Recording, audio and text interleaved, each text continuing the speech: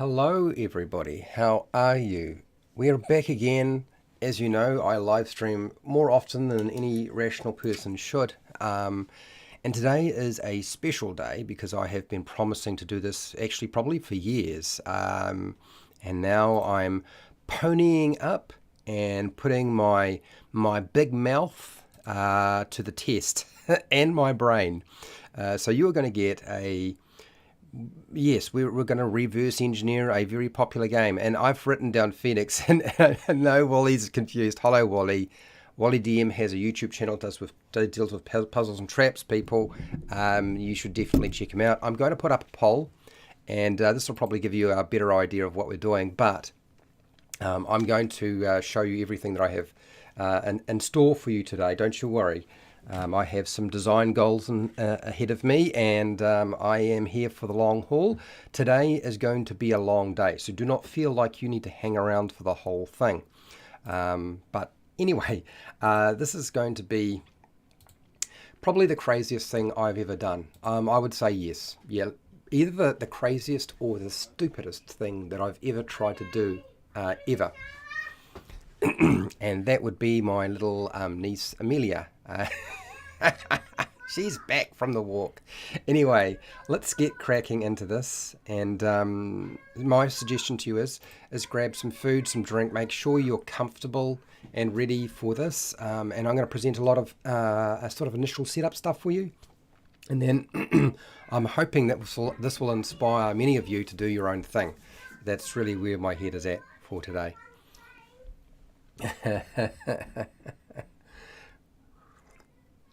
Today is not quite as hot as it has been, so that should help a lot. Anyway, let us roll on into this and see how we go. Hi, welcome to How to RPG. That's right, RPG, How to Role-Playing Games. And since I've decided that to sort of ditch the D&D mantle in my channel name and the sort of the strong focus in the D&D brand, but really I haven't let go of fantasy role-playing, which is essentially what Dungeons and Dragons is. None of that's actually changed for me. And I know a lot of people have been asking me, like, Fred, are you going to actually talk about Dungeons and Dragons anymore? Are you ever going to talk about it? Are you ever going to review any stuff? Are you ever going to do any of that stuff that we used to have? And I've been very coy about my response because I've been kind of lining everybody up for this. And that is, ultimately, I'm going to do what I said I would do many years ago. I said I was going to do it in 2024 when they released 1D&D. And since 1D&D right now for me is not doing what I feel it needs to do. It's not finished, but I'm not on board. The way that it's developing is still, I still feel like Wizards of the Coast is lost. So I'm going to explain what I'm going to do. So my intention is that yes, we will talk about a fantasy role-playing game, and that fantasy role-playing game is essentially a very popular tabletop role-playing game, Dungeons and Dragons, but it's not necessarily going to be Wizards of the Coast's rule system. Instead, I've been lining all of this up for the fact that I want to build a system so simple and so easy for you to tack on something and make it your own. Okay? I want you to be able to run it with your own system. So many different groups are running their own optional rules or variant rules or house rules right now as it is. Like, no table is the same. So let's just get rid of all of the stuff that's in the way, decouple the whole lot. I don't know how well I can do that because, let's get real, I'm not a professional game designer, okay? I'm not a professional game designer. I'm a normal person just like you, and frankly, either I will be able to achieve this or I will crash and burn spectacularly today. That's essentially where we're going. Hence why I say probably one of the most risky things I've ever tried to do. So let's have a look at some of the design goals that I had in mind for this, which I actually spent a little bit of time last night trying to figure out what that might look like so that I could make it as easy for you to understand And I think I've got myself mostly figured out. I think I got it mostly sorted out in my head as to what needs to happen. I also think I got mostly figured out what is going to be useful to you. So let's grab my phone, and I will grab the phone. I will. Oh, there's all sorts of things. Somebody's going live. Oh, apparently it's me. And at the end of this, at the end of my day, when I am absolutely exhausted, I will get to go and watch The Bad Batch with my brother, which I'm very happy to hear. That's good news. And we've got lightning and thunderstorms on our way, on the way. So that will mean, I don't know what that means. We'll find out soon enough. Dear. Okay. All right.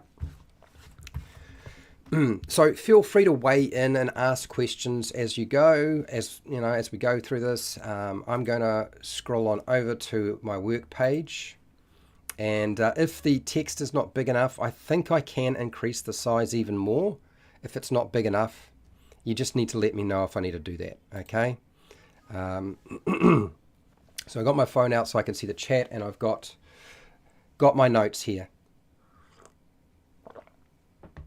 So let's just, this is basically, the intention is to reverse engineer a popular tabletop role-playing game.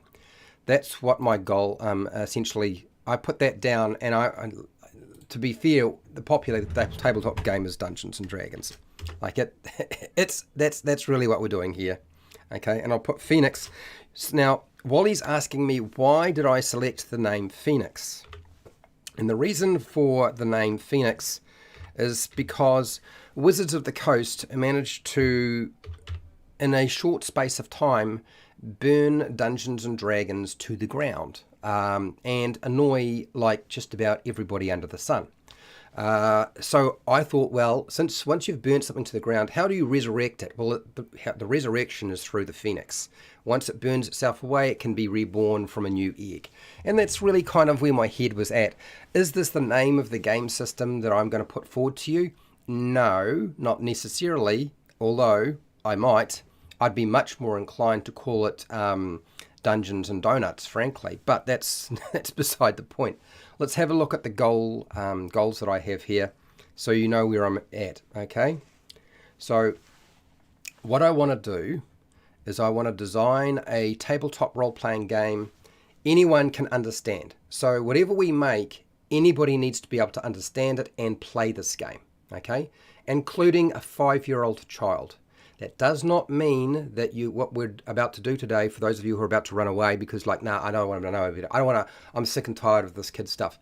No, the core rules need to be understood by a child 5 years old. Okay, with the intention that the game system can be built out so that you can have whatever complexity you want. I've always said this before. Give me time to finish all of my objectives and it will become far more clear before you start to bail because you don't like the idea that I'm making a game system that anybody can play. It has always been my goal to get the entire world playing Dungeons and Dragons or role-playing games. That's always been my goal, right? And the goal hasn't really changed. I'm just not selling you Wizards of the Coast, okay? Right, no matter what they've done with Creative Commons or the Open Game License, for me, this is where we're going. We're making you your own system to build from. Create a tabletop role-playing game very similar to a version of, actually not, create a tabletop role-playing game that's very similar to all versions of Dungeons and Dragons. So I don't want the game system to just be indicative of, say, 5th edition, but particularly that's what I want to focus on.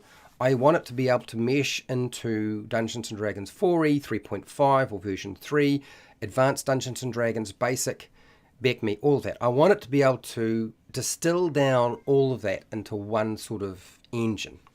So that means stripping the Dungeons & Dragons rules back to its basic engine. Right, I'm going to be absolutely ruthless. You will be probably quite appalled and shocked as to how much I will strip back today, people. And I'm not going to apologize for doing that. And you'll understand why. The more we strip back, the more we can tack on when you need to tack it on. Okay?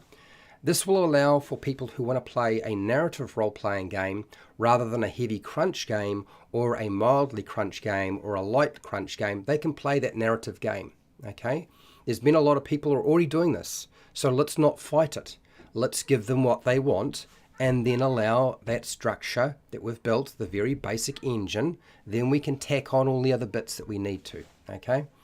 Make a game system that can have optional rules added easily. So the more you strip back a game system, the easier it is to add additional or optional or variant rules onto the existing rule system. Now, this is one of the benefits of 5e, but frankly, 5e didn't go far enough because there's too much engine there. They actually probably need to cut a lot more of it away, in my opinion. So that's what my intention is. I want you to be able to add your variant and optional rules to this engine.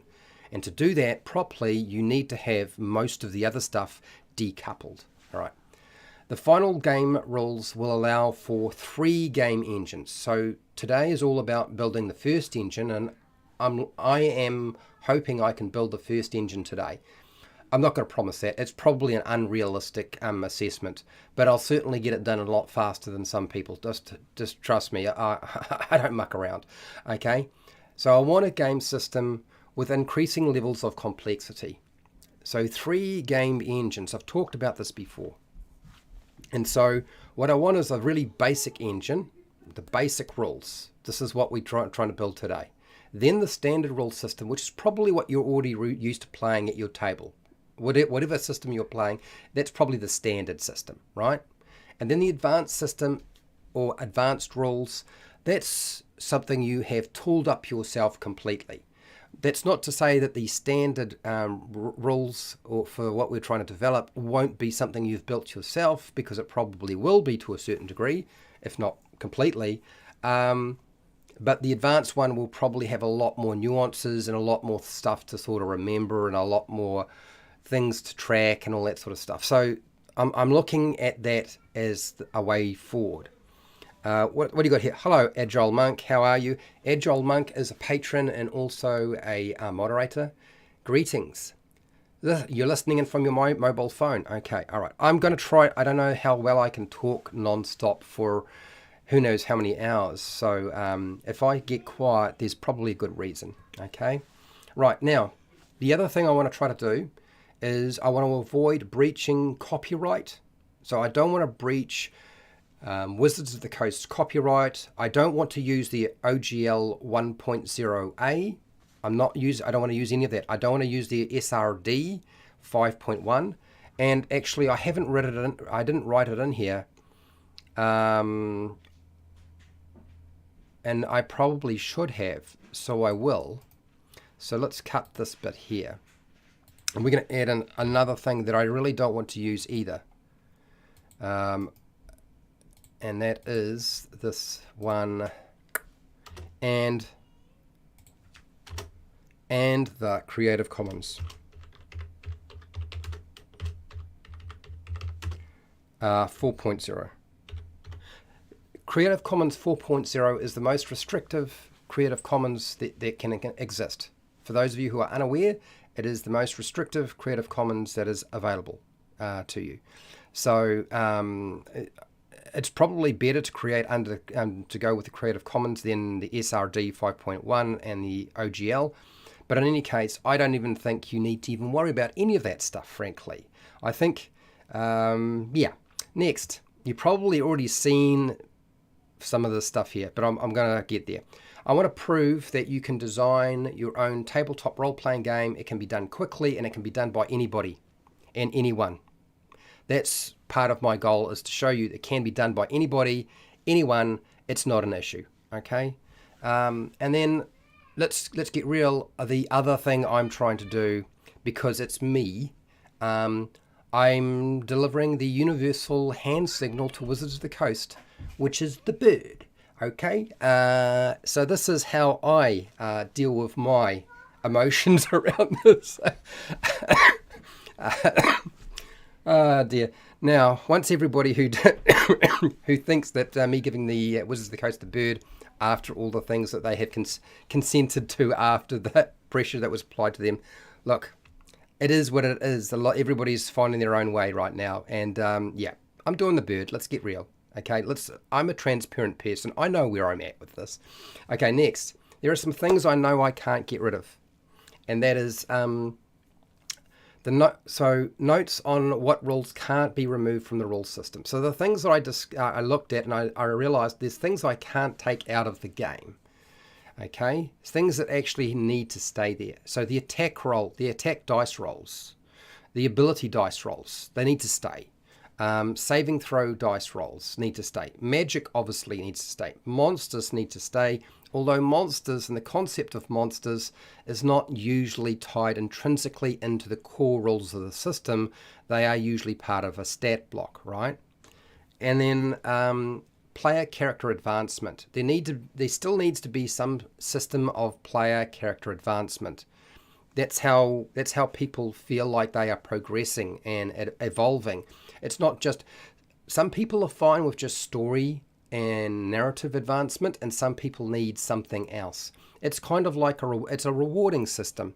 You reward somebody for performing a particular behavior, and so my degree is in psychology, mathematics, and philosophy, so I totally understand the idea of player character advancement being a reward system. So I will just add this here. Whatever it looks like, it needs to be a reward system. Okay. Hang in there, Fred. Oh no, I'm fine. I'm fine. You know, let's get real. The reality is that if Wizards of the Coast hadn't have done this, you probably wouldn't have seen a lot of the things I kept talking about rolling forward sooner. That's the reality. You've had to wait 2 years. So now you get it now. Communication. One of the things that I thought was very important and as part of the game is actual communication. And I'll say between player characters and game master,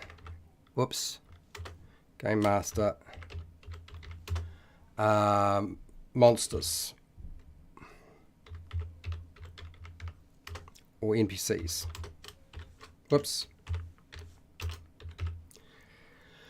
Now, one of the things now, if you've played Dungeons and Dragons for a long time, you're probably already aware of a lot of this stuff. One of the things that I feel like, and this is a product of modern Dungeons and Dragons being developed, the concept of dice rolling for an interaction between the player character and the monsters is a relatively new concept. Okay, it isn't something that was sort of put forward initially as a strong part of the game. And I really want the communication between your player character and the monsters and the game masters, monsters, and NPCs. I want that interaction to be a verbal communication. Rather than we pick up a 20-sided dice roll, we make sure we have a nice big bonus that we can add to that dice roll, that 20-sided dice roll, and that's what determines a lot of what is going to take place. Like, that's fine if you're struggling to get into it, but you're never going to get used to doing this unless you try to do it. So I want to really decouple from that aspect of dice rolling for your social interaction aspect. So whether it be influencing somebody through persuasion, deception, or intimidation, or whatever the heck it is we want to break it down to, it's basically influence. I want that to be completely decoupled as a dice mechanic, so that it's only going to be imported into your game or this system if you're using an optional or variant rule. Does that make sense? So that communication is always a dialogue. Okay. Is verbal. Let's just say that.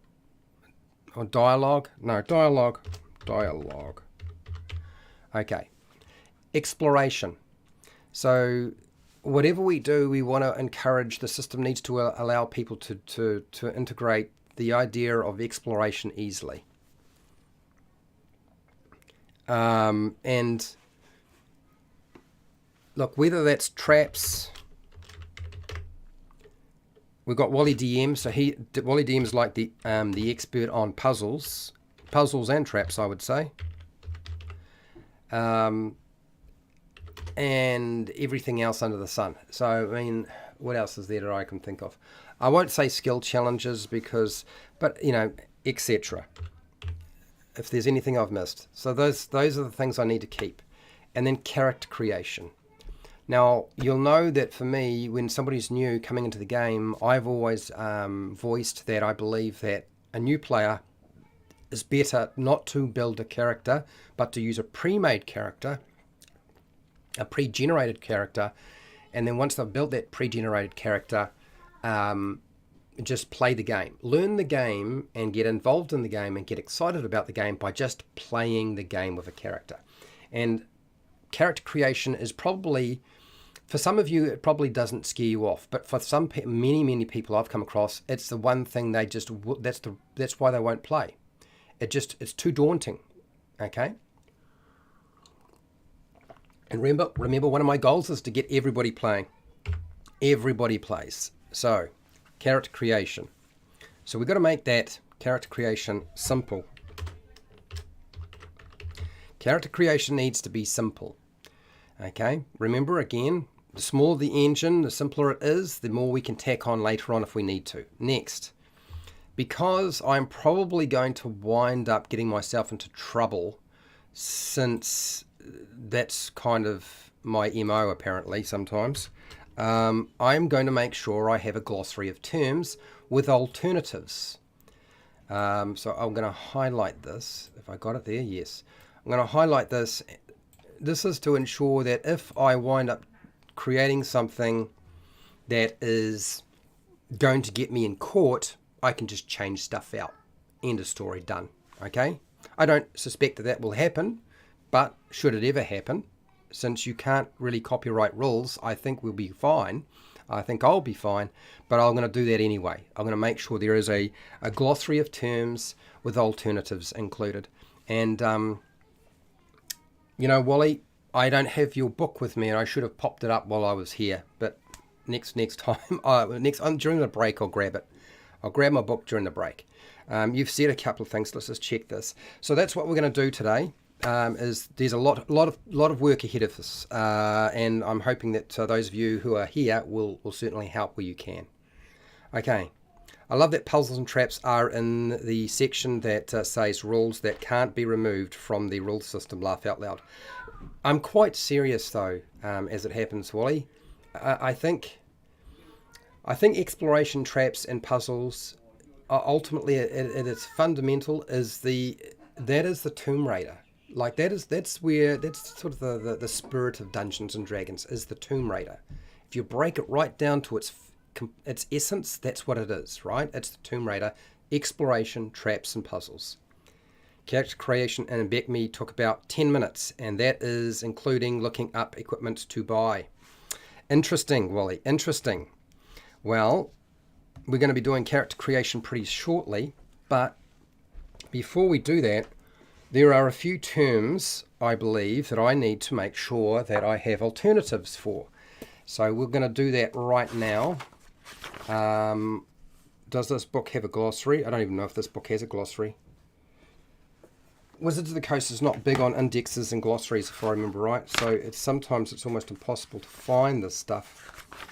I'm just trying to think. The 5th edition book may not have a glossary, but some of the older books might well have one. That's actually something I hadn't thought of. Is some of the older books may well have a glossary, because I don't believe 5th edition bothered to actually have a glossary. The book was too big. Makes me laugh when you consider so many other companies, when they make books, they make them, they don't hold back. They throw everything into it to ensure that people are interested. Let's go back to 4th ed edition, because although 4th ed edition annoyed a lot of people, there's a few things that their player handbook did pretty well. Have they actually done what I was hoping they would do? And for the life of me, it appears they may not have done that either. What a surprise. So clearly we must assume that everybody understands every term in your rulebook. And so therefore a glossary of terms or terminology is unnecessary. Yes. Okay, so 4th edition didn't do me any good. Let's try 3.5. I don't have the 3rd edition book, but I do have this one. Index character creation. Glossary. General guidelines and glossary. I would like to point out that Wizards of the Coast did know how to write a glossary into a rule book. And it happened during 3.5. So it's been a few years since they figured out how to do that.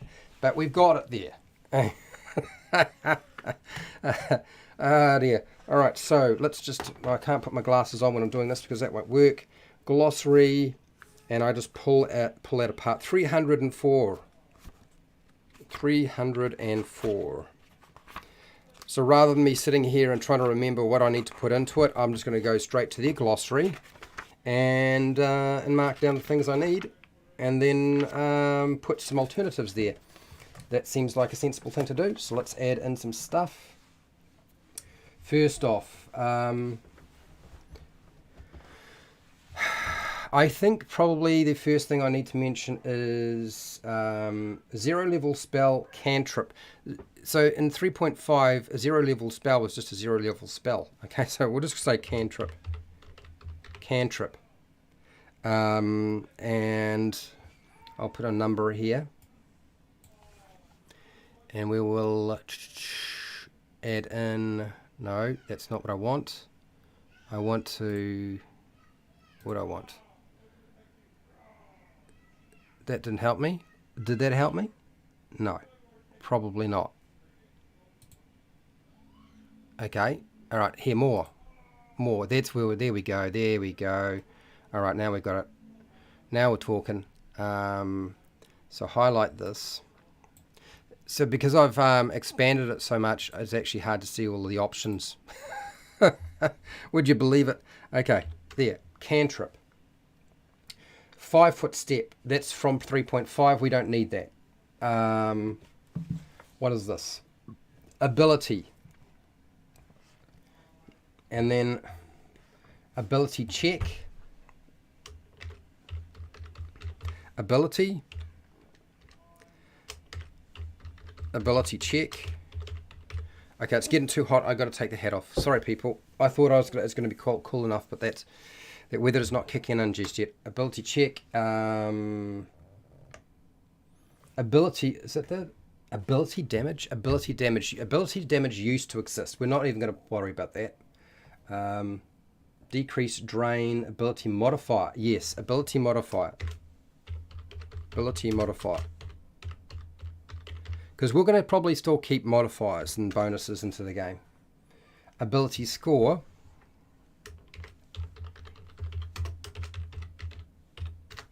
What else do I need to have here?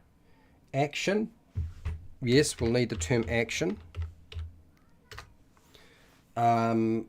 Next. Adjacent. Adjacent, I don't think we need to worry about that. Adventuring party. Do I need to add a venturing party? I don't think it is. It's not really something you need to worry about having an alternative for, because how do you copyright adventuring party? I mean, what else would you call it? Ally? Ally, is ally really hard to understand? No, I don't feel like it is. Even adventuring party seems like a pretty standard thing to understand. I don't think we need to take that. We can take that out. I think it's the other things that are more important. So we'll keep that out for now. Animal, arcane spell failure. We're not worrying about arcane spell failure at this present time. Arcane spells. Yeah, okay. Arcane spells. What else is next? Armor class. Yes, we need the word armor class, because that is a term that is not going to be well known by a lot of people. Armor class, or AC. And of course, armor class, worked very differently in older versions of the game, did it not? So yeah. Artifacts, I don't think we need to worry about that. Attack, we'll mark down attack. Attack, it's not so much attack, it's attack of opportunity. I'm not going to include attack of opportunity at this present time. What I will include is attack roll.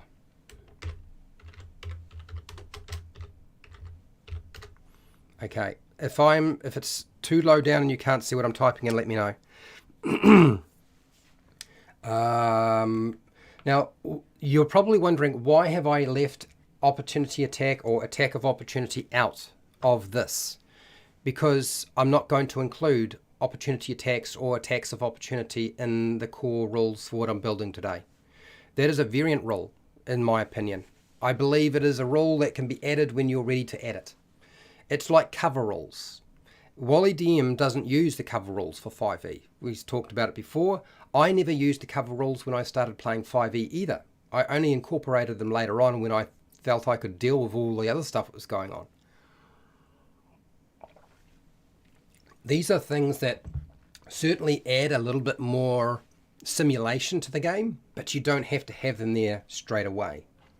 Automatic hit, automatic miss. Okay, we'll put these down. Hit, automatic miss. Now, I really think actually this needs to be extended a little bit. You don't use flanking. I only use flanking if my players decide they want to have flanking. And I always try to remind them, before you decide that if you want to use flanking in the game, you need to remind yourself, I'm going to remind you that I probably have more monsters than you have player characters. Do you still want to do it? And they usually say, no. So, automatic hit or success. And I'm probably going to say that. And there's a reason for this, because this isn't just going to be a rewording of existing rules. There is going to be some stuff here to move things forward. Okay, I believe in moving things forward. So we have bonus, attack bonus. They're talking about the grid. We don't need to worry about that. So we're going to put in here attack bonus.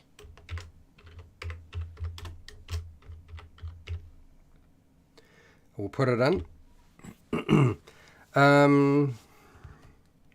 Good call on attack of opportunity. No need to complicate things for explaining reactions. That's another thing. I'm going to pull reactions from this. I consider reactions a variant and optional rule. I think it's something that you add in when you want that, and you may never even need to have it. And I'll explain as we go. Okay. Norok, hello Norok. Norok is a patron, and thank you for showing up. Now, where are we? Base land speed. Cool. They really have this glossary is actually quite extensive. I didn't realize they had put so much in here, but they have. So, I don't know that we'll necessarily need all that stuff, but we'll see here. Base land speed, and I've got that one. We're not going to worry about base saving throw. It's just save bonus.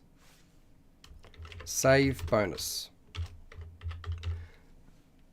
And 3.5 we had a lot of base stuff. It's sort of what you initially started with, and then you could add stuff on. Battle grid. Well, so this rule system will not require a battle grid. You can play it theatre of the mind. Okay, it's not going to be tied to playing with miniatures and dice. Miniatures, no, not dice. You want dice is going to be there. Dice will be there. It just won't be tied to miniatures in a battle mat. Okay, blinds. We don't need to worry about blind. I think people understand what that is. Bolster undead. No bonus. I'll put in bonus. I don't know that we're necessarily going to need all of these. I'm just making sure I got all my little bits and pieces covered. So let's go cut here. And we'll take ability and just shuffle it up, shuffle it down. Okay, something like that, I guess. Something like that. Cast a spell. Here we go. A few people. What have we got here? Is 12 correct? Carvania is 12 correct. What have I got wrong here with 12? Attack bonus. Attack bonus. Yeah, no, we're going to put attack bonus in there as something to define. Yep, so it is correct. Attack bonus. Kathleen, what do you got here? Cyberpunk or which combat style? Yeah, basically that's right. Baseland speed was the old 3.5. So that's just movement. And I will include the term movement. I'm probably not going to use all of these terms because I don't think we'll need all of them. Do you know what I mean? I think we'll be all right to leave some of the stuff out. Cantrip, cast a spell. So this is something that I don't really think we need to worry about. People should understand that. Cast a level.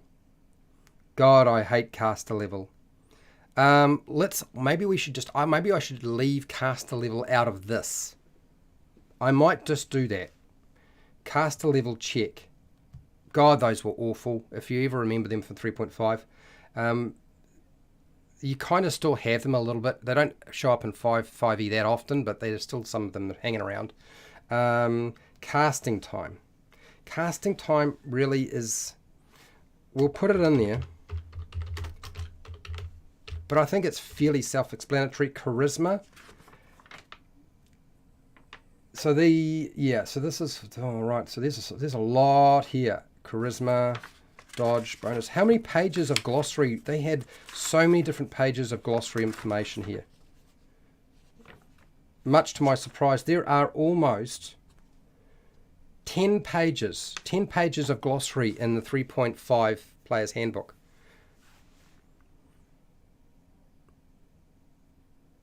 You moved it, is now 11, is it? 1, 2, 3, 4, 5. Da, da, da, da, da. I was now 11. Oh, automatic miss or success. Yes, 11 is correct. Automatic miss or success. I'm quite serious about that, and I'll explain more, because we've always had automatic hits and automatic misses. Well, the vast majority of the game. But there's also been a lot of automatic success and automatic failure. Oh, hang on, failure, automatic. So automatic miss or failure. That's what you were pointing out. Failure. Got it. Carvana. Thank you, Carvana. I got it now. I understand what you were trying to point out. It's supposed to be the word failure. Okay.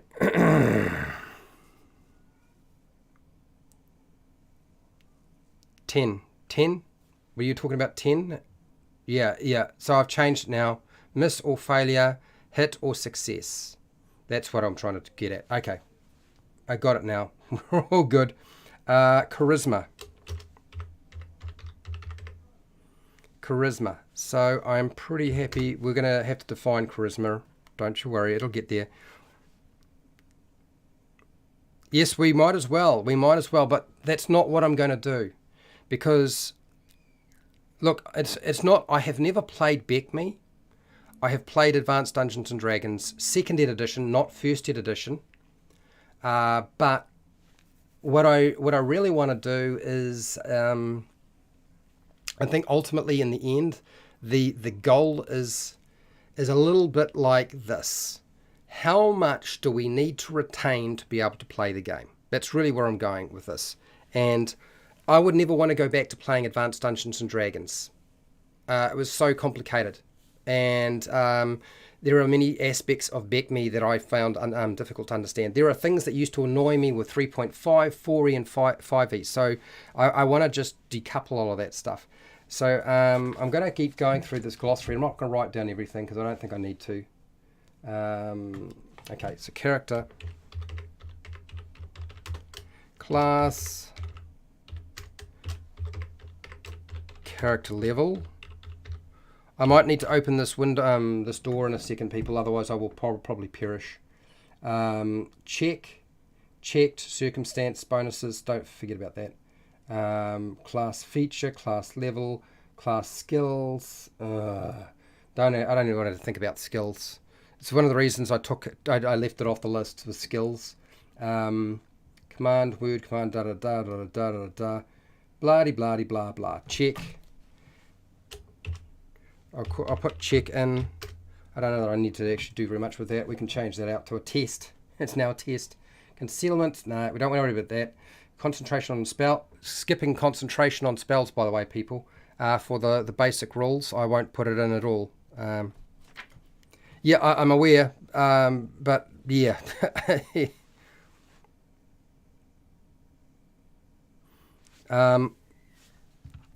What's this? What do you got here? Considerably more complex. There's a free easy mode I ran with some friends. That one skips weapon and armor damage and repair, haha, but it has a chance to hit different body areas. Okay, blimey.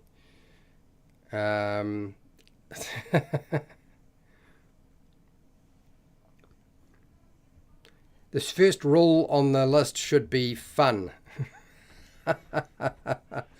Skills can just be ability score checks determined by the GM. This is exactly where my head is going, Wally. I believe that we have not relied on our ability score or the ability modifier enough, but particularly the ability score. I'm going to show you how that could work. And, here's the other thing I need to keep. So I knew I was going to get a few things that I need to... Constitution. I'm just putting a lot of the stuff down just to make sure I've covered critical hit. So we will at least have to critical hits. We'll have to. I still want to keep critical hits. And creature type, critical role. I don't know. Do we need to say critical role? Not really. Cross class, no. Forget about cross classing. Current hit points, damage. Okay, damage. We'll put damage in. Damage reduction. Nah, don't worry about that. Dark vision. People should probably know what dark vision is. You can see in the dark, right? Dazed, dazzled. No, dead. People know what dead is. Defined. Deafened, deal damage, death attack, deflection bonus, good lord, dexterity, we need that word in there, dexterity, okay, dexterity, where am I, difficult terrain, we won't worry about that right now, difficulty class, that I need to keep, difficulty class, which as an alternative is target number. A TN. Is it DC or TN? Target number. Yeah, I'll put my alternative in there right now. Diminutive, no. Disable, dispel. Dispel, do I need to define dispel at this present time? What's this, Noroak? Pretty much if the character has proficiency in a skill, the DC is lower, no need for ability modifiers. Yeah, basically, if they are trained, or in this case, proficient, you lower the DC, and you don't need to worry about it. No need for no need for a proficiency or a training bonus, essentially. Castles and Crusades is solid. Okay. Dispel check, we'll leave that for now. Dodge bonus, no. Domain, are we getting there? Getting closer. Double weapons, no. Druid. Dungeon Master, no. We're going to just say Game Master. How would you refer to a Game Master without saying Dungeon Master? We could probably say Dungeon Master, but I think we're just going to stay with Game Master and be done with it. Okay? It's nice and easy. Nice and easy. All right. Yes, nice and easy. Dying. People know what dying is, surely. Do I just need to define dying? Maybe I will. Dying.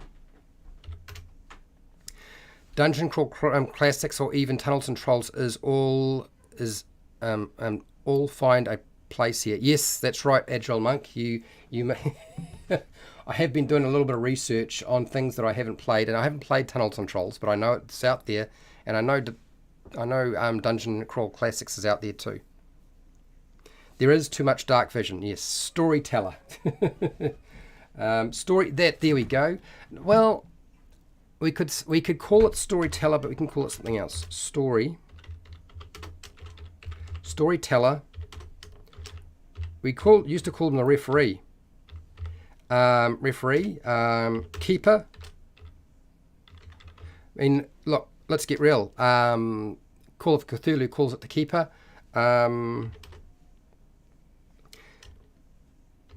Facilitator. Look, it could be called a lot of different things. Story weaver of DM. I feel game master is fine. But yeah, story weaver, I'll put that down as well. Story weaver, and let's move that forward a bit.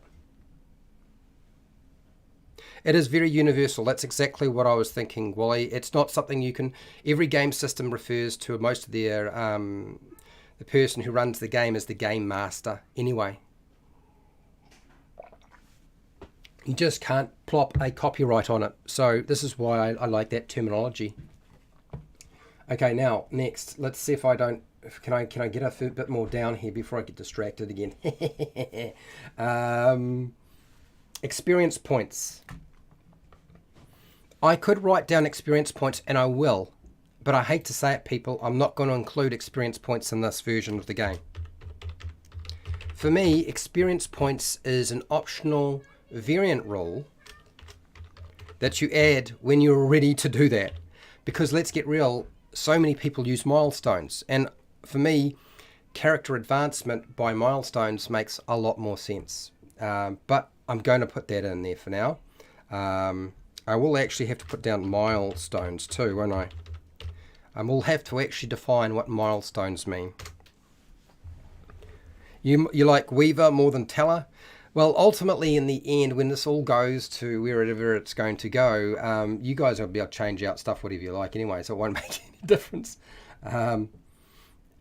So remember, as I said, the game is stripped back, so you can do whatever you need to do with it. That's the intention. So experience points, no, we don't need that. Fascinated, fatigued, fighter. Fighter, we probably, do I need to put the word fighter in there? I'm trying to think if I even need to mention that. I don't even need to mention it because... No, I don't. I really don't think I need to mention it at all. At this time, I'm going to leave it alone. In terms of the different classes, because I've got something else in mind. Okay, so fine, flank, flat-footed, forget about it. Not going to happen. Fortitude save, forget that. Free action. We'll put in free action because I like the idea that there are at least free actions involved. What would be another way of saying milestones? If we didn't call it milestones, what else could we define it as? By definition in 5e, milestones includes XP. It just gives XP based on completing plot relevant goals. So yeah, so there's a question. If we use the word milestones, what else could we call it rather than milestones? Because if we were to decouple it in many respects from experience points. Session advancement is close to what most folks think of as milestones. Session advancement does not include handing out. So we'll put session advancement.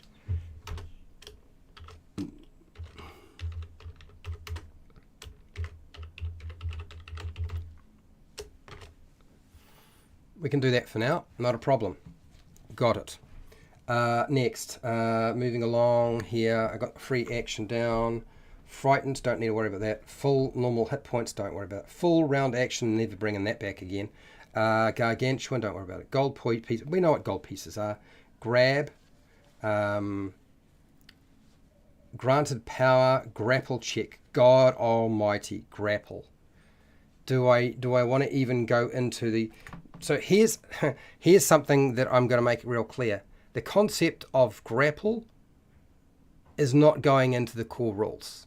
That's optional extra stuff. I know you're thinking, Fred, are you kidding? How much are you taking out?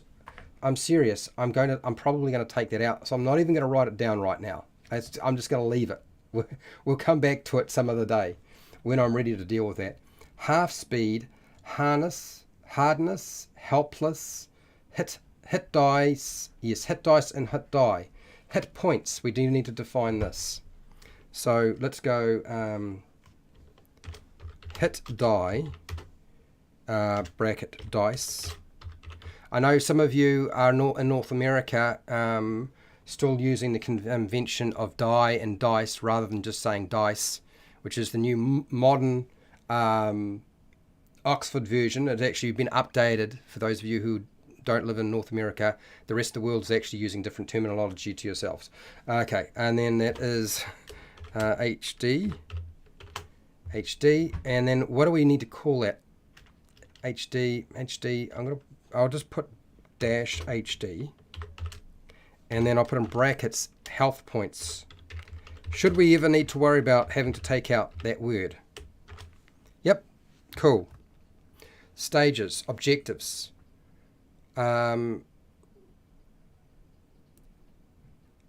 Objective milestones, objectives, stages. I see what you're going with this. How about level advancement?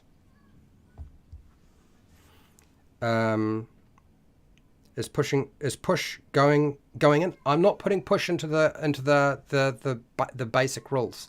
That would be an optional variant rule which I will add later to the standard game, or should I say the advanced game. So everything that I take out will then have a lot of optional rules that you plug into this, because you don't necessarily need a defined thing for dealing with grapple. Believe it or not, it can be done without that. I've done it myself. So yeah, we'll get to that. I'll explain more. So yeah, the idea of pushing and shoving, you can still do it with this rule system, but it won't be defined and codified. Does that make sense? Right, so level advancement, I can put in level advancement if you would prefer level advancement. And then somebody has said objective stage. Objective, I don't know how that's going to work. Stage, level,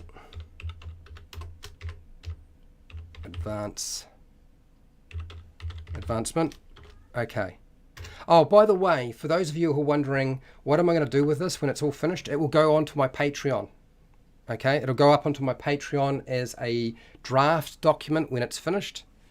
For anybody who's part of who wants to go to my Patreon, it will be available on my Patreon when it's finished for free. You won't even have to become a patron. It will just be free. And then I will hand it to all of my buddies on YouTube and offer it to them to offer to their patrons for free. If they like it, that is. So I better make sure it's worthwhile. Character milepost. Character development goal. Character milepost. I actually don't think that's bad, actually.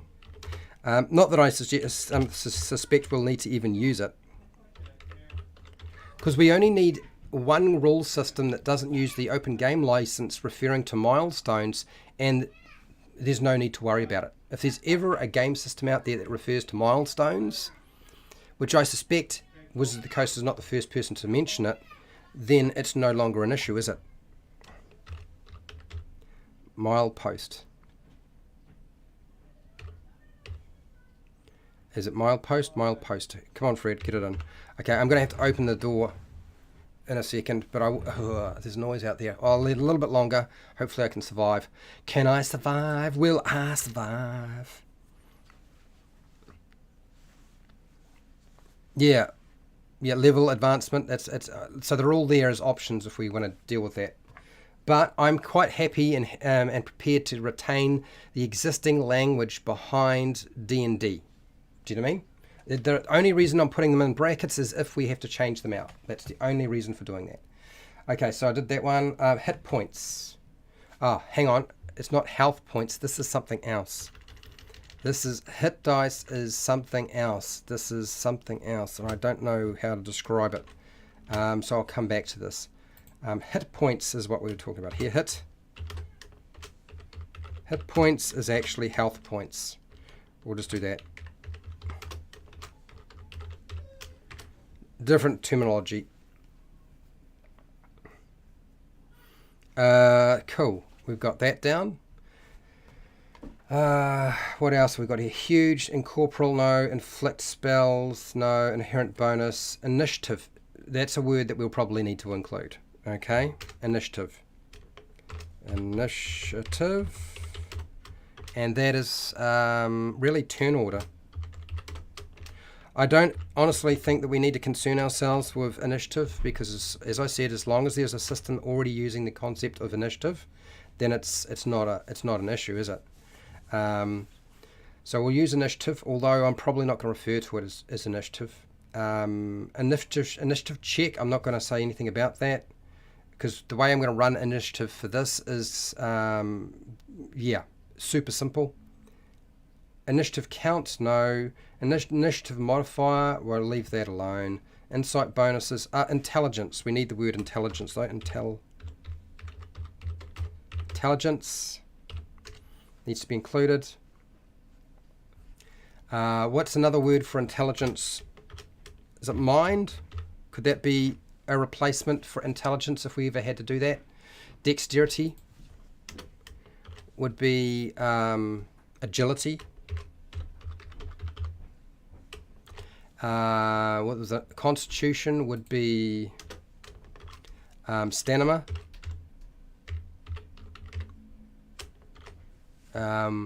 Stamina, Fred. Charisma would be, I don't know, what would charisma be as a replacement? For those of you, have a think about it. If we weren't allowed to use charisma, which I don't honestly think is going to be a problem, Tunnel and Trolls is not built under, for example, the open game license, as far as I remember, and I'm pretty sure it isn't. And he uses all of the abilities that Dungeons and Dragons has. They're all identical.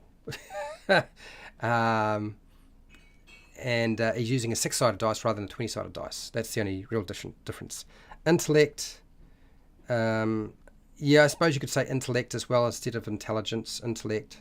I'll put that there. Intellect.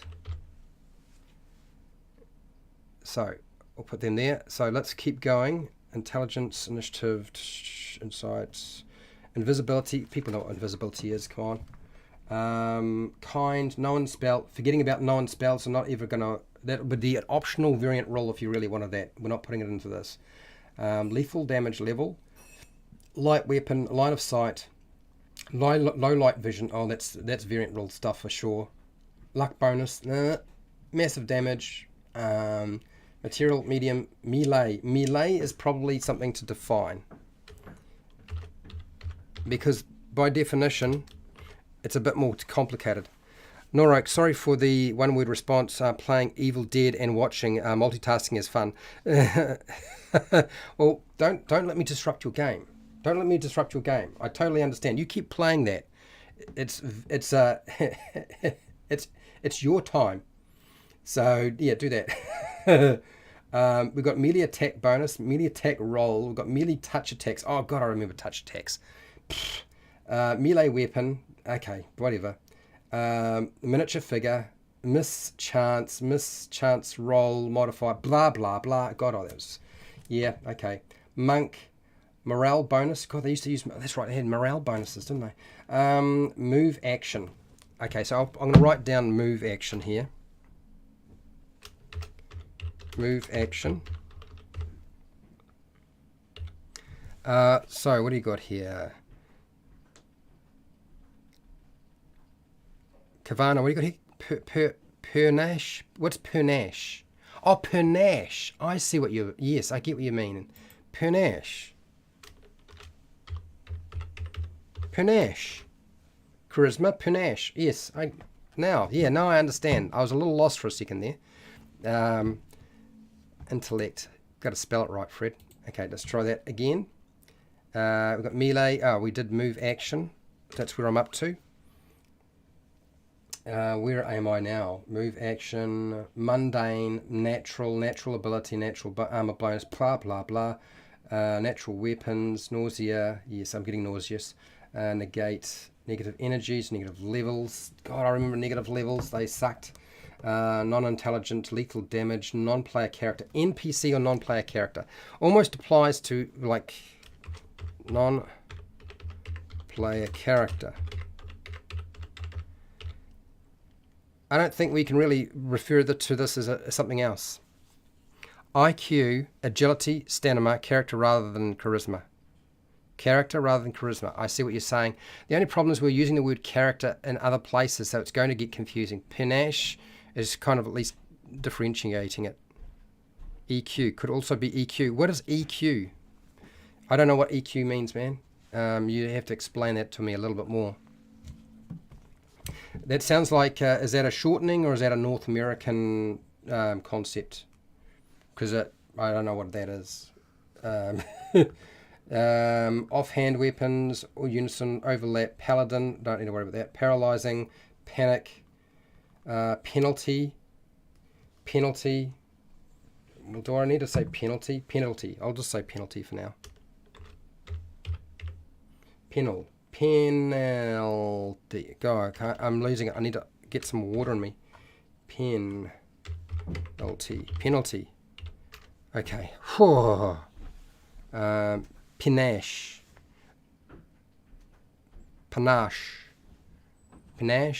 Are we saying that panache is spelt incorrectly? Let's see if we got it wrong here. Let's have a look.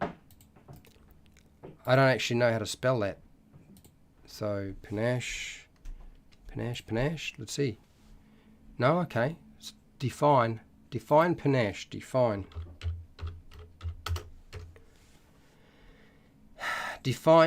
punish. Define prudish. Panache. Meaning panache. Origin. Looking. Okay. Let's. What have we got written here? Panache. Click in here. Well, I could click in here if I really wanted to, but do I really want to? Add a meaning. Add meaning. Panache name, terminology 7, pronouncing. Yeah, this is odd.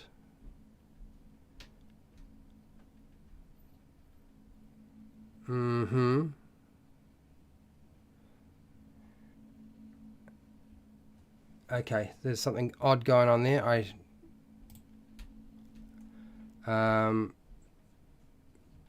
Meaning define.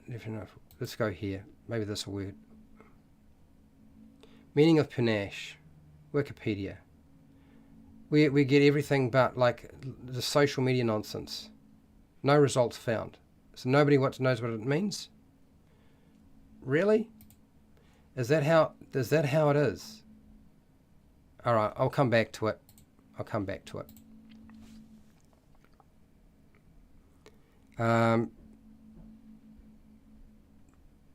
Panache is a better spelling. Okay, well, I'm going to put both in there until I can figure out what to do with it. We may never even have to do anything with this. Remember, panache. All right, just give me a second. I am definitely needing to use the can. For those of you who don't know what the can is, that is the toilet. Okay, I am definitely needing to take a quick break. So what I'm going to do is I'm going to put in a poll, and I'm going to put in a question, not a poll. I'm putting a question. My question to you is going to be hashtag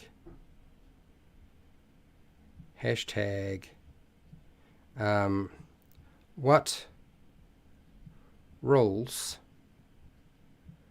could be removed from D&D, Dungeons and Dragons 5e, or other versions.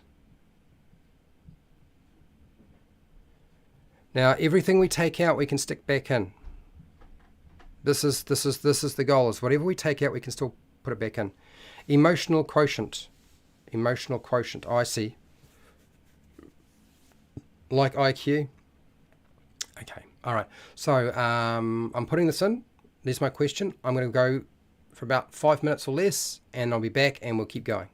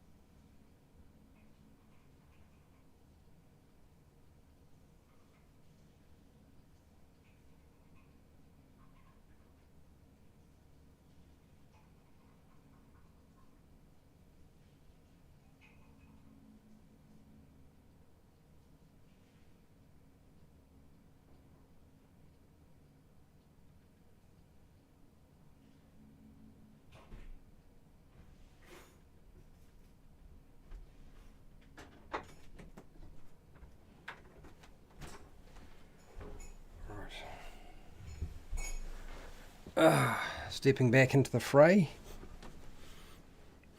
I need to drink water. Not enough going in. Right. I'm almost ready to return to the work screen. Oh, man. Okay, so that's fine. We're pretty good there. I'm going to close this because I don't need it. And now where am I? This is where we're supposed to be. Ready to transition over? Cool, there we go. Here we go. I'm back. I'm back. We're back. Back. Here we go. What have we got here, people? Panache, dash, or flamboyance in style, action, very flashy. This smile and wave with panache of a big city mayor. Okay.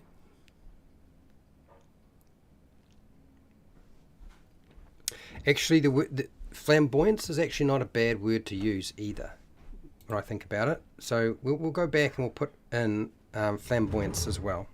Not that I believe we'll need to remove it at all. Come on, Fred. Come on. Flamboyance. Flamboyance. Oh, boy. I don't know how long I'm going to last doing this, but we'll see. Okay, so we've got that. I've got that down. I've got that, John. Okay. Yeah, she played the hostess great panache. Okay. Only rule I think of removing is carry weight, encumbrance. Yes, encumbrance is pain. I don't plan to put encumbrance into the this basic rule set, by the way. That is an optional thing. And there should be probably multiple optional rules to tack in for encumbrance. He ain't heavy, he's my encumbrance here. I think you can remove the advantage disadvantage rule for ranged attacks when in melee. I hate that rule. Totally kills the warcaster feat, but haha, you know. So Wally, one of the things, and I probably haven't spelled that out, that I dislike, I probably even despise, is the fact that 5e has general rules, but then we have specific rules that supersede the general rules. And one of the things, and this is done to sell more books, frankly, okay, and to provide Wizards of the Coast with the ability to do pretty much anything. But one of the things that I think absolutely needs to be in the system is we need to have the general rules. The general rules always are consistent, and there are no exceptions. So in other words, if there's a rule for one thing in one situation and there's another thing that's very similar to that, it should be the same rule, because that's one of the things that can causes confusion. So Wally, when you talk about advantage and disadvantage on ranged attacks and melee, has it ever made any sense to have advantage or disadvantage on range? To have disadvantage on ranged attacks when somebody is prone. Has that always ever really made that much of a sense? Because then if you get closer, like, how does that work? So I think whatever we do needs to be consistent across the board, so there are no funny little exceptions. Okay, remove non-consumed material spell components. I see what you're saying here. Exactly. I like the idea. Remove the consumed. I do like spell components, but they could be optional. Again, no hat. It's too hot for me today, unfortunately. Is it Pondesi? If I got your name right, great. If I haven't, I apologize. Pondesi. No hat. It's just too warm. I can't. I got the door open now. Inspiration is currently written, can go into the garbage too. I agree, and inspiration would be a variant rule in my opinion, and it would be written very differently to what I've seen other people putting forward. I just think that the advantage disadvantage rule is just complicated for beginners. I guess it would be optional. So actually that is one thing I'm going to say, that I will still want to retain advantage and disadvantage, because advantage and disadvantage, the idea of a re-roll or rolling a couple of extra dice is almost in every single role-playing game there is. but it's when you apply it. Do you know what I mean? So advantage, disadvantage. So rolling 2 dice and taking the highest result or taking the lowest result is a good way of getting rid of modifiers and still giving you the feeling like you've got a better chance of success when you roll dice. So I actually think that keeping advantage and disadvantage, rolling that 2 dice concept is a good thing.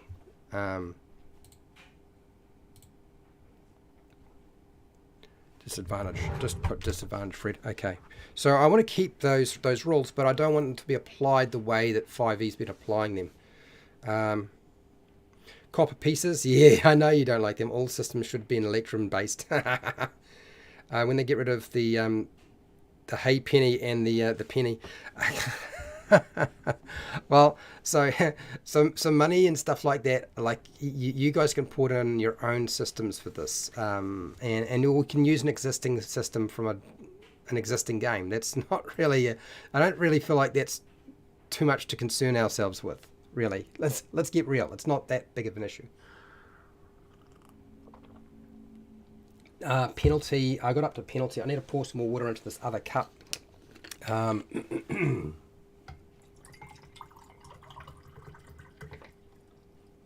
And we're up to P, and I still really need to get through all the rest of this stuff. So let's see if I've got anything else that I need to write in here.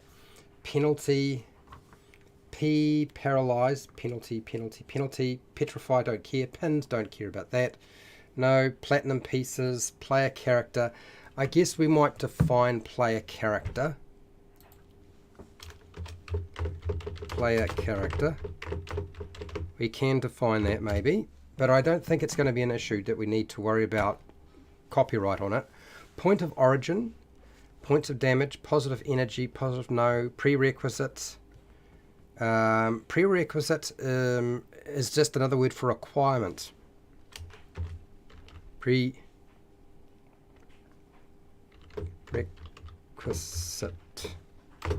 is just requirement.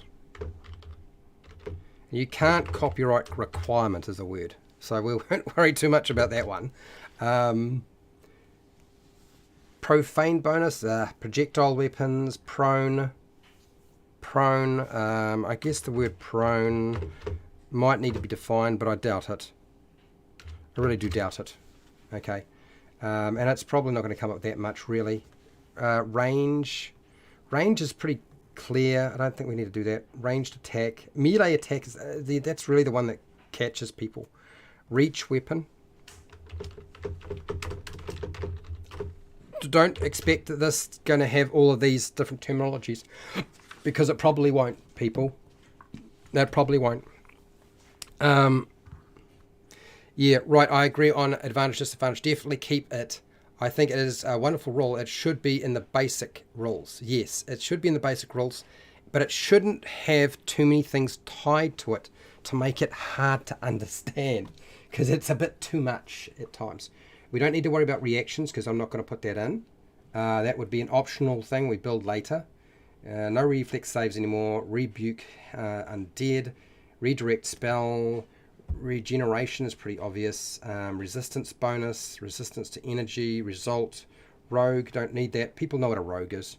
Round is actually something we probably need to define, but I don't think we need a new word for it, because what else are you going to call a round? Round and turn is like you can't copyright them. Saving throw is. What else would you call it? If you don't call it a saving throw, what would you call it, people? That would be my question to you. Instead of inspiration, gem could just lower the DC of a check or save. So Norok, I've always believed that inspiration should be run however the game master believes it should be run.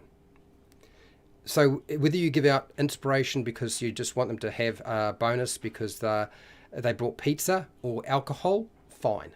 You know what I mean? Whatever it is, I don't think it should be tied to a particular way of doing it. Inspiration should just be a list of suggestions for a game master. That's it. Actually, I meant to move the disadvantage on the range attack when the melee to optional. Yes, no, I totally understand with you. I'm with you on that, Wally. It has always been a bone of contention and confusion. Need to say weapon reach should be okay on it. Yeah, reach. Yes, you're probably right there. Reach weapon, reach. We'll put that in there for now. Cool. Just for the range weapon. No, it doesn't make sense. It really doesn't make sense. You get up really close. Okay. Yes, exactly. Yeah. So anyway, so let's just keep going. Saving throw would be called something else. I don't know. Could be just called be a save. Or resist. Actually, could be save. Resist.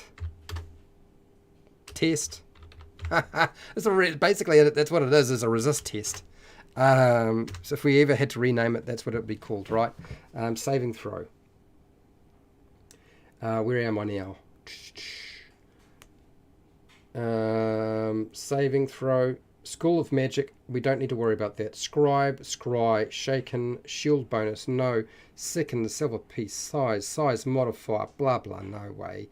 Skill. Not even going to use the word skill in this one. We would use skills when we deal with other stuff. Skills are variant optional stuff. Check, modifier, skill points, no. Skill ranks, ugh. God, I remember them. I know some people love them. Speed. Special qualities, space. Space is really you have to define space when you're dealing with a grid, and this is why they usually refer to space. Speed, we can put speed in there, but speed again, like what would you rename it to? It wouldn't. Saving throw, resistance check or rolls. Yes. Resistance test.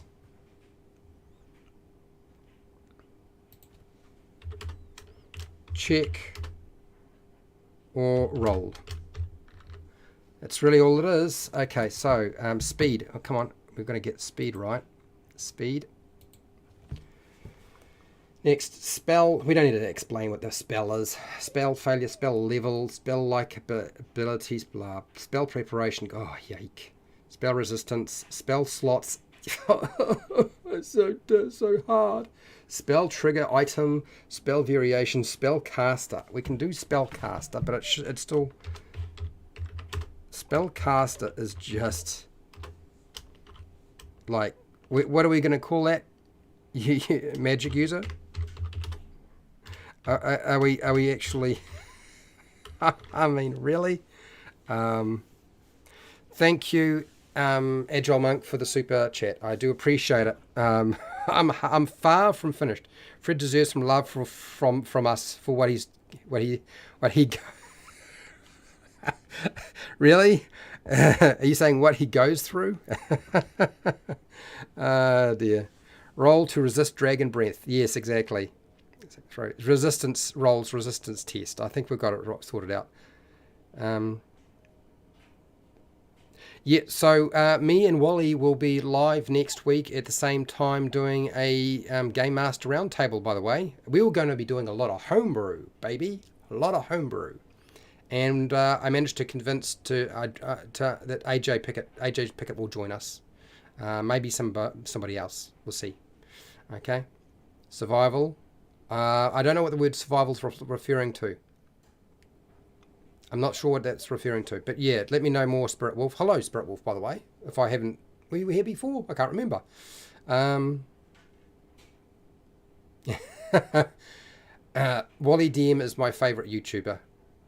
And I have to say that AJ Pickett is right there as well. Like, yeah. Talents. Skills is talents. We'll come back to skills some other day, because talents is already used in other systems. Some open game license and some not. So they're not under an OGL. So I'm not worried about skills at all. Because talents is used in Dark Heresy. It doesn't use an OGL. Natural gifts, talents could be used. Yeah. Snail survival. Oh, you're referring to snails. No, just got home. Oh, nice. Okay, let's try to keep moving because I am obviously not getting as much as I probably should be getting done. So we got to spellcaster, and then I stopped and got distracted. Spell version, spellcaster, spell square, stack, standard, stage, strength. Strength. We need strength. The word strength needs to be there. We need strength. Strength, which is might. I guess we can call it strength. We called it might. We call it something. I think that's about it on this page. Spell slots, man. Splash weapons, nah. Spontaneous, square, stack, stable. Strength, stun, school, subject, no. Almost there. Supernatural abilities, surprise. I will put in the word surprise. How's that? God, surprise causes so much trouble. I'll tell you, it really does. Surprise, take damage, taking 10, taking 20. Oh, I remember these. Target, we'll be fine. We know what target is. Temporary hit points, threat range, threaten, the blah, core blommy, total concealment, total cover, total attack, touch spell, trained. We know what trained is. We understand what trained is. Turn undead, turn check, blast, smoke, unconscious. We know about that. Untrained, will save, wisdom, wizard. Wizard is my wizard. Wisdom. What's another word for wisdom? Oh, all right. So let's put this aside. This is way more than we'll ever make it to what I have in mind, people. There's no way these 51 items are going to wind up making it into the basic rule system at all. I can assure you. Magic mushroom. Magic mushrooming? You are? Survival checks. Oh, I see. I see what you're saying, John. Okay, right. So that's the saving throw. Another concept would be a survival check. Survival check. Or test. Should that ever come up? But I think that there's literally no need to change any of these. This is just in case, people. What's another word for wisdom? Old age. Sage Picket, Wonderful Wally, and Fantastic or Fantasy Fred. Yes, that's right. You got the three of us next week. Doing the homebrew thing. Ambush. Ah, right. So surprise ambush. Yes. A replacement word would be ambush. I don't think we're going to need to worry about it. What is a prize? Prize causes problems. Snails and mushrooms check. The snails and mushrooms check? Really? Okay, so wisdom. Fine. I'll put old age. We'll come back to this. I can't believe I put that in. Okay, let's leave this bit, and let's go into the middle, and we'll push this down. Okay. And now, I'm going to open up a book, and I'm going to start typing some stuff up.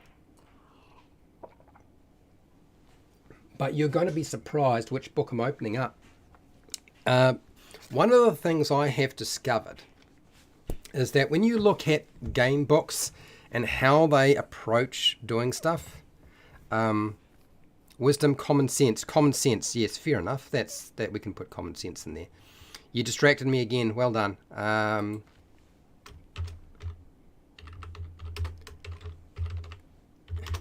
Okay. Quickness, common sense, wisdom, grounded. Grounded. I see. Aha. So let's have a look at how we need to structure this. This is just all the stuff we need to take into consideration. when we structure a rule book, what does it look like? Well, we have an introduction. Okay, introduction. And what goes under that introduction is what? How to play. Really, introduction is how to play. Using the book, how to play. So let's do how to play. How to play. That's the first thing we probably need to contend with. And I will bold that. And I will underline that. And I will bold it. I'll take this. And these are things that I need to build out. But I'm probably not going to do that today, I suspect. I get a very distinct feeling it's not going to happen today. So that's that. How to play. And then what? And then let's move on. So I've got 3 books in front of me, but I've actually got a 4th book in front of me that I'm looking at right now in terms of how things are structured. And one of the things you almost immediately discover when you look at these books is they are structured a particular way for a reason.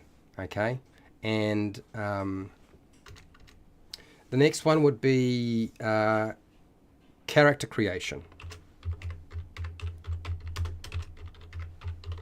Character creation. And how that is done, right?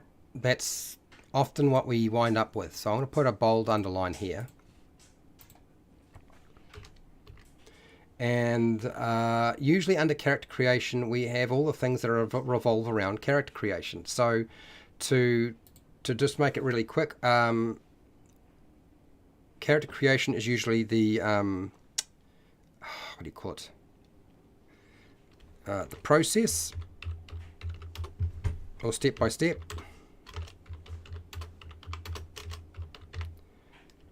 And I'm going to have to undo that, because that's not going to work. That, and there. That's better. Okay, step by step. Then we have species or race.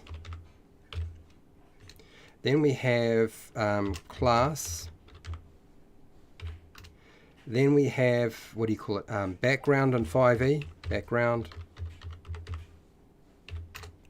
And then we have equipment. You're probably thinking, Fred, you've forgotten customization. What about multi-classing and feats?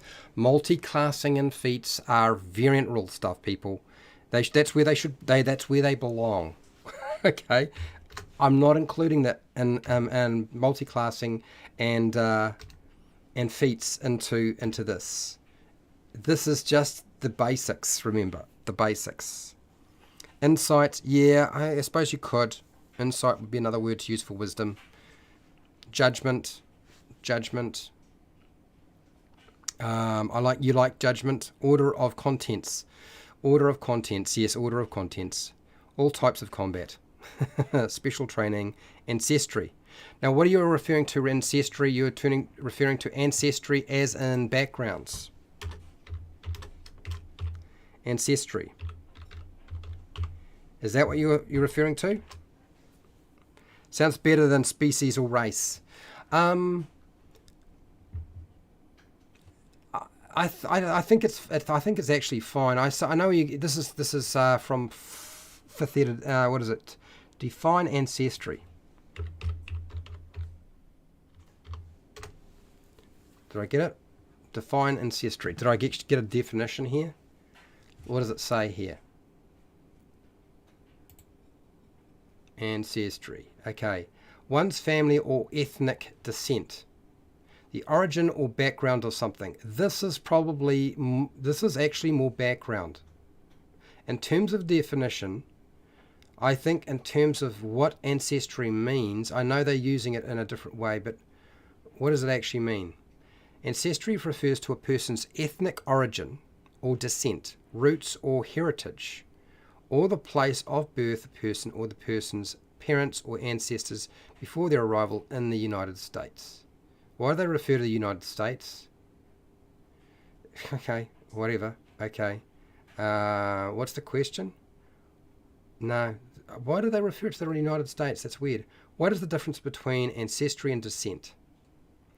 Okay, so we can come back to that, I think. I think we're going to get all wound up on different terminology, and it's really it's a lost cause. So I'm putting it ancestry here because I think that's what that ties to, really. Species or race,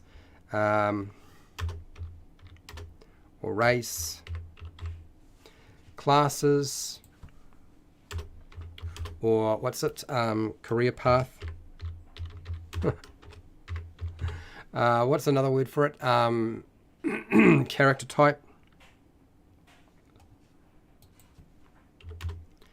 That's what. Heroic type. There is another version. I think there's heroic class as well floating around. Kind of, yeah. I don't want to spend a lot of time on it. I want to actually just get it done.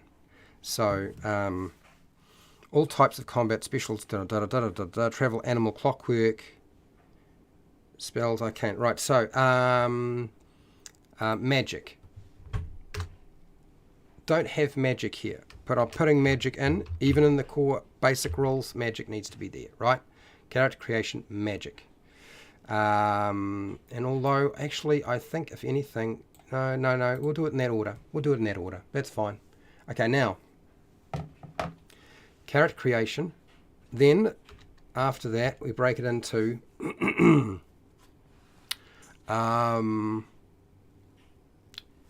this is basically game mechanics. And that I think is really the very core stuff. So what I'm putting in here is ability, scores, I think we'll just do that, put that there. The spell Arcane Divine Mentalist. Again, I think you'll understand more when I start showing you the character creation process, because that's going to highlight to you exactly where my head is at. Much more, okay? I will admit Pathfinder uses ancestry so that they have ABC, ancestry, background, and class.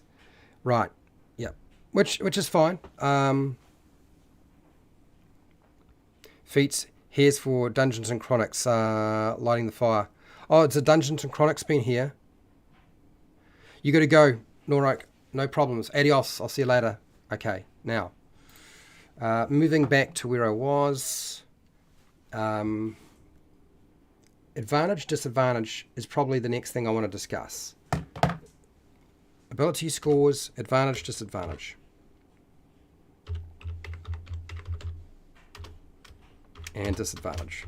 Actually, I'm going to separate them. Disadvantage. Disadvantage. There. Okay, next. Ability checks.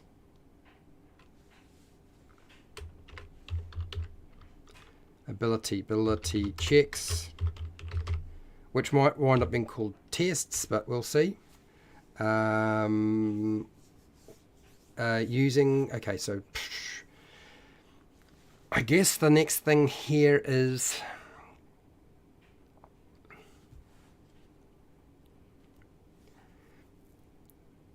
yes, okay. We'll go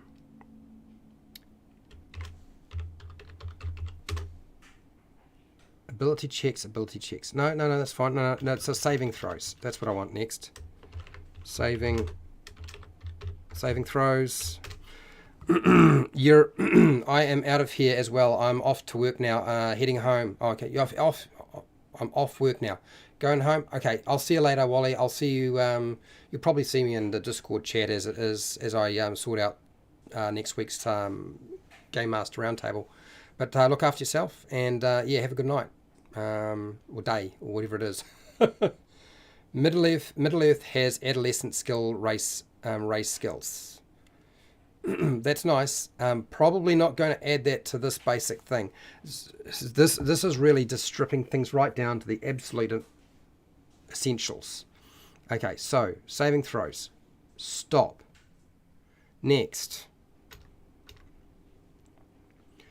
Adventuring. Now, adventuring is really made up of a whole lot of other stuff, isn't it? And this isn't the idea of adventuring. Frankly, I don't think there needs to be a lot of rules around it. I know people want rules around it, but I don't think there needs to actually be a lot of rules around it. But we'll put something here so people don't feel like they've been robbed. I'll put in exploration just as a placeholder for now. I will put in communication. I will place in here, what do you call it? Resting. I'll place in here, what do you call it? I'll put down downtime. That is probably a term that we need to make sure I have here. Downtime. I'm going to put that into the terminology. Down, time. Downtime. It's a term that we might need to find a different word for. Life goings.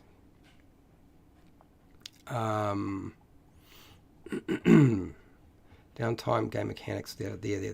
Okay, so let's get some water into me and then lozenge.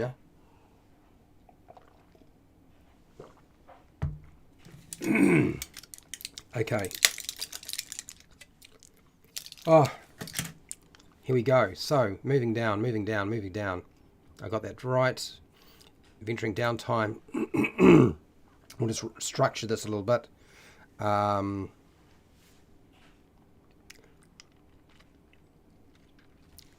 I'll leave that for now. And then combat.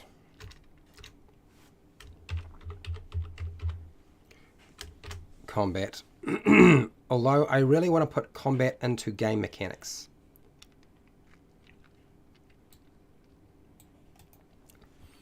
Cut. It's really where it belongs. It belongs here. Paste. Combat.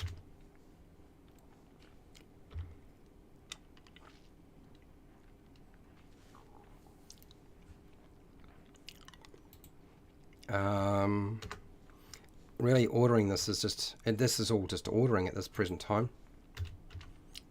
So I'll break combat up into bits. Turn order.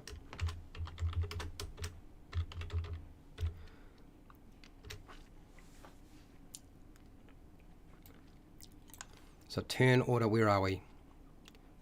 Hit that button. Go here. Bold and underline. And then turn order, and then we want to break this into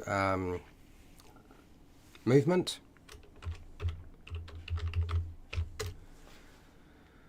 Movement and actions. Attacking. Casting spells. That's it. Okay.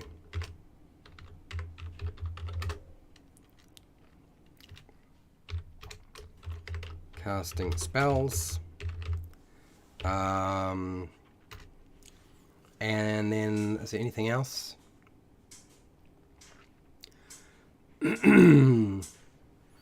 Okay, so there is another thing I need to add in here, but it's not the way you might expect. So make an attack, actions and combat, blah, blah, blah. So it's going to be looking like what? Okay, I'm going to ditch this, and I'm still trying to figure out how to say this.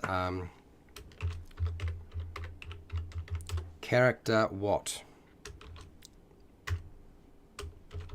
character death,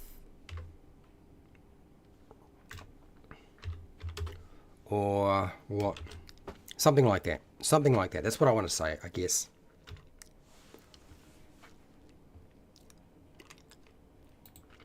That's probably the structure I'm looking for.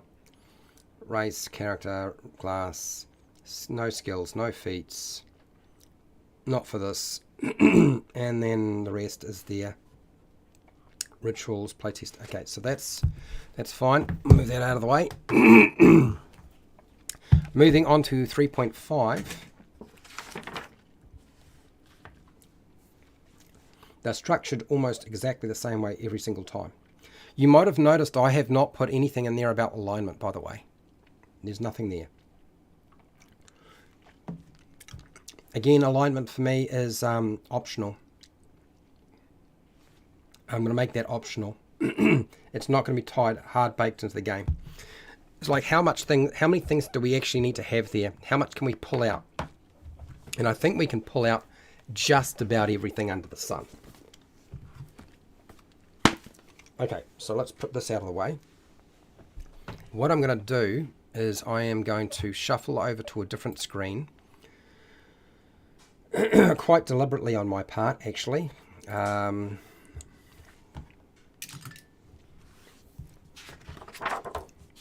I want to show you something. I think this is a good sort of way of looking at something, and it's like, okay, has this been done better or worse?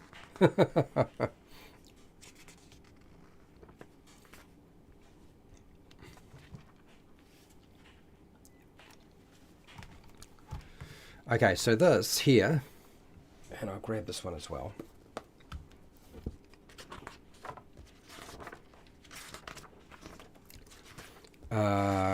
Step by step. Okay, so I want to shuffle you over to this screen for a second. So this is character creation. But this is character creation for Star Wars. Okay? Character creation tends to follow exactly the same format with everything.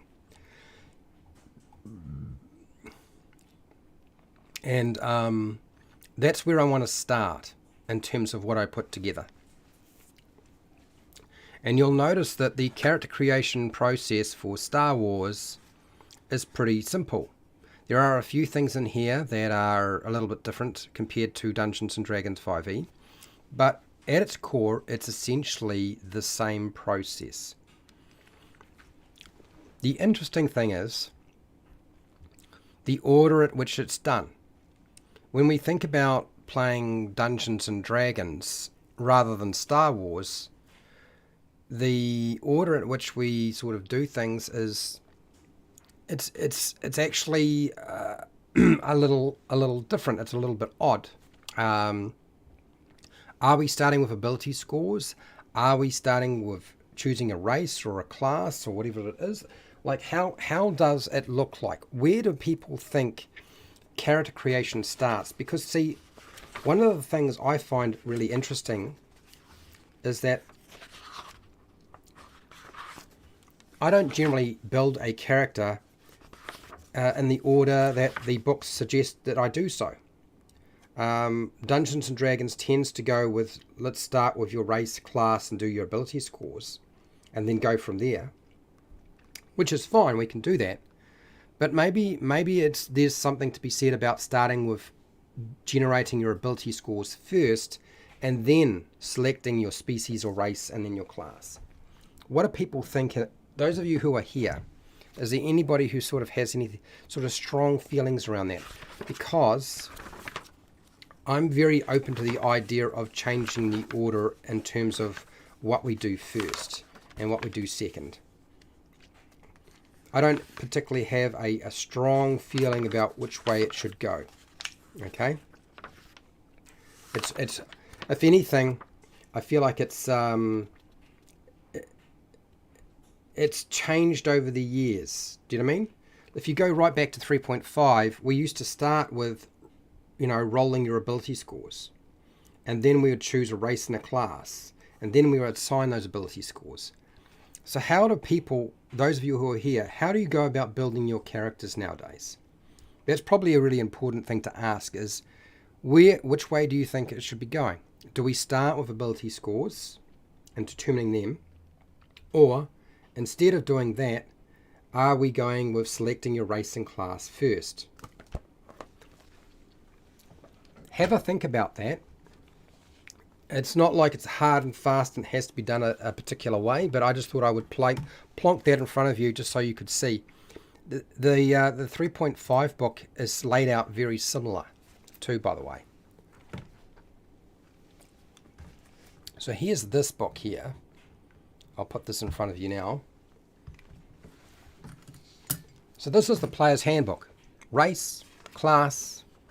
Once we've done that, we determine our ability scores. Yeah. Describing the character. You've seen this all before. You know what I'm looking at here, right? I usually look at see what job I want. Okay, all right. Let me just update the screen a little bit, and I'm going to just plonk in something.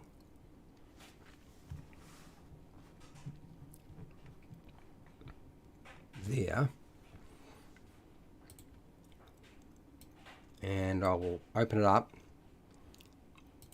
and we'll just transfer myself over a little bit. Okay. Almost top of the hour. I'm aware. I'm very, very, very aware. And I haven't got as much done as I thought I would get done. But we're only 2 hours into this, so that's all right. It's not the end of the world. So this is what I'm going to do. I'm going to put here. I'm going to start with generate ability scores. I'm going to start there. But we can shuffle that round. Remember, that's not actually a huge issue. And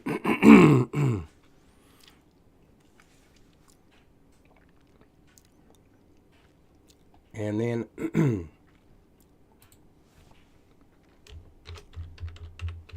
that's what I was going to say.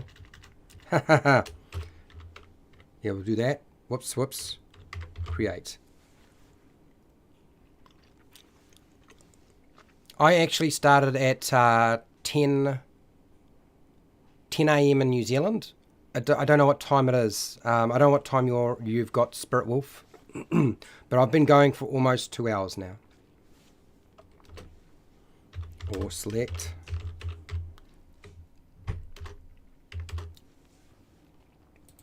Right. That's that one.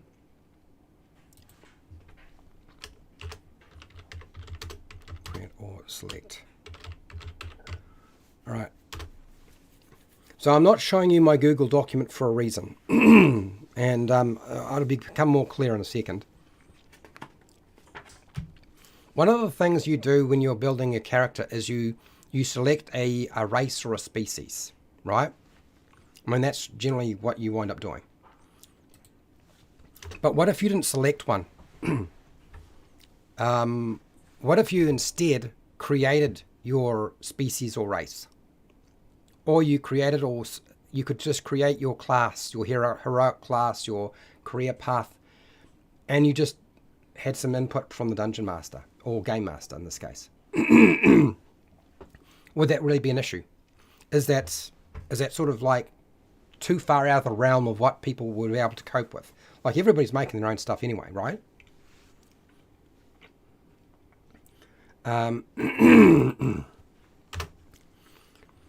So let's go here, and I think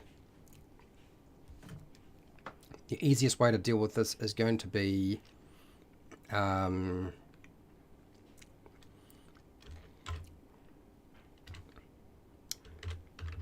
right, so I'm going to shuffle this back over to the other screen. I just wanted to show you this and show you the difference in that, so you could see what it was like. And now we're back over here. So you'll notice that I have put the word create or select into this document, because I'm gonna present that the game we play looks more like that. Okay. So all characters or creatures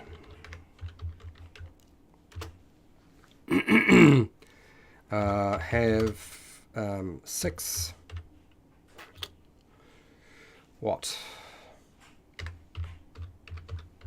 abilities that represents now what was it I was going to say, actually that's what I was not going to do. I was going to go here, because there's a lot of stuff I've already written a lot of this stuff in the past. I don't have to rewrite it. It would be very silly of me to do so. So I'm going to go down core rules 1. Where are you? Because I've written this out and explained these things before. So I'm going to copy and paste a lot of that information straight into there. 1 1 1 1 1 1 1 1 1 1 1. No, where is it? No. There's a lot of stuff here that I haven't shown you people, so yeah. Yeah, there's a bit. Okay, keep going. Here we go. Here we go. There it is. I will slide on down. So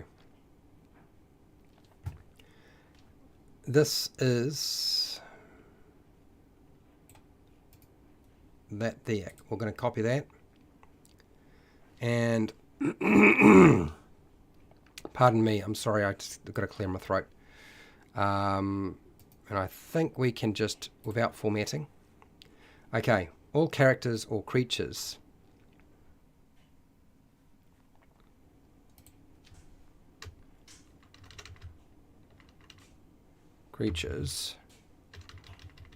have 6 abilities that provide a quick description of every okay.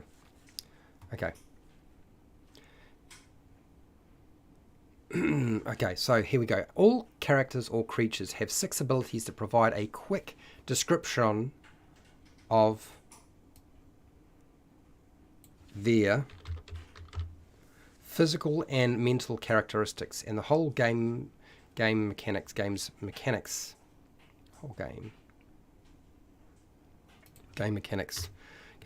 are based on the ability scores when trying to do anything. So this is what we have got here. And then what I want to do is I just want to talk about those 6 ability scores, and we just need a method for determining them. Okay, and that's it really for that little section. So top of the hour, let's just type this in first. How do I want to do this? The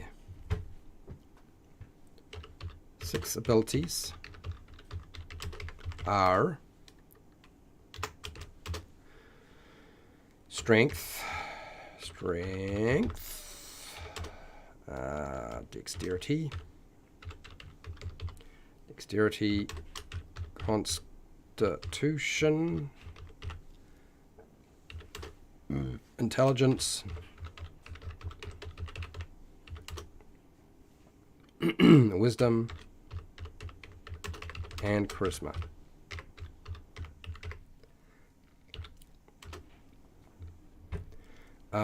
Next, what do I want to say next about this?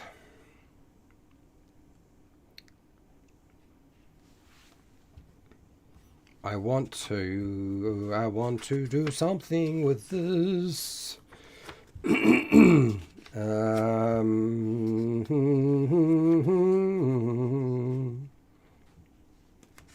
Some tables I need to try and put in. Planning something, anything, re-rolling your ability scores, determining them.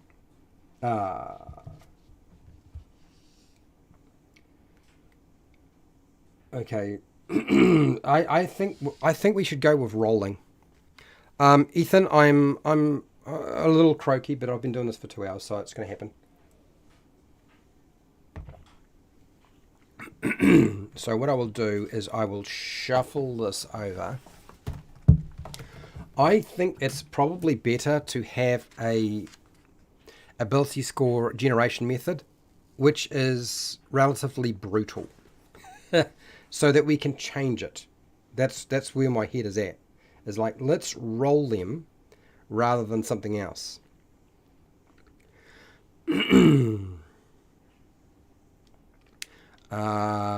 A game master can use any method of no, that's not what I want to say. A player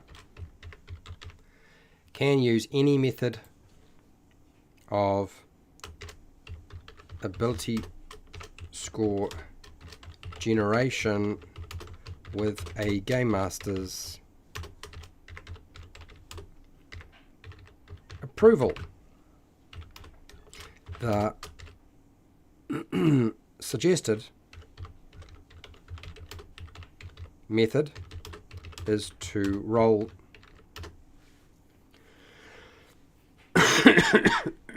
pardon me is to roll 3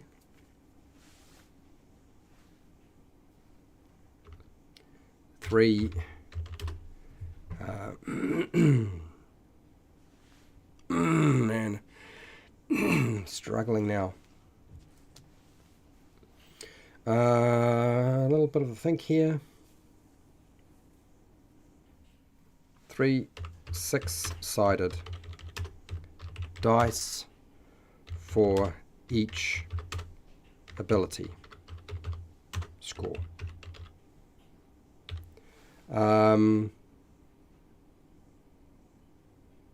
Is that how I want to describe it? Is that the best way to describe it? That's another thing. Okay.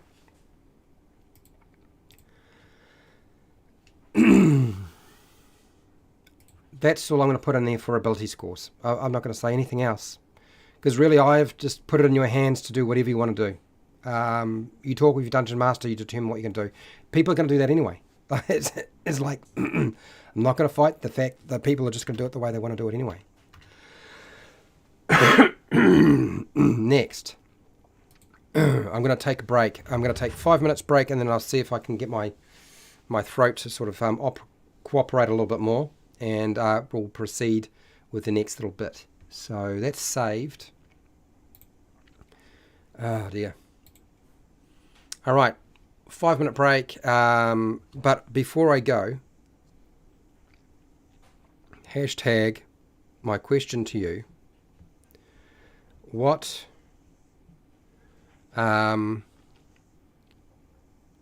races? No, that's not the question. Hashtag, do you play with homebrew or official, I guess, races and classes? That is my question. While I step out for a little bit and just collect myself. I will be back very shortly. Don't worry.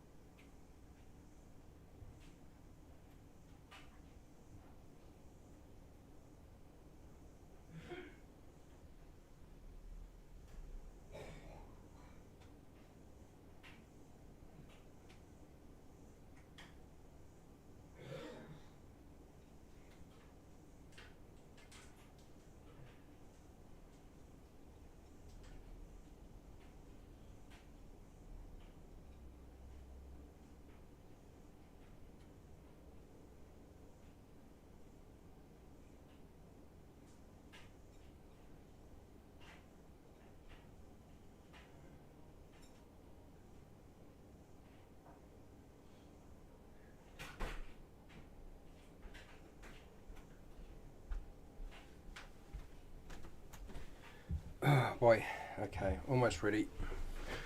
I'll just change my water around and fill up the other one, and then I'm ready to go again. Homebrew, that's right, homebrew.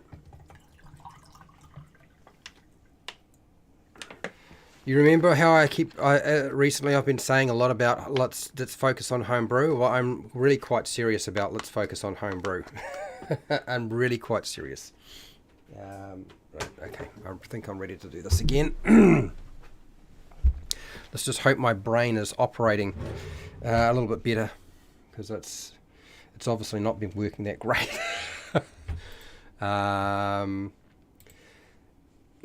I have a much more respect for Taryn who tries to design games online. Like it's a difficult process, much more difficult than anything else I've done. So create or select a species or race. Name the species.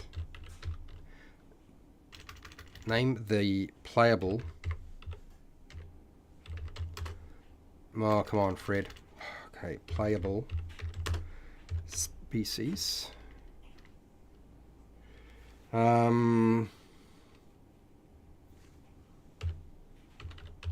Yeah, name the playable species. Homebrew. I've been making World since 1975, I believe you, John. Continue to this day. Homebrew is all and then some. I bet. Which means if I do this, I have to show people how to make their own species and races and classes, don't I? That'll be an interesting process. Anyway, name the playable species and give it a distinctive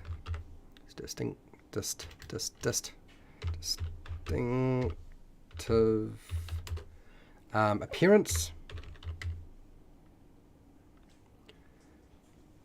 Scroll it up a little bit.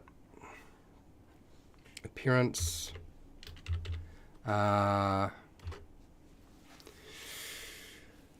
What are we wanting to say here?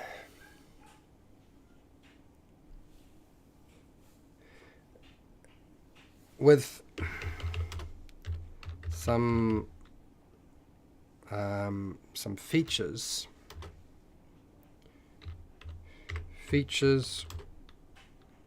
or abilities or traits, cool traits that make them stand out. That's what I wanted to say. My latest world in Homebrew, I am playtesting with a person online, players both. Okay, interesting. Okay, so that's what I wanted to say here. So I want people to make their own species and race. That's really what I want the default to be. But stand out. Name the playable species. Name the playable species and give it a distinctive appearance with some features or traits that make them stand out. And give it a distinctive appearance. Okay, name the playable species and give it a distinctive appearance with some features or traits that make them stand out. Okay. When creating a species, work with the game master to get approval.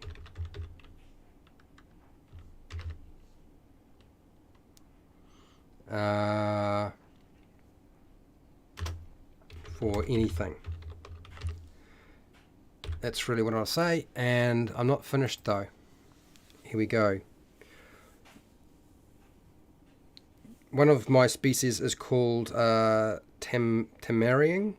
It's close. Okay, at close it would be a hobbit or a halfling. Oh, okay, all right. Okay. You might like to also make also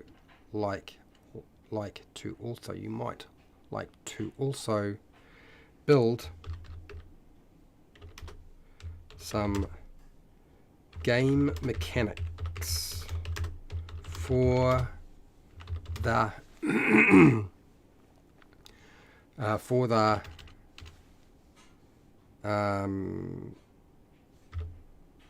for the new species,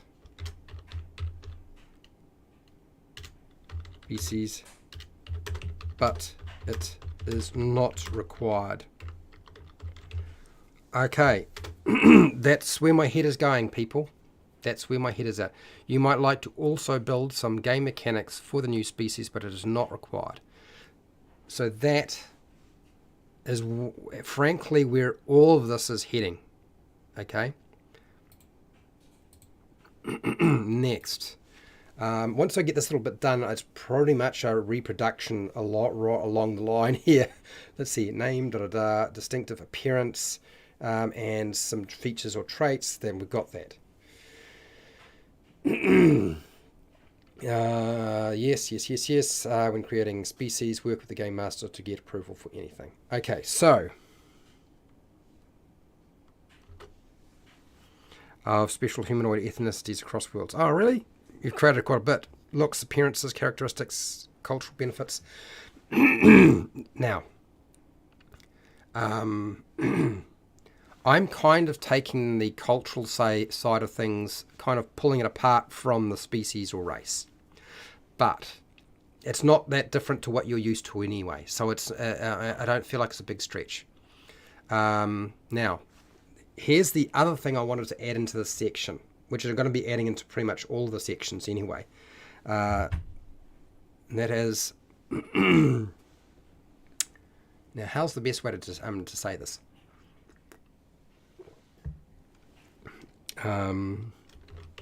Game masters can port any species or race system from another role-playing game if it would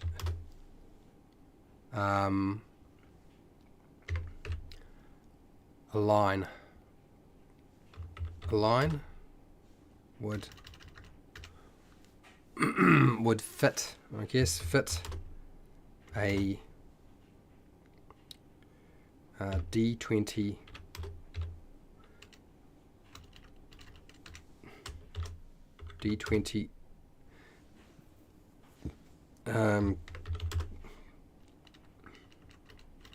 rule system.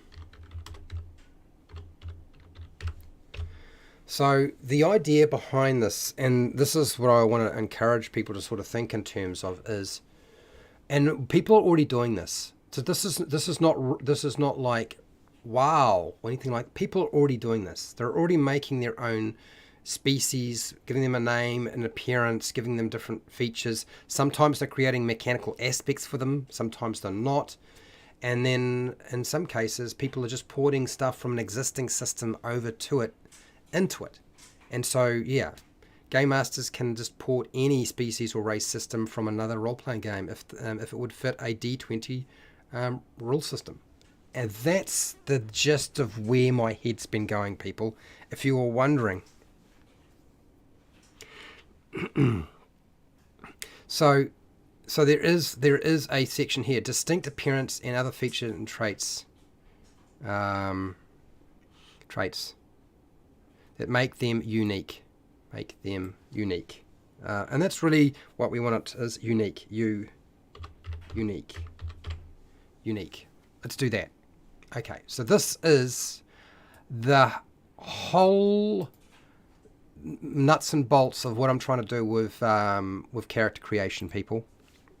This is really, I'm taking that line, rewording a few things, and it's the same thing over and over again because people are already doing it, so why would we ever bother to fight it?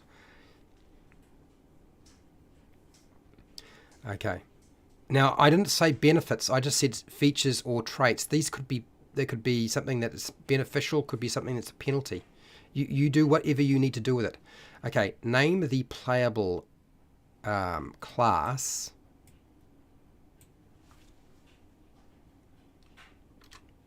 Do I want to put capital? No, class. And give it a distinctive... now, it's not so much an appearance, nature. Is it when it comes to class, are we talking about appearance? Are we talking about nature?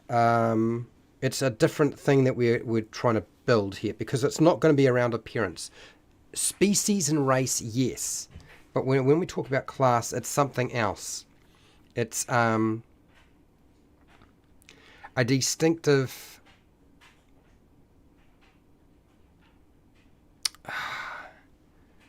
function, vocation. I think it's function. Function or what? Climates, but suffers disadvantage when desert terrain for more than a day. I see. Aha. Did I put unique or? I'm not sure. You lost me. You lost me. Distinctive function or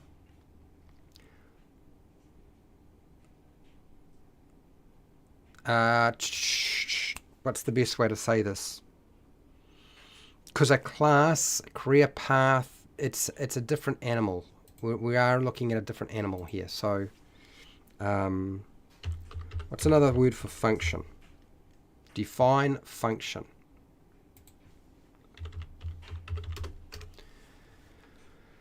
And what do we got here? An activity that is natural to or a purpose of a personal thing. Purpose, role. I like the word role within the game. But is the word role the way I want to describe this? Function, role, computing, function, role. Let's try role. Part in a film, the function assumed or part played by a person or thing in a particular situation. Role. Okay, so role would work. Function would work. Vocation. That's vacation, not vocation. Try vocation, Fred.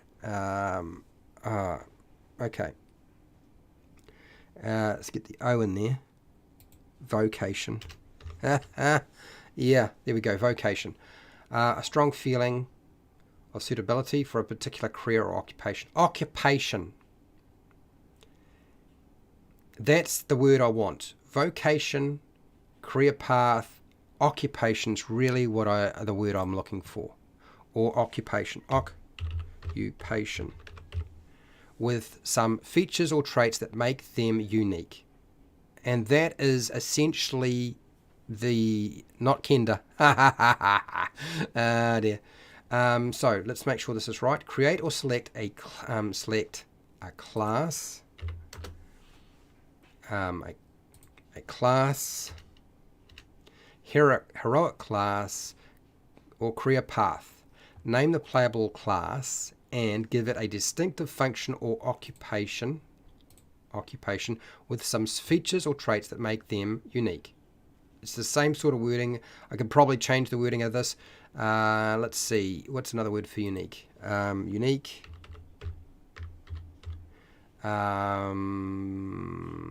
Unique. Thesaurus. Did I get that right? Thesaurus. There we go. Thank you, Thesaurus. What we've got here. Special. And that's probably one of the problems with what we're getting right now is a lot of the classes don't feel special because you can just multi-class into them. Get everything from something else and make them special. You might like to also build some game mechanics for the new class. I'm going to put their playable class, but it is not required. Again, I don't believe that mechanics need to be necessarily built into the class. You can go completely narrative if you wanted to. When creating a class, work with the game master to get approval for anything. Game masters can port any race.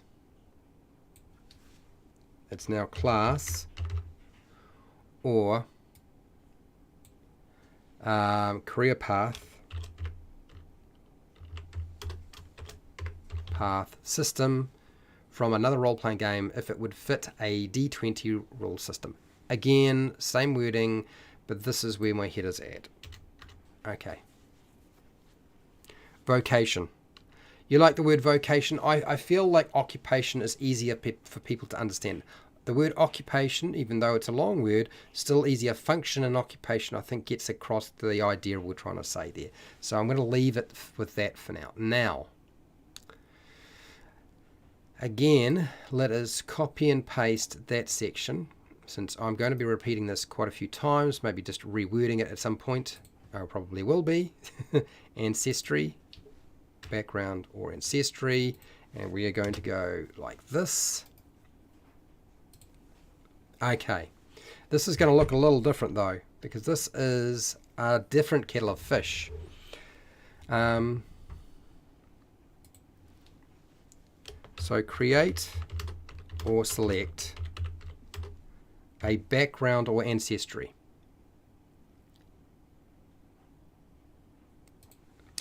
And I probably do need to define what these things are. But at this present time, let's just get this done. So, name the playable...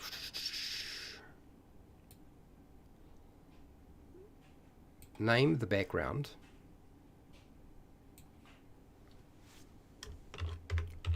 Name the background. And give it a distinctive function. It's not occupation. Name the background and give it a distinctive... Is it function? It's...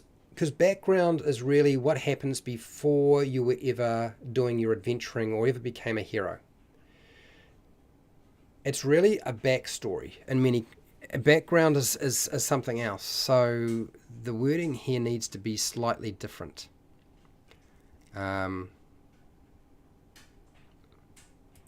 Define distinctive. Define distinctive. Characteristics of a person, distinguishing characteristics, typical, particular, peculiar, typical. Okay, that's sort of given us something, I guess, but that's not quite what I was after. So let's go here, and we'll go distinctive, and I will go thesaurus. And typical, individual, particular,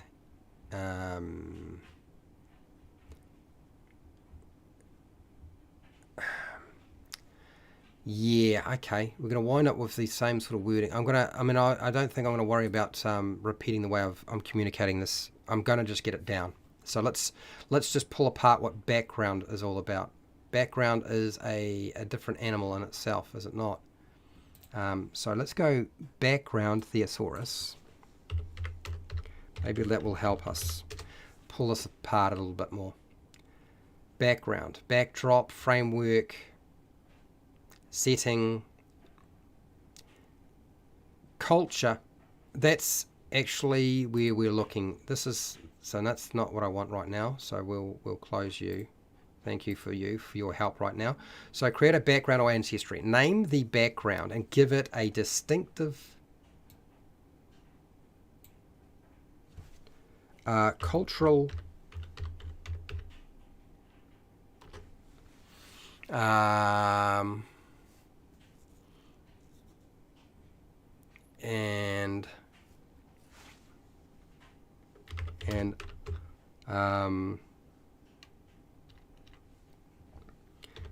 personal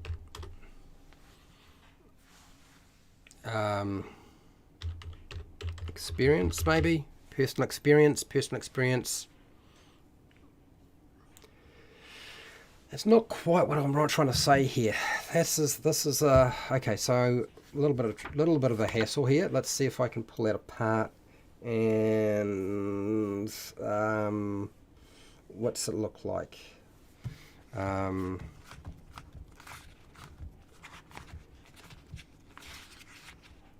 Okay, so you might like to give the build some game mechanics for the new background.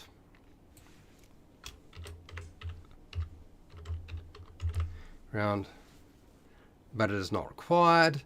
I'm creating I'm going to go back to this background. This is going to be the standard in Dungeons and Dragons anyway. So whatever they're doing with the future, they're just taking that section and porting it and making it the default anyway. I'm just going to port any background. I'll take that out.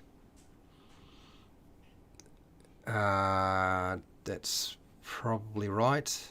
Okay, so for another roll system, if it is, yes, the D20 system, and it may not even need to fit the D20 system. That may not be a huge requirement.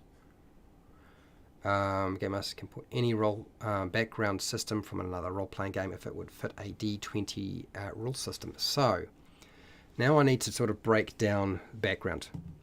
Learned life skills and abilities. Yeah, but I think one of the things we've got to distinguish the background from everything else is this is what you did before.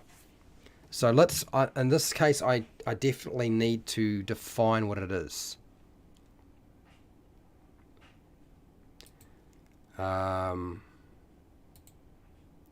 Okay, so let's put in here a background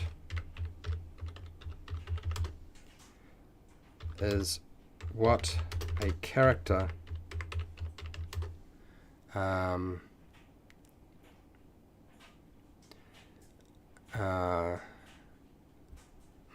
background is the experiences a character experiences that shaped a character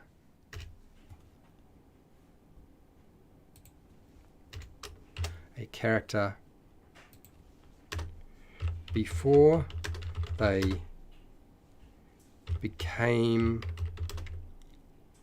an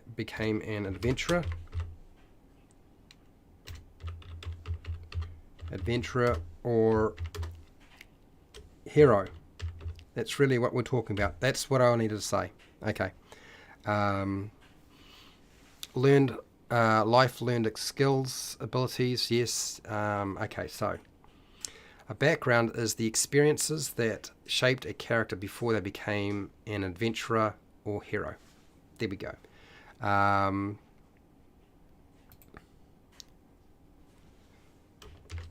class is the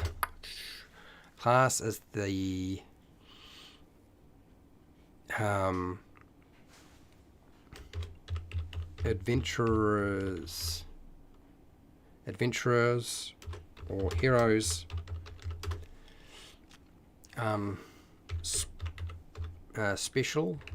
specialized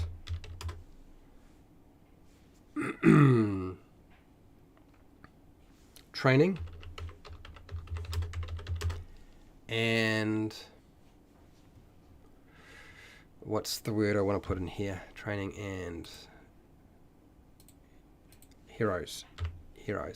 Specialized training and I guess it is occupation. Let's see if I can go back to this thesaurus occupation again.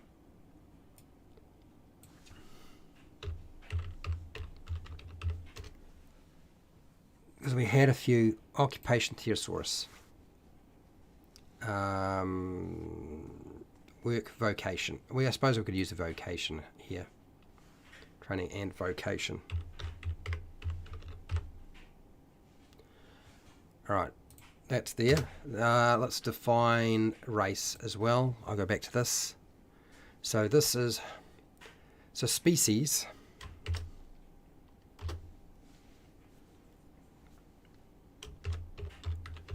Species is the biological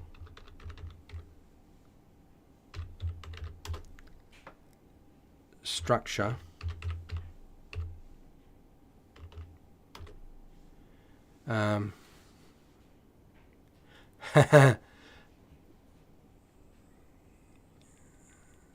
structure of the character. Basically, that's it. That's all it is. Okay, that's got that bit. That's got that bit. I need to go back to background and get that sorted out. We were going through thesaurus and background, and I was trying to nail down what I wanted to do with background. And I hadn't quite figured out how to communicate that. So, interesting, but quite hard. Okay, let's have a look. This is what happens when you get a non-professional. Although I think the process was always going to be difficult. I always knew it was going to be probably more difficult than I realized. So here we go. If I look at the player's handbook for 5e, since we've got backgrounds in here. Backgrounds. Every story has a beginning. Your character's background reveals where you came from, how you became an adventurer, and your place in the world. Now, your background doesn't necessarily reveal how you became an adventurer. Does it really do that? I'm looking at the backgrounds and thinking, does it really reveal that? Okay. Your fighter might have been a courageous knight or a grizzled soldier. Your wizard could have been a sage or an artisan.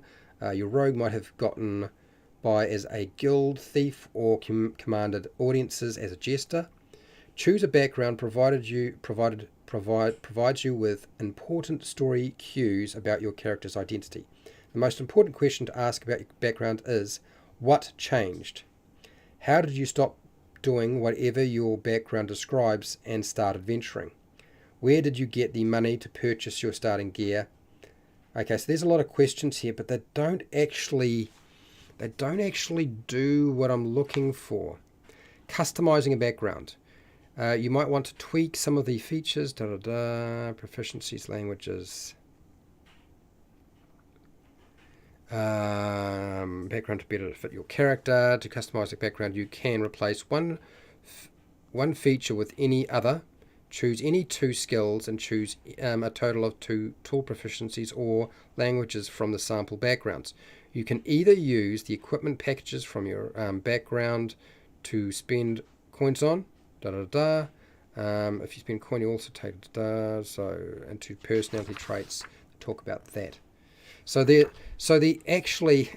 background customization section is right smack in the front before you even get the samples, the backgrounds that are built, which is nice. It's good. It's also amusing that's where we are at, and yet it was never the default that people fell back on. I found that was never the case. People didn't just go and make up their own background. I think that whole section right beside the artwork was almost completely missed. Okay, so a background is the experiences that shaped a character before they became an adventurer or hero.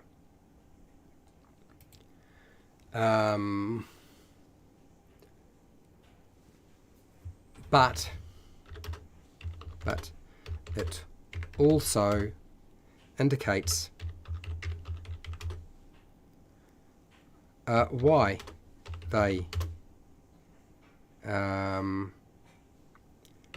chose chose their new lifestyle. I think that communicates what a background is supposed to be.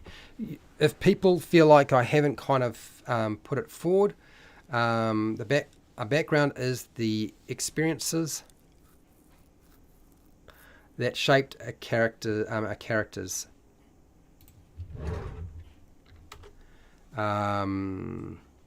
skills. I don't want to say skills because even that sort of does. Do I want to say skills? Shaped a character's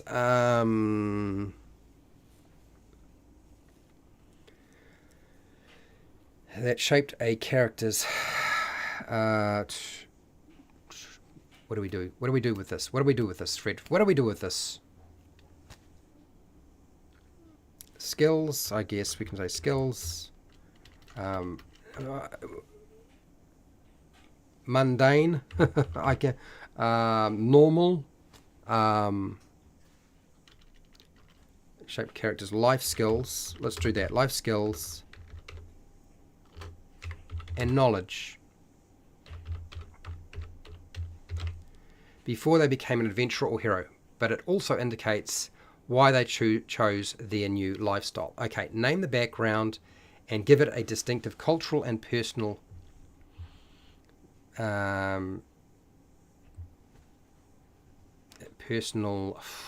what's the word? Let's pull down on that word there. Let's pull down on experience. So I feel like I'm using the word experience a lot now. Okay, so let's have a look. Incidents, experience, happening, event, fear. Do we want a fear? It indicates you're a fear. Adventure, exploits.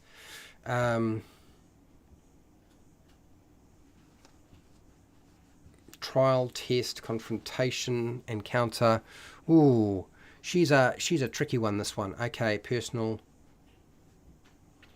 Okay, name the background and give it a distinctive cultural and personal. What do we do here?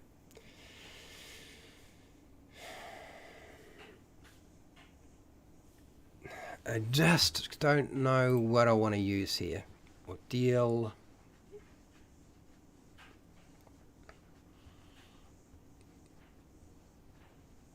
Don't know which one to pick. Escape, exploit. Coolness under pressure. Individual. Personal. Individual. Personal. Individual. Personal. Individual. Personal. Personal. And personal. Individual.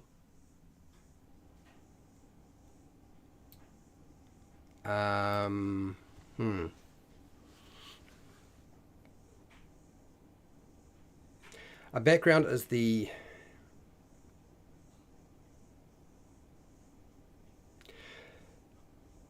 Is it experiences? It is. It's just trying to find, do I want to use the same word? I'm not going to worry about it. I know what I'm going to do. I'm going to put in here distinctive, cultural, and individual experience.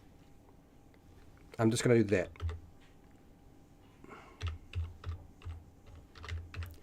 Experience with some features or traits that make them special. Okay. Now, I've said special before. I could probably switch out special because I've said that so many times before. But, what else have I used? No, I'm not going to worry about it. I'm gonna change out and do all that later. Special. You might like to also build some game mechanics for the new background, but it's not required. When creating a background with Game Master approval for anything, Game Masters can port any background system from another game. Yes. Okay, that's fine. Okay, individual. Let's do that. Above average or unique life lessons. Okay, that's fine. Okay, so this is where I am going to find myself a little bit lost, because I hadn't thought quite so much about equipment, but I don't feel like equipment should be a big deal. If anything, I want equipment to look very different to the other three things I've been putting in here. So I guess what is the best way to sort of describe this? Okay, I know what I'm going to do. I'm going to take another break and come back. I know it's not an hour, but I'm going to take another break because I just need to get my head together. And I actually apparently need to use the toilet. I've been drinking too much water apparently. Okay, so just trying to stay hydrated and brain functioning. So hashtag how should basic equipment work? Let's do that. I'm going to put that question to you. Equipment, gear, like all of that. Let's just have you have a think, and then I will have a think, and I'll be back.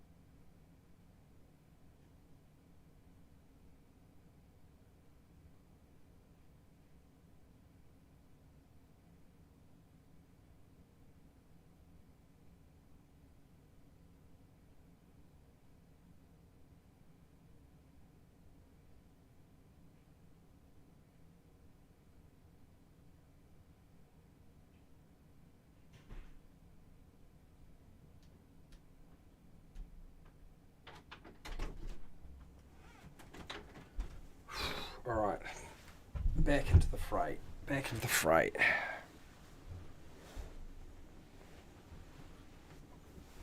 Tech levels. I'm not. Yeah. Well. Yeah. Okay. So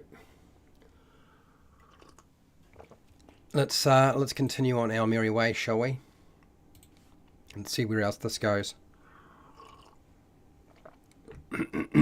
How should basic equipment? Right. So this is slightly different, I think.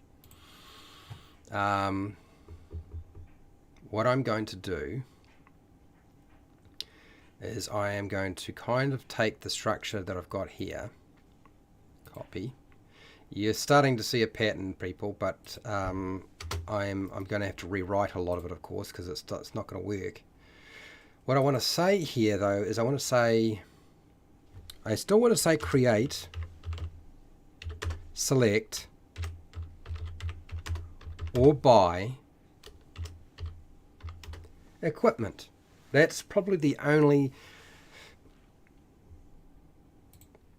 What I want to probably say too is I want to define what it is.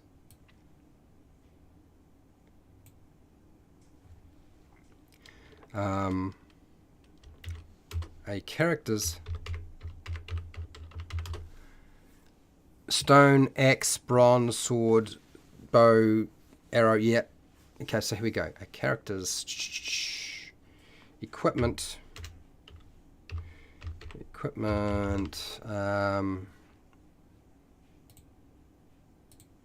Equipment is the armor, weapons, I suppose I need to write this for North American, don't I? It's probably going to have to do that. Personal gear. Okay. This always confuses me. You have no idea how confusing it is for a person in New Zealand having to deal with... yeah, for now, I'm going to make it British English, I think. Okay, so... character's equipment is the armor, weapons. What else are we talking about? What else is it made up of? Personal gear. I guess it is, in many respects, that.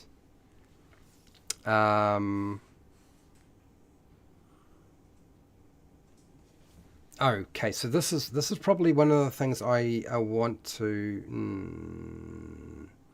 Do I want to? Do I want to do this? Do I want to do this? Okay, I know what I'll do. I'm going to give a little bit more structure to backgrounds.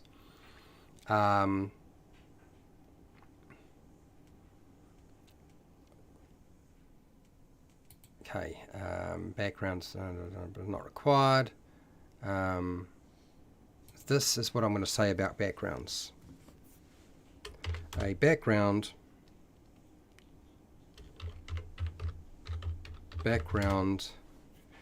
can include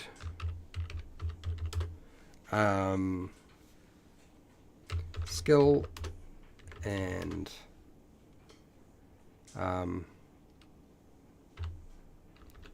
tool training,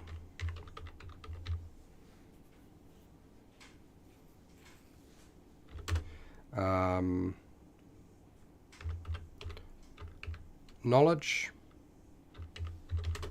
of subjects, knowledge of subjects,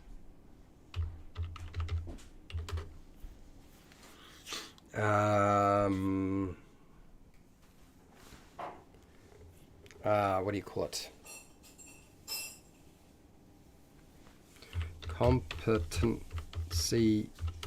in languages, linguistics, linguist. How am I getting this wrong?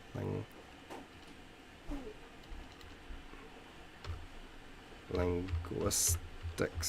I think that's right. Linguistics.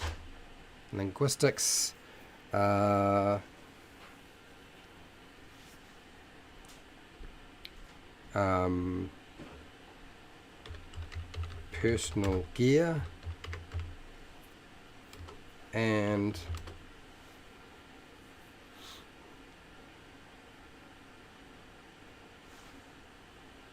specialized features. That's what I'm going to add.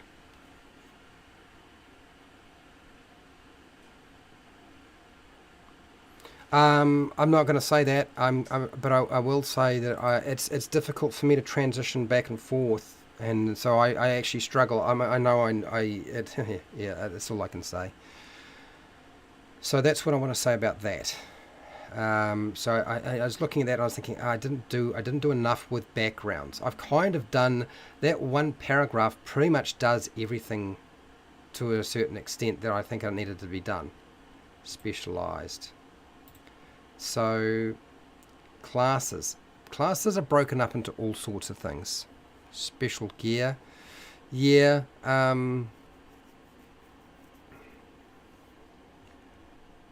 I guess I need to define. I need to do the same thing that I did with backgrounds, with classes as well. And this is a lot more, I think. This is a lot broader. So go copy, and then I've got to place it in a place that it's not required. I'm going to put it here and go paste, and then I'm going to retool this a class. Can include skill and tool training, knowledge of subjects, competency in linguistics. Does it? Yes. Personal gear, armor, weapons. What else we're talking about here? Armor, weapons,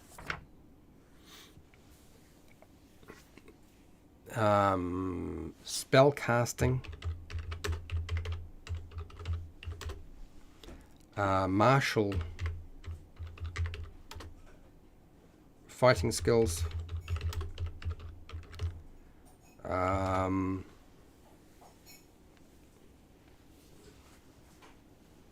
what else do classes generally get made up of? Are you going to have it where anyone can have skills? So Spirit Wolf, I'm not that restrictive. This is written to be whatever the table wants to do. So, I mean, whether it's laid out like this is another thing, but my intention is that I just say, here it is, here's everything, make it. And then once I've done that, then I will make stuff, because I want everybody to make stuff to go into it. Because I figure since I'm pushing for homebrew, I'll make my own homebrew. I will share that, but I also I want it to be structured in such a way that anybody can use that. So yeah, that's where my head is going with this. And this is actually much more difficult than I thought it would be. Okay, so let's have a look here. Okay, a class can include skill and tool proficiencies. What else? Well.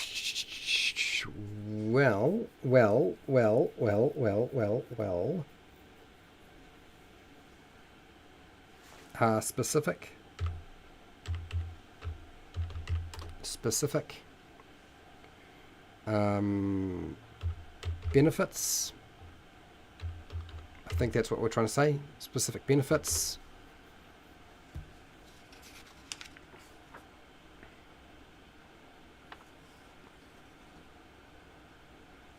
And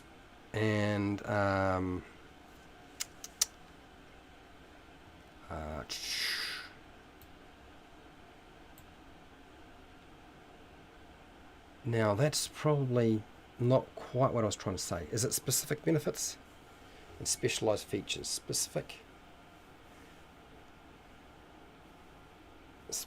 benefits and no, this is much harder than I thought it would be. Oh well, life is life. Said I would do it. Define specialize.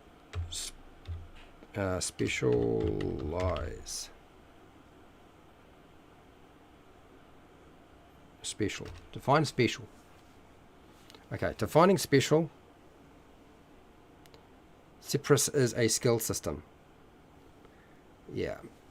So, better, great, otherwise, different, special, different, exceptional. And actually, that's probably what we're doing here is exceptional. Exceptional. Actually, that'll do. Thank you very much. Google, you helped me a lot. Specific benefits and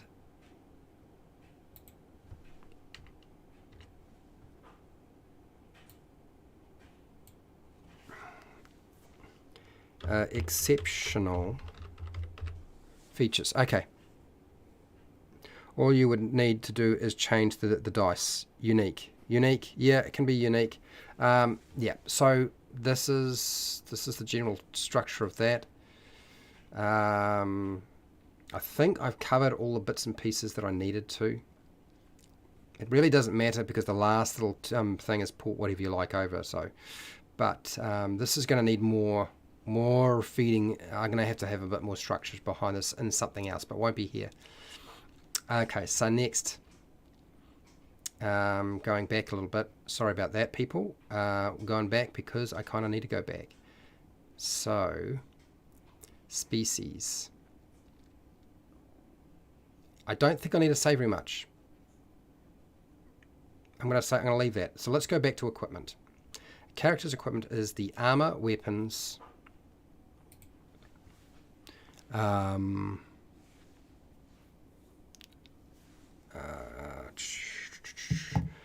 what do we want to put it in here is, let's see.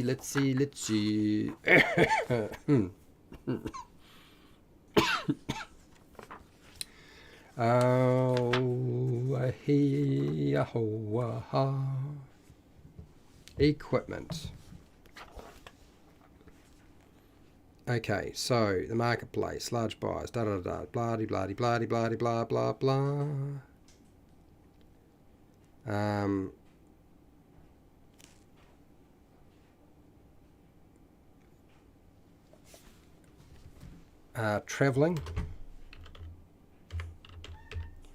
Traveling gear, and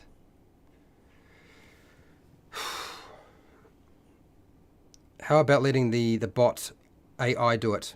I'm not sure what the bot AI is that you're talking about.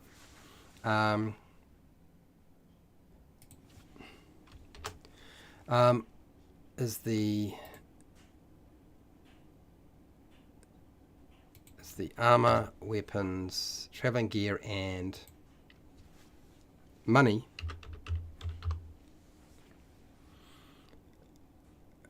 They have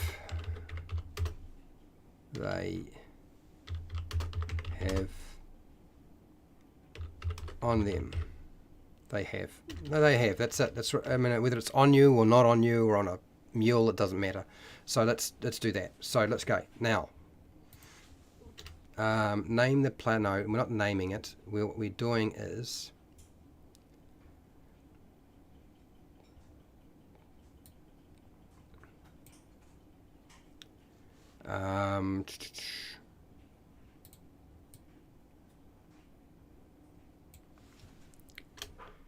create, select, or buy a list of equipment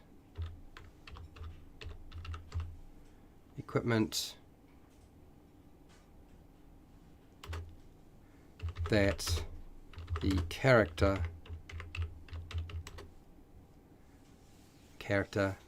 has either in their backpack, home, or have in their backpack, home, bank. Let's put bank, or bank and what?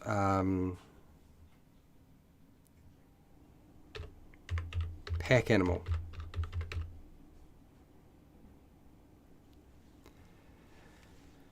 That's really all I needed to say with that. I think that's got that bit done. Cool. Chat GPT. How about each character buys his skills? I'm not going to do that. That's been done before.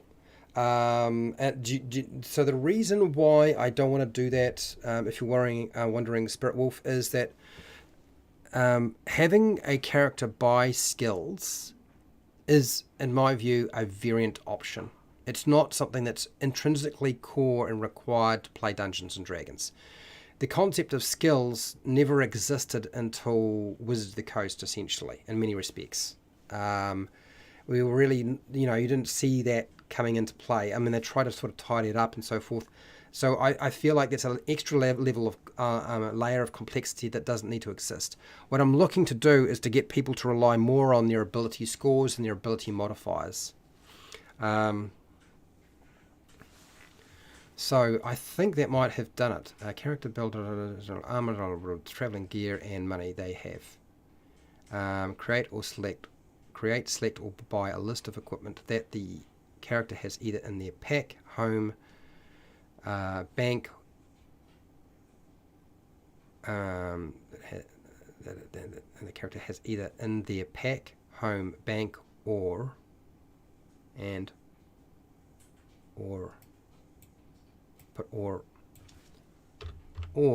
on a pack animal. This is not required. This bit here is unnecessary. It doesn't relate. When creating,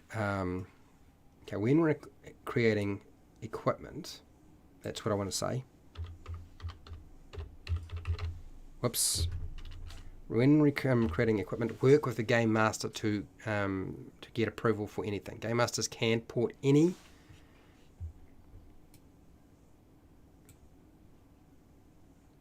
when creating. Okay. Creating equipment. Okay, this here just needs to be changed out to Game Masters can port any armor, weapon, or equipment system from another role-playing game if it would fit a. Doesn't even have to. It doesn't even have to be a D20 system in this case. I don't really think it even going to be required from another role-playing game. So you could just use a list that already exists. Skills started with Traveller, late 70s, right? Okay, maybe 1978. Yeah, I don't think it was. I don't consider the concept of skills being an advancement in game mechanics, frankly. But that's just me. If anything, it always confused me that we had abilities and yet we had these skills coming along as well. And so, yes. Anyway, so that is that bit. Magic. Now, magic is an interesting one. I had a good hard think about how you incorporate magic when you're trying to do this, and I think I was thinking really hard about how do I make it nebulous. In other words, how do you make it in such a way that a 5-year-old or anybody playing the game can just come in and they will have no problems?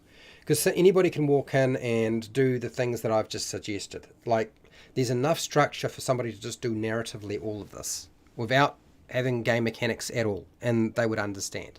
And it just needs the game master to look at it and say, yep, that's cool. So what's the next aspect? And that's magic. And so this is create or select magic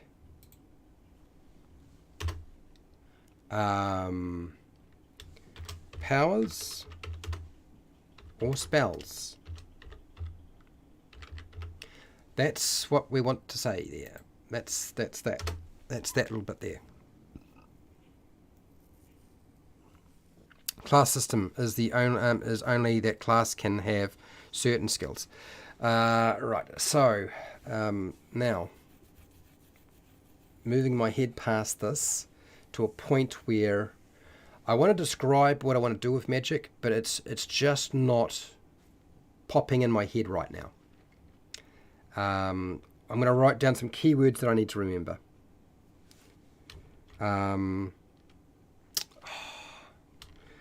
Flexible, narrative, what is the other thing? Flexible, narrative, and then there was something else.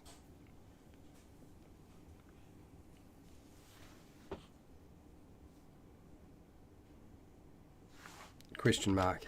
So I'm going to come back to this, but okay, so I'm going to jump forward a little bit here, and I'm going to put in a couple other things here that I wanted to add. And we're now into just over 2 hours. Ability scores. So I wanted to explain ability scores, and I wanted to explain advantage and disadvantage, and I've done that before, and so I'm going to port over that information right now. So I'm going to do that right now. Okay, this will just fill out some of the game mechanic aspects that I wanted to make sure I had.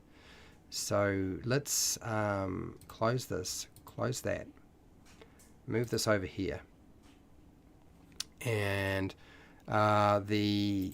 there's a course that I ran, right, on the core Dungeons and Dragons 5e rules, and really I explain everything there.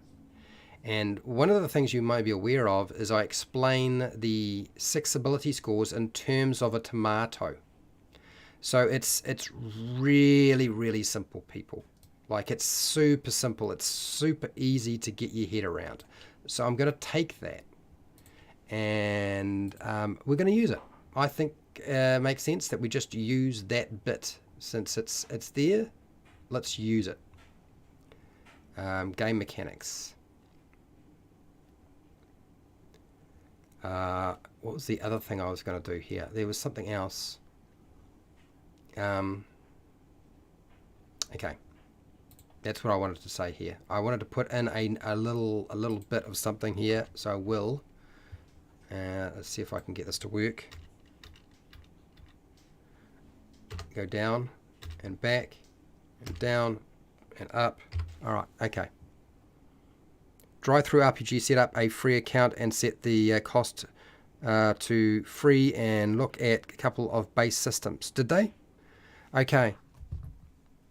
Class system is only that class can have certain skills. So this is what I want you to do, Spirit Wolf, if you are able to, is please include in the chat the on Drive-through RPG. You said that there is free base systems or game systems. Please include the names of those. You don't need to put. You can't put the links in. The problem with you putting the links in is it probably won't let you do that, Spirit Wolf. But you can definitely just give them the names of those role-playing systems if you have the time and you're willing to do so. I think that would be a good idea. Let me do this first. I am going to go game mechanics, ability scores, because I really want to number this, and it's not going to work if I do it that way. So let's transfer without format. We'll go here. I will bold and underline it.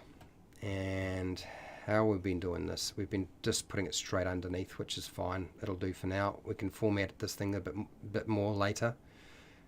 Okay. And I will hit there.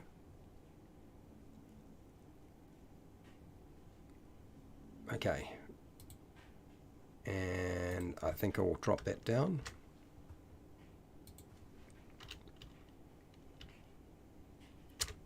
Okay, here we go. So,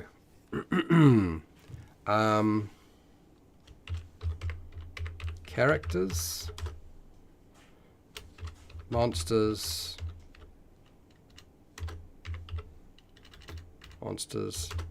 animals,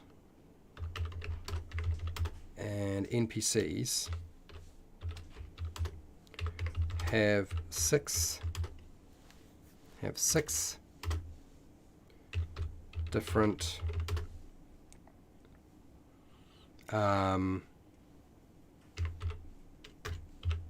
ability scores,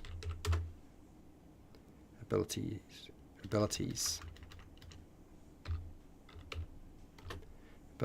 related to their mental and to their physical and mental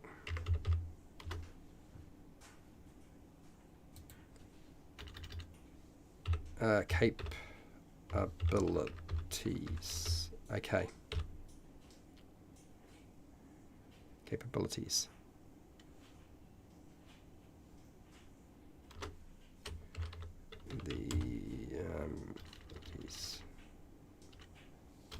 And I think that's right. Okay, so what do you got here? Classic Traveller, Mongoose Traveller. Okay, all right. Is it Sepius? Okay, so strength, dexterity, constitution,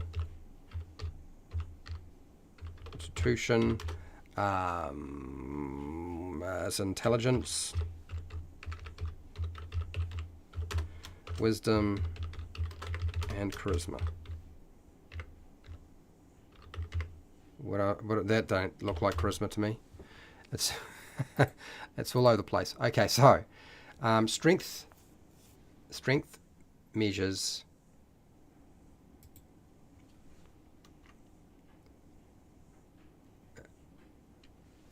so it's not measures, it's something else.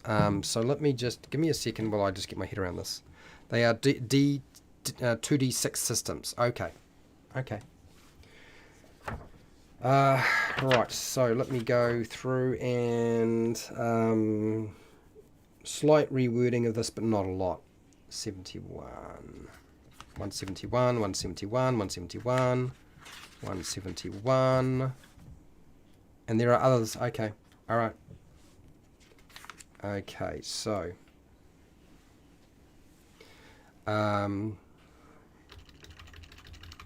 it just indicates a creature's, indicates a character's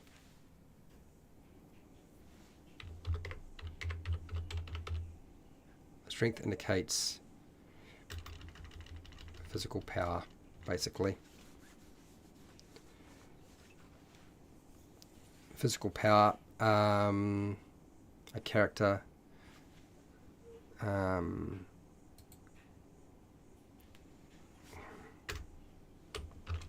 this would be like a character's ability to crush a tomato in their hand. With the tomato analogy, people. Okay. Measure. Thesaurus. Is it right? No. Thesaurus. Okay, so what do we got here? Measure, count, praise, indicate, quality, action, act.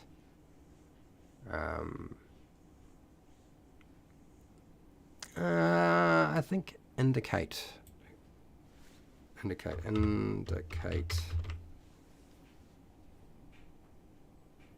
Let's do that. Designate, specify, stipulate, show. Those will do a lot better. Okay, cool. All right, so I just need to make sure I didn't do this too much the way I had it before. This would be like a character's ability to crush tomato in their hand. Dexterity.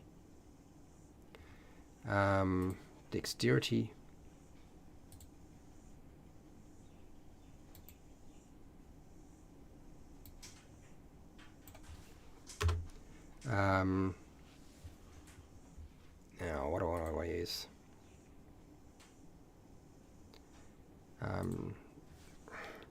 Stipulates.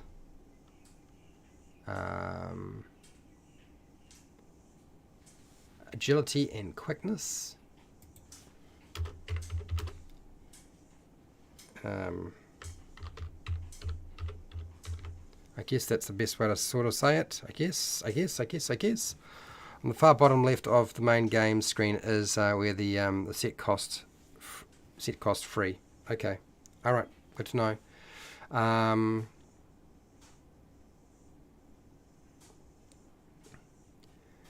Okay, so this is fine, and then this here is going to be something else. So we'll do that. We'll do the space.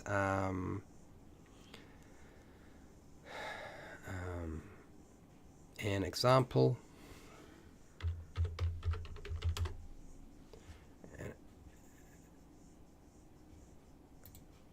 An example is a character's ability to avoid being hit by a tomato. Yep. Constitution is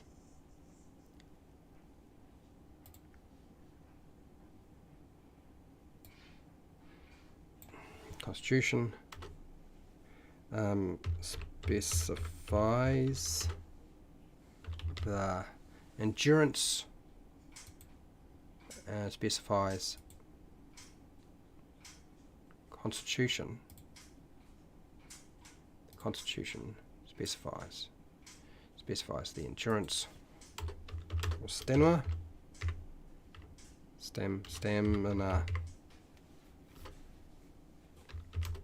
creature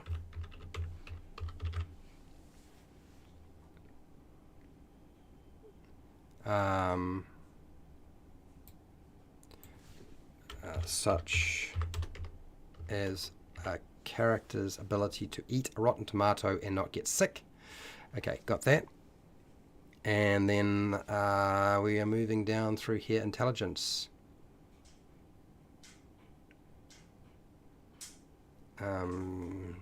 Intelligence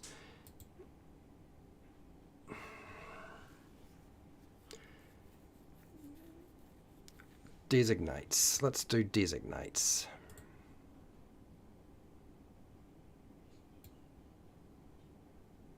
Intelligence designates the reasoning and memory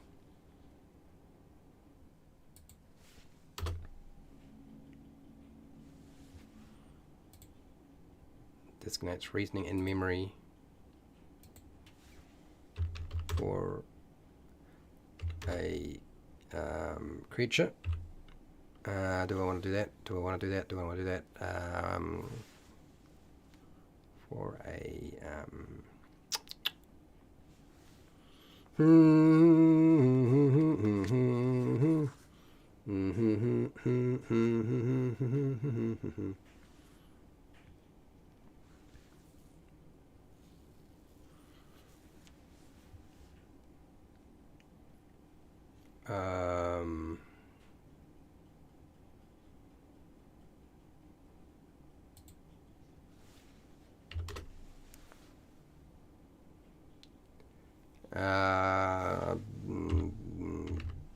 balance. Nope. Balance. Sheesh. And something else. Reflex. Call of Cthulhu. What's that? Talisman. Okay, interesting.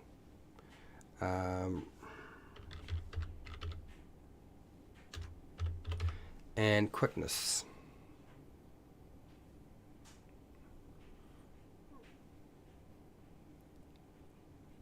Okay, let's just leave that. That's fine. Such as a character's ability to intelligence designates reasoning and memory for a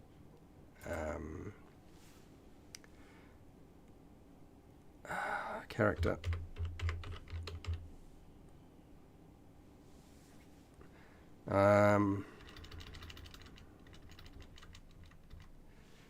Does that sort of fall in line?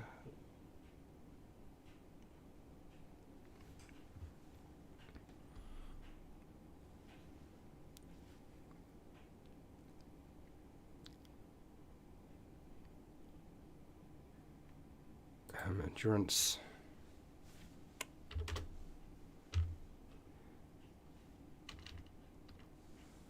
Okay, let's do that. Fine. Okay, moving along. So, what am I doing here? I was looking at intelligence and trying to think if I had pulled it apart enough. Without the problem is you would.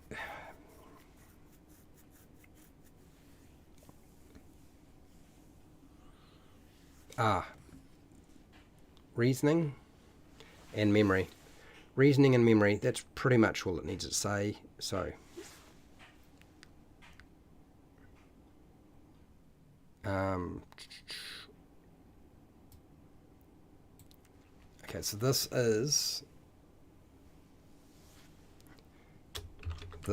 would be the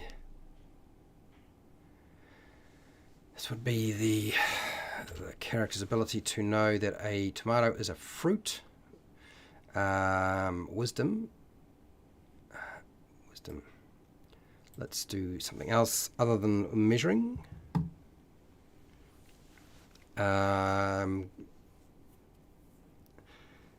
So when I wrote this, I did not take into consideration copyright.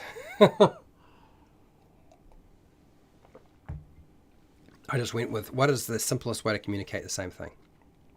So let's have a look here.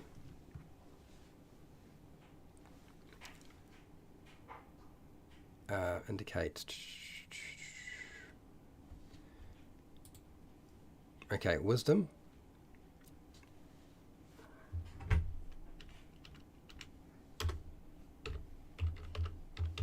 Presents the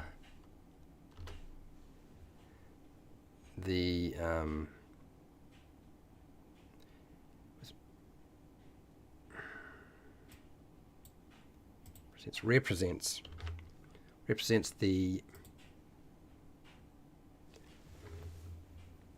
sensory perception. That's it. Sensory perception and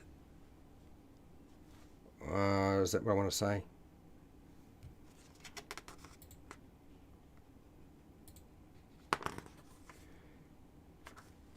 Is that really what I want to say? For gold and glory it is AD&D or back me. Well, that's fine. That's fine for you. I'm doing this.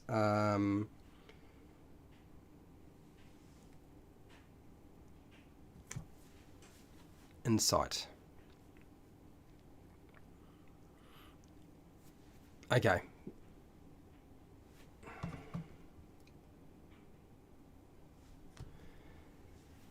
An insight. Okay, a character's ability to understand that a tomato doesn't go into a fruit salad. Charisma. The problem with charisma, do you know, charisma has changed. The meaning for charisma has changed over the years. It's been utilized differently in older versions of the game, and the newer version of the game has turned it into something else. And I do need to do a bit of research because I probably want to pull charisma back to where it was. What have they done with it, charisma, now in 5e? Charisma measures your ability to interact effectively with others. Really? Okay. It includes such factors as confidence and eloquence. It can represent a charming or commanding personality. So let's find the definition of charisma on the internet, shall we? And I'm going to go find charisma. Let's have a look. Compelling attractiveness. This is what the older concept of charisma was. It was how attractive and charming, or charm that can inspire devotion in others. And somewhere along the line, the concept of attractiveness from charisma has been removed because it's not in 5e. Effective. Your ability to interact effectively with others. It includes such factors as confidence, eloquence, and can represent a charming or commanding personality. I wonder how far back that goes. Personality, strength. So, but one of the things about charisma is something else, and charisma wasn't used the way that it was before. I'm kind of curious as how much of a diversion has Wizard of the Coast gone with charisma, because I know it's pretty significant from what I remember. Let me have a look here. Ability scores. They define things where combat, actions, movements. No, that's not what I want. Using skills, using trained, ability scores. So let's try under ability scores. Maybe it's a bit more defined there. 16. 16. Okay, here we go. So, and I probably will go back and look at this later at a later date anyway, but ability scores. So we've got strength, constitution, dexterity, wisdom, intelligence, charisma. Measures your force of personality, persuasiveness, and leadership. So that's how they've defined it. How's it going, Agile? What do you got here, Agile Mark? Are you getting a bit tired, Fred? Patience and love, brother. Yeah, no, I am getting tired, but I know there's a point where I need to stop. Okay, so someone's probably right. Me trying to do this in one day is probably impractical, but I'm looking at this as there's a point where I'll cut off and stop, John. And so if I wind up going till 3 o'clock, which is in about an hour and a half, then I will stop. If I find myself ready to stop before that, then I'll do that. But no matter what, 3 o'clock I will stop. And we will come back to it in a fortnight, because next Friday I'm going to be covering unboxing and reviewing the Hero Quest board game. Because there will be a there will be a game master roundtable, and I can't do something like this because it would run over time and it would also drain me too much. So, but unboxing a board game and reviewing it is easy. I don't have to sort of. There's not a lot of mental stuff going on. This is a lot more. So interesting. So let's take some of this comeliness and unearthed arcana. Think more like 3 months. No, I don't think it'll take 3 months. I know a lot of people are looking at this and thinking Fred is going to take a long time to get this done. Wisdom, charisma, force of personality. So I've got measuring force of personality already.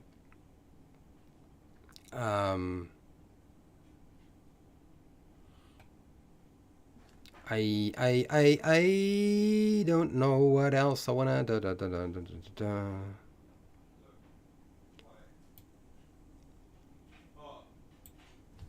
Charisma indicates. I'll put indicates for now.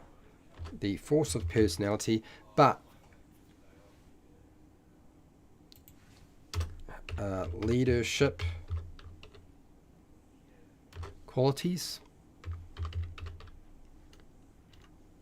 Qualities. I think that's where we're going with. I'm going to put that in.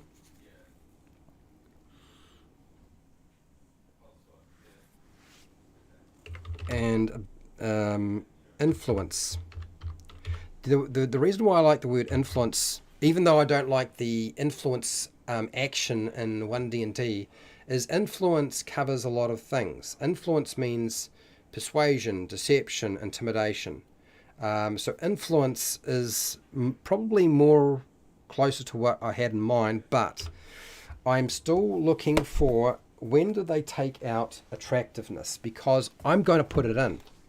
I feel like it's this is one of the times when you don't still have to be on every day, do you? Just take that evening off when you will, and we will understand. No, I'm not going to be on tomorrow. I'm not on tomorrow. I will go to the beach if it's a fine day, and if it's not a fine day, whatever. But I'm on a 6 to 8 days a week. And you see me 6 days a week. You don't have to watch all of them. I always understood that I was catering to different audiences each time. So let me just have a look at this. Skills, abilities. It'll be under here somewhere. Ability scores. It might be under 7. Here we go. There it is. There we have 3.5. I'm now looking at the player's handbook for 3.5. It was put in unearthed arcana. Comeliness. Yeah, I don't like the word. Does anybody really understand that? Here we go. So in 3.5, the concept of charisma is far more well explained compared to what I've seen in other books so far. So let me read it out to you. And if I get hold of Advanced Dungeons & Dragons Player's Handbook, I will be falling back on that definition. although I'll probably look up the BECME or basic game definition as well. Because I think what has happened over time is Wizards of the Coast has taken away more and more stuff that explained those things, and so people get confused. How are you doing? Hello, Nacho Man. Nacho Man is a patron. Welcome to the chat, baby. Let me read out what charisma is in 3.5. Charisma measures a character's force of personality. Okay, we've got that. Persuasion, persuasiveness, personal magnetism. Okay. Do we have personal magnetism? Ability to lead, so leadership. And physical attractiveness. There, I knew it was there. This ability represents actual strength of personality, not merely how one is perceived by others in a social setting. Charisma is most important for paladins, sorcerers, So I am including attractiveness. I knew it was there. Do you know, for years it's been bugging the hell out of me. It is, which is ridiculous. Why would it bug me? Influence? No, and attractiveness.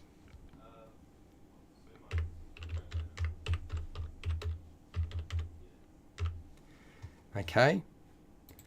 So that means you can have a character that's not that great in a social settings, but they might be really attractive. Ah, dear. What do you got here? What edition player's handbook do you need? Don't worry about it. I believe so I've got the Advanced Dungeons and Dragons first ed edition. I think it's a first ed edition rather than a second ed edition. I think it's a first ed edition coming my way. Yeah. Your Oriental handbook had something about charisma. Yeah, it probably did. It's all right. I will do a little bit more research over time, because I usually do go siphoning through things when I can. So,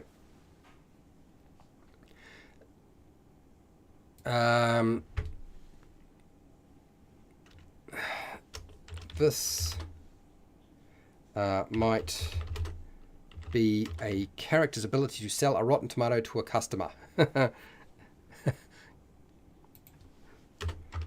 without them complaining. There we go. we got it. I knew I'd get there eventually. God, it's funny. I have both the first and second ed edition of Advanced Dungeons and Dragons. Nacho, really? The fourth is where everything was coming off the rails. Yeah, maybe. I think a lot of stuff did make its way into 3.5.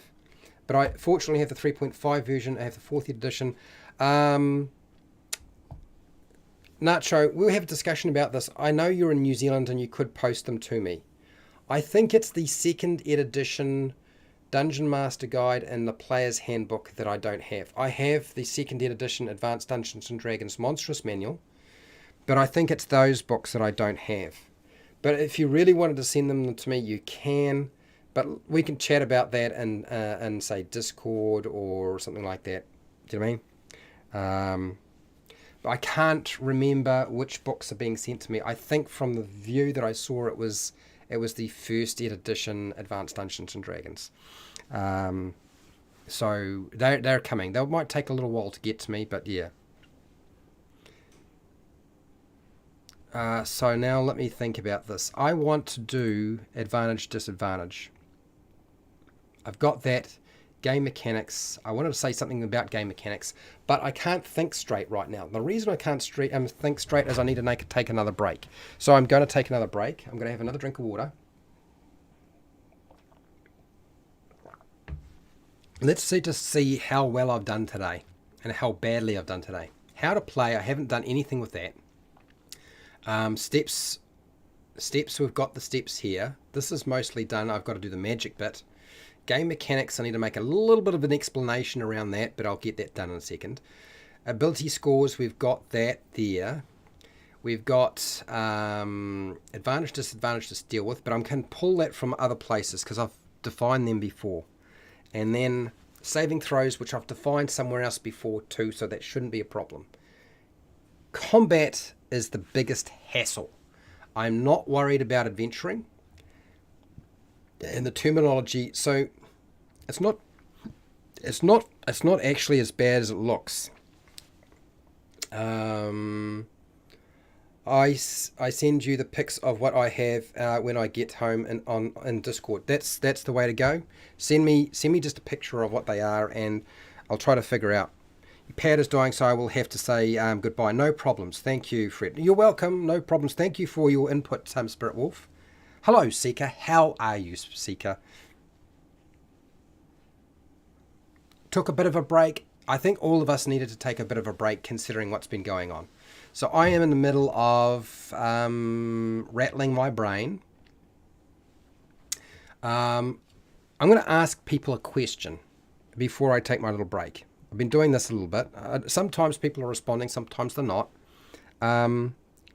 What initiative system do you use? So there's a lot of different initiative systems, and I am going to be presenting a very simple one with the option, of course, to put in any kind of initiative system you want or turn order. Let's just, so 5 minutes and I'll be back.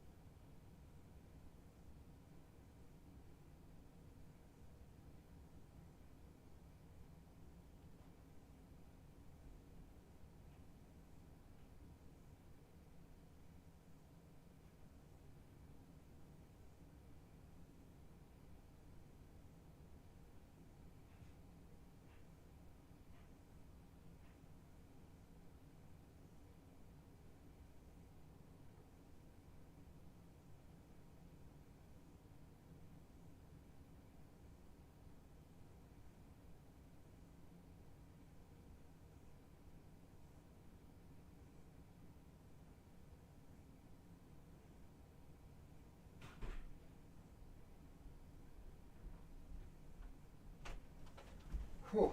All right, back I come. Get in here.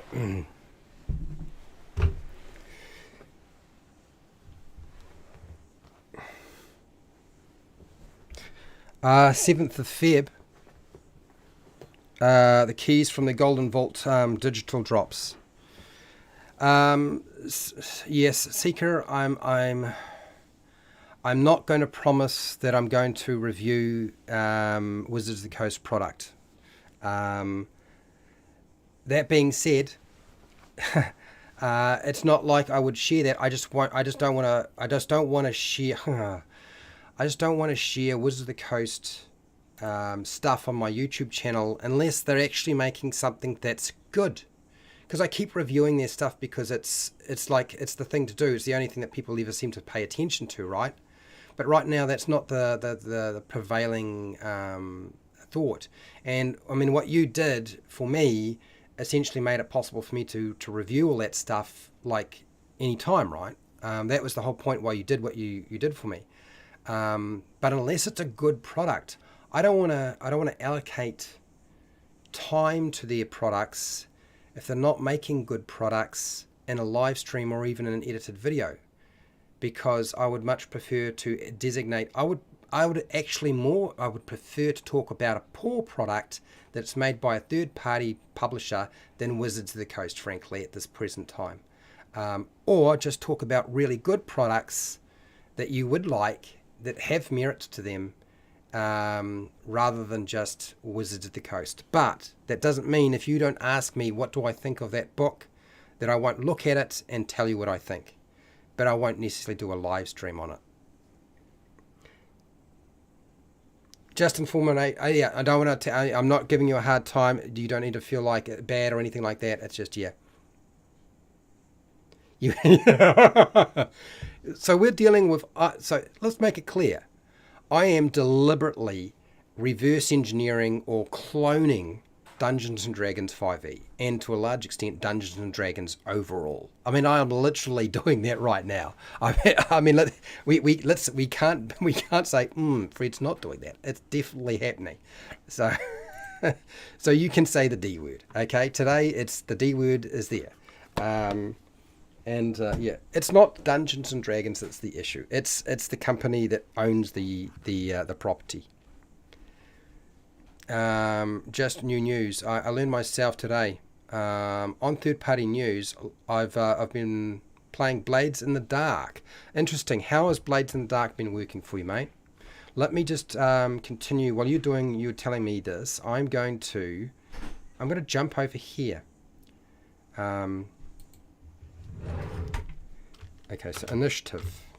I think what I'm going to do is just say initiative in this case.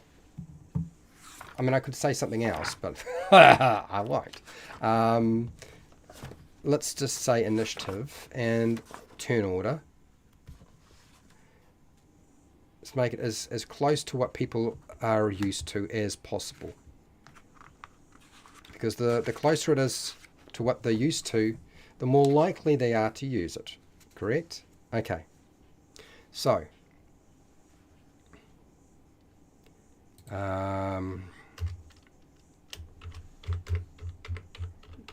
characters and game masters turn. I'll put that in there. So let's do this. Initiative. I'm probably going to have to go down a little bit and do a little talk about that. So we're going to go get rid of this number. And for some reason right now my head has gone off into the realm of, well, what has it gone around into the realm of? I don't know. I guess I'm not approaching this as in a systematic way. Initiative or turn order. Let's do that. And then we'll go bold, underline, and then we'll drop that down. And I think I am ready to put that in. Okay, cool. I'm going to put another lozenge in my mouth because I'm going to have to get through the rest of this. Right, so let's think about this. What do I want to say here? I hate initiative. The way that it's run. The reality being is it always slows things down. Okay? So what I want to do is I want to present you with a concept of initiative and turn order that you can apply to your game that makes sense, and then give you the option to replace it with whatever you want. Do you know what I mean?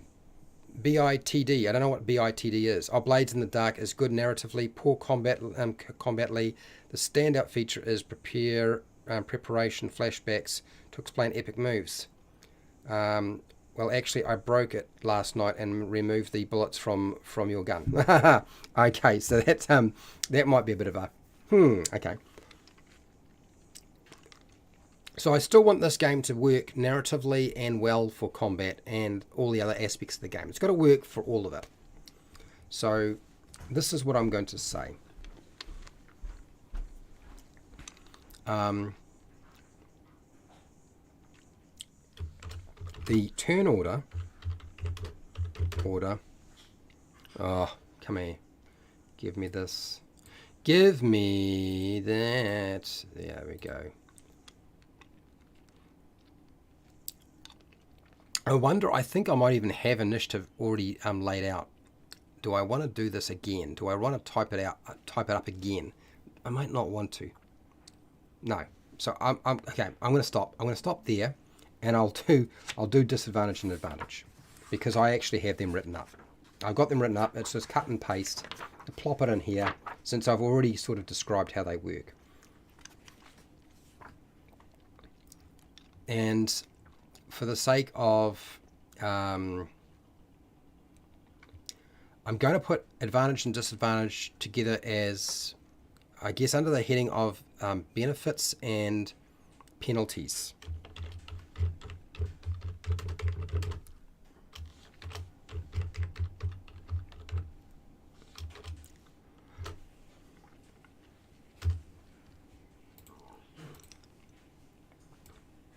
And then we'll go there, and I will underline. So, to ensure the role-playing game is not bogged down by adding or subtracting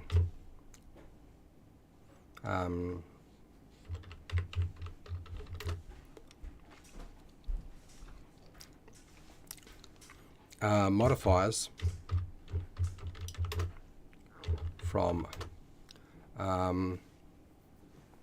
dice roll mechanics.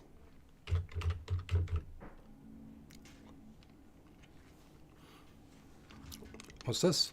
I can't believe Fred is building a tabletop role-playing engine on a YouTube live. No pressure. Hashtag. Yes, no, Fred is. Seeker, you know as well as I do that I am the crazy bugger. There are actually many other people. So, okayest DM, Dennis. I like Dennis a lot. Dennis is a good guy. He's making one himself. His is probably far more advanced than mine. Indostructo Boy has been making one himself, and he's still going. I don't know, is he calling it Vagabond now? He's I suppose he's professional. He does that full time.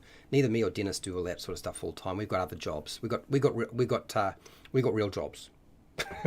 So he probably knows far more about what he's doing. I'm a layman. To ensure the role-playing game is not bogged down by adding or subtracting modifiers from dice roll mechanics,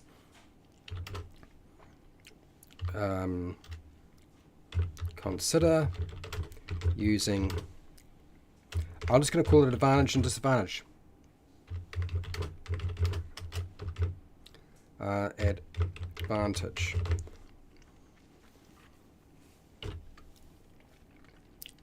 So that's what I wanted to say. And then what I want to do next is I want to do advantage, disadvantage, ability checks. We're going to move that further away. And then I had actually written up a section on advantage and disadvantage in here. This is the basic core rules of 5e that I'd already written.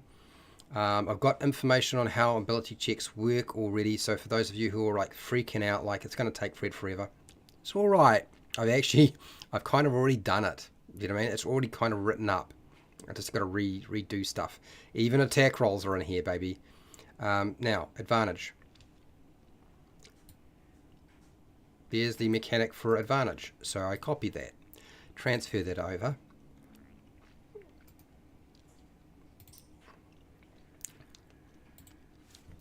Okay, advantage is when a character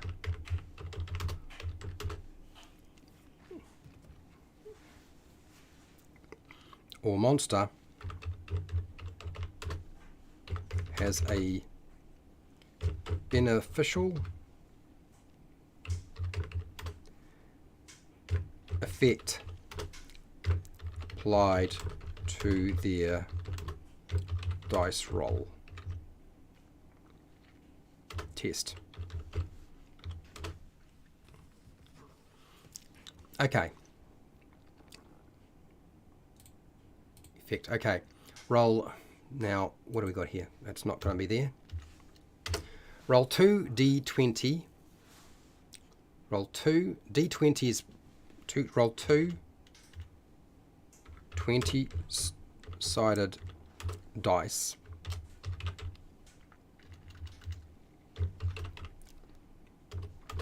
Bracket d20. That's better. And use the highest of the two rolls if you have advantage on an ability check, a saving throw, or an attack roll. That's it. That's all we need. Next.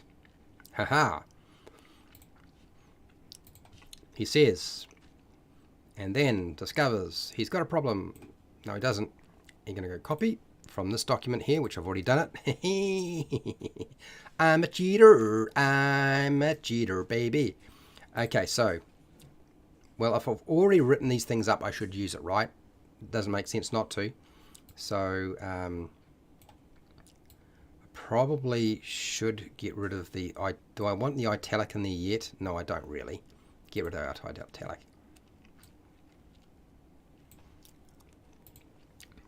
So that's that. Now, disadvantage is...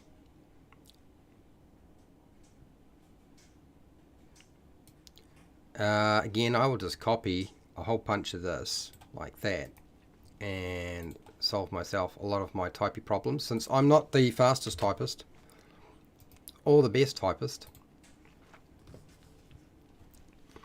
Disadvantage is when a character or monster has a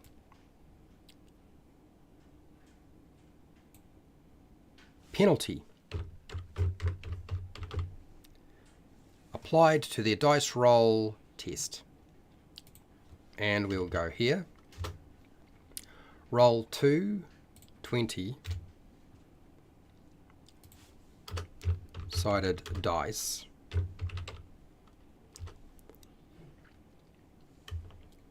Which is D20 bracket. We gotta do that again, Fred. What did I get wrong? D20. And you use the lowest of the two rolls if you have a disadvantage on an ability check, saving throw, or attack roll. Okay, there's one other provision here. There's one thing. What is the thing that has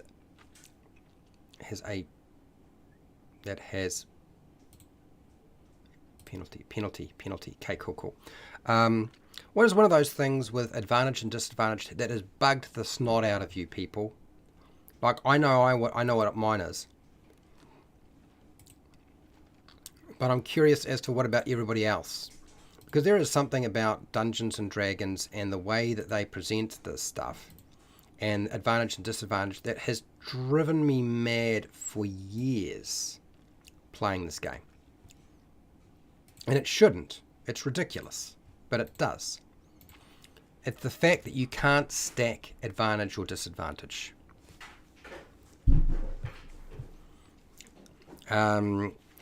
The GM radiator. What do you got here? Redidata. Hello, Redidata. 10 plus dex on all creatures apart from bosses is initiative for me. Oh, I see.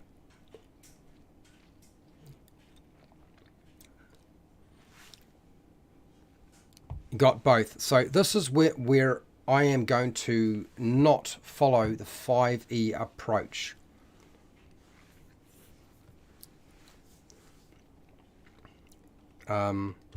Advantage and disadvantage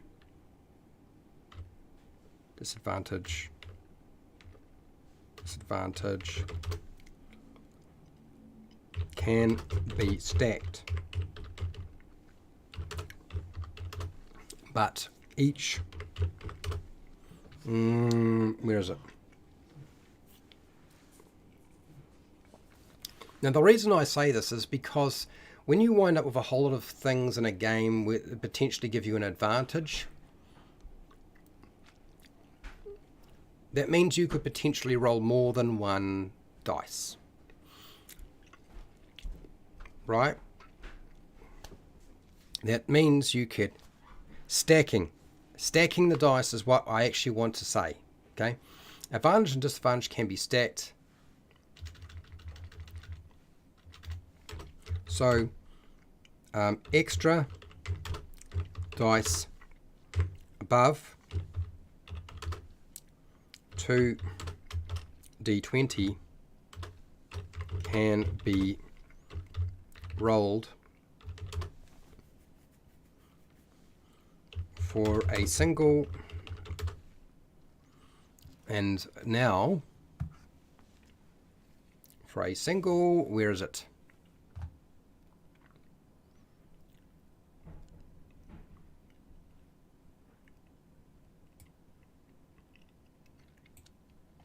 Here we are. Ability check, saving throw, or attack roll. They need a stack. Yeah, which the problem is, and GM Reader data is, the problem is if you have to do that, it's a hassle. It's actually not hard in game if you think about it, right? If you've got advantage, you got one dice, you have advantage. Now you have two that you roll. If there's another occurrence of advantage, just grabbing another 20-sided dice and rolling 3 is actually not a big issue. It's not hard to do. There's not a lot. It's not like you're using mental processing power and doing maths in your head. Like, oh, I had to add a +1 and a +2 and a +5 here. Just grabbing another dice is super easy to do, and it certainly increases the likelihood of success for sure. And I'm all good with that being the case. You tell me if it seems like a bad idea to allow us to stack advantage and disadvantage. The only time it becomes a pain is when you have advantage and disadvantage on the same dice roll. Correct? That's the only time it starts to get to be a bit of a pain. But again, is that actually difficult to figure out? So we're putting that in. I'm making that a thing. Okay, a little bit of a differentiation from what they have done with their advantage and disadvantage. Next, there is something else that we need to address, and that is not just the stacking, but what happens if you have advantage or disadvantage. Okay. Let's have a look here. What have they said here?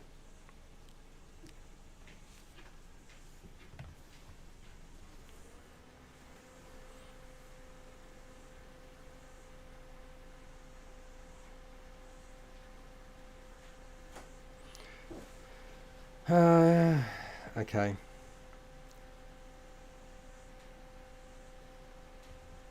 Okay, so the way I want to communicate this is not the way they've communicated it, because it's confusing as here. Okay. When a single 20-sided dice roll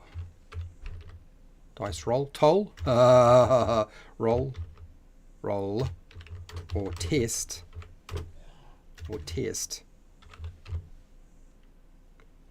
okay, when a single d20 dice roll or test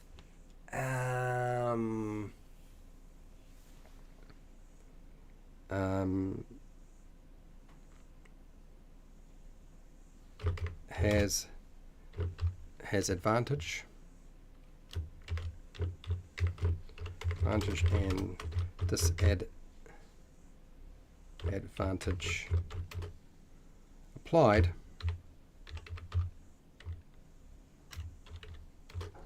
they cancel each other out.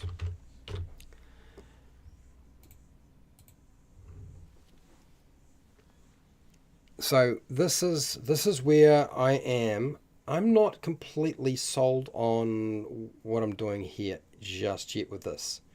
So when a single d20 dice roll or test has advantage and disadvantage applied, they cancel each other out. And I really want to say this, because this keeps it simple. Even if there are multiple, even if there are multiple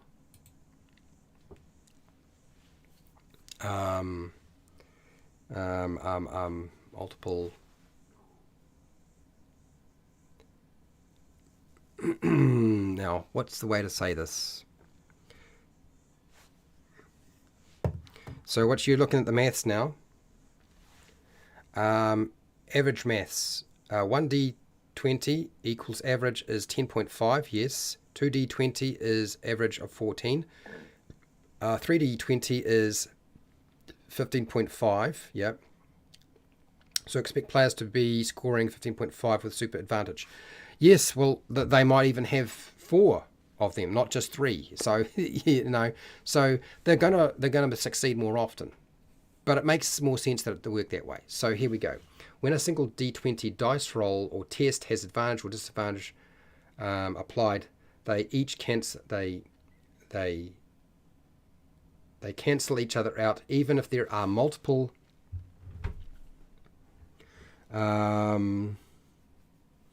Multiple. What's the word that I want to use?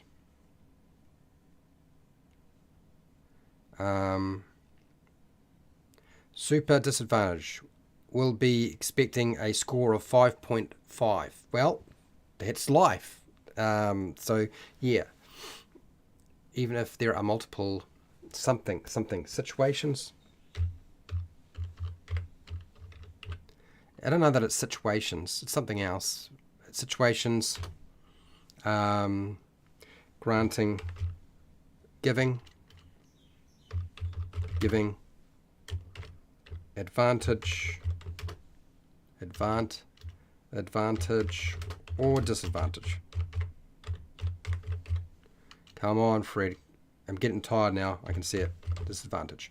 Okay. This here, situations. I am open to not doing this. I'm going to put a question mark on this little one here. I am open to not doing it that way. For a couple of different reasons.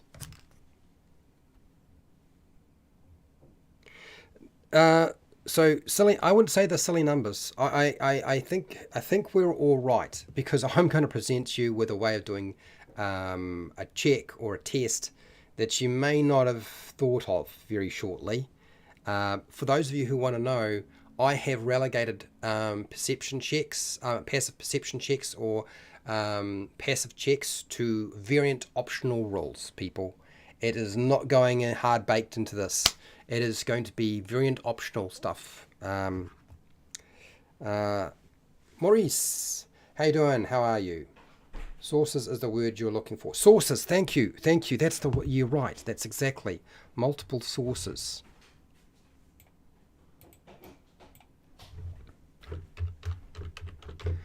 Giving advantage or disadvantage. Okay.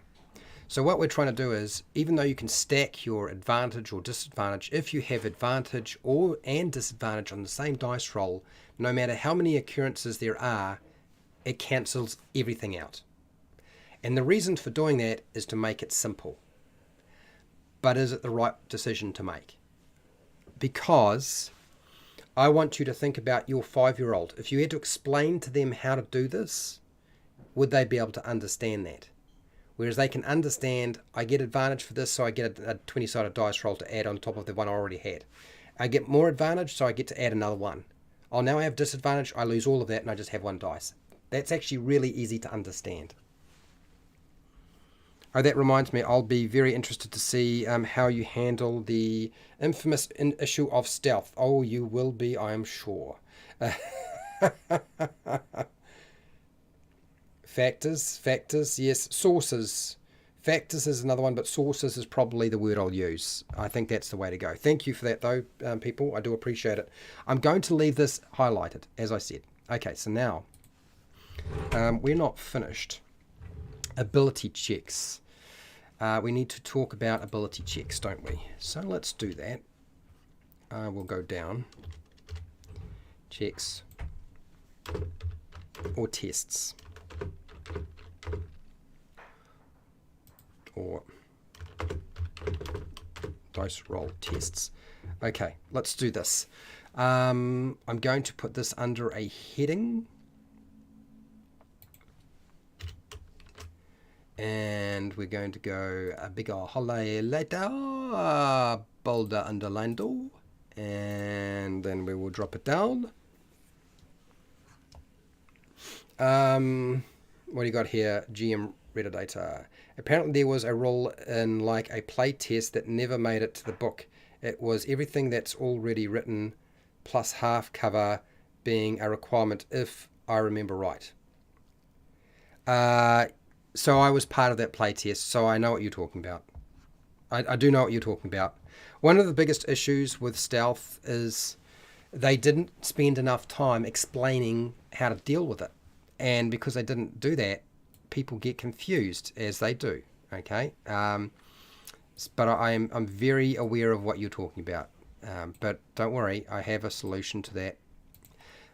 But it won't necessarily, I can assure you now, it will not be the solution that everybody will like. Because even though I play as a characters more than I dungeon master or game master, I'm still on the side of the game master having the ability to make and decisions. Because that's the whole point of them being there in the first place. Whether you like them a lot, like those decisions or not, like, go be a game master if you don't like the decisions being made. That's my advice, is go, then you will understand why they made those decisions, or didn't, or you'll understand why you don't like those decisions. One of the best things I ever did was to play with multiple game masters or dungeon masters. It works a treat for sorting out all of your preconceived bollocks.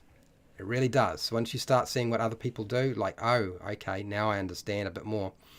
Okay, so now we're going to do skill checks. That's skill checks? No. We want ability checks, because we're not using skill checks in this at all. We're using ability checks. And the skill check is not what I want. It is not that one. It is not the saving throw. It is not the skill check. Again, we've got the ability check. Here we go. This is the stuff I want. So I'm going to port all of this down. Copy. And do I need this? Ability checks. This is going to be interesting. Let's move it over. And I want to get rid of the formatting. Okay, so we need to have some setup for what an ability check and when to make an ability check. I think this is probably one of the things that they didn't go into enough.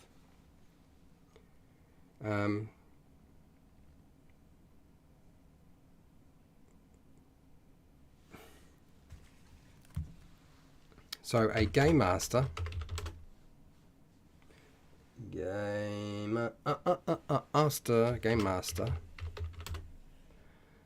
can call, can require, can request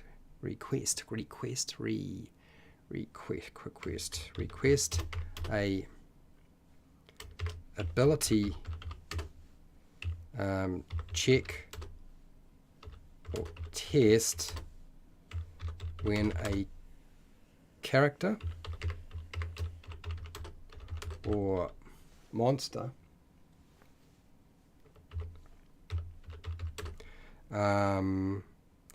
performs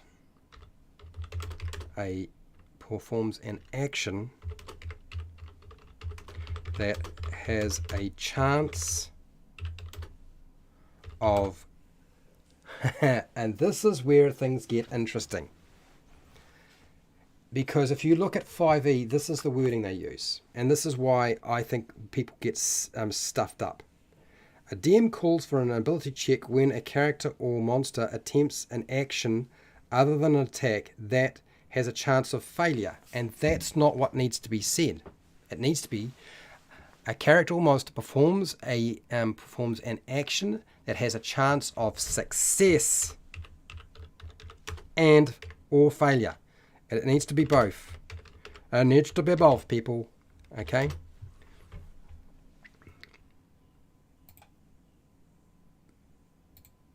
Okay. We need to stipulate that there needs to be a chance of success or failure. And I'm going to say those two words for a very good reason, because I want to sort of like put forward something that showed up in the 1D&D playtest, which was really unpopular, which I think is actually brilliant and streamlines things like really well. Like, it does a great job of just streamlining the whole lot.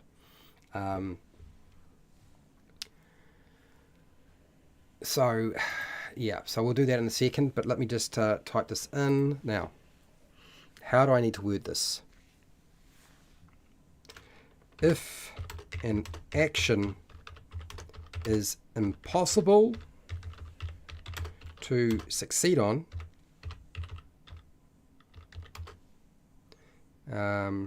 if an action is impossible to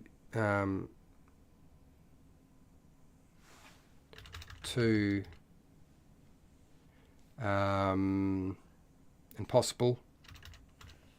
If an action is impossible,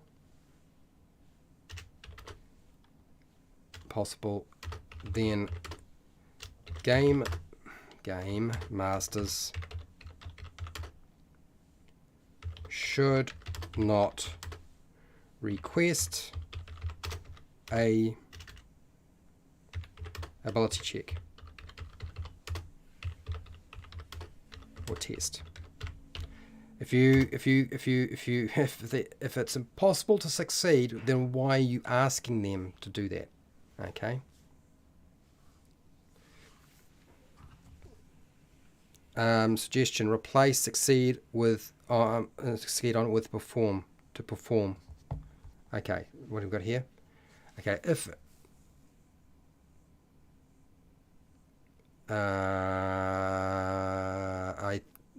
I think I have already replaced succeed anyway. I think it's already done. If an action is impossible, then the game masters should not request an ability check or test. Okay, so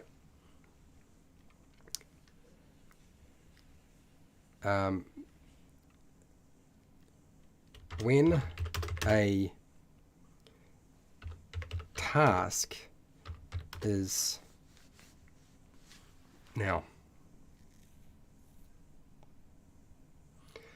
when a task is so simple that a character or monster could okay, when a task is simple or easy,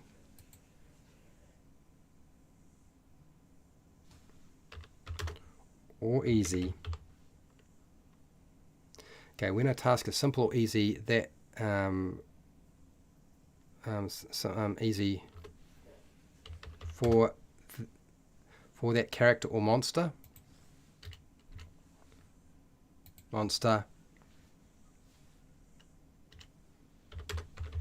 then game masters are recommended to not bother with a ability check and allow automatic success. This needed to be written there a long time ago. This is not in here, people. I'm pretty sure it's not written in here in a way that is crystal clear that there are times when if characters are so good at something, they should never even have to make that check. Okay.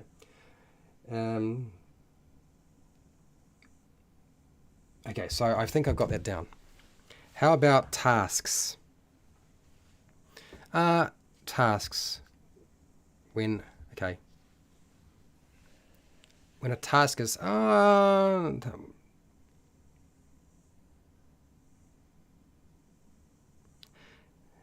yeah, well, we could do something like that, but I think when a task is simple or easy for that character to or monster to perform, the game master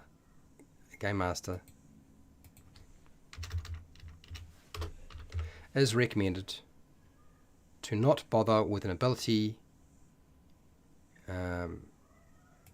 check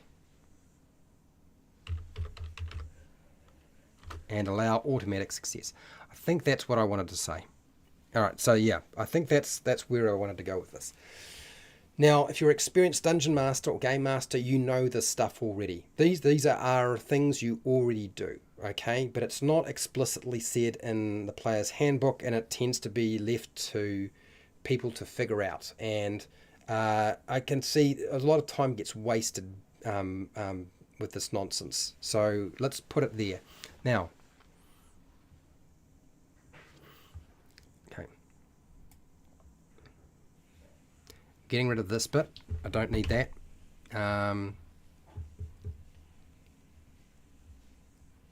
Okay. This is... Okay, this is probably fine.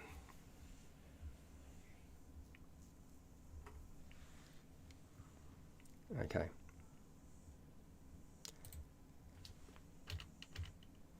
The ability check is a test of a character's or monster's effort to overcome a challenge or some sort of threat. Okay. There are 6 abilities: strength, dexterity, intelligence, constitution, wisdom, and charisma. These are the most important mechanics in the game and fill in all of the gaps. And I am going to leave that there, people. And then moving up, ability checks are the result of adding an ability modifier to a 20-sided dice roll. That is it. Or tests. And that is it. Okay. Now, there is something I probably need to put in here, which I haven't yet. I'd say about ability instead of effort there. Ability instead of effort. Trying to...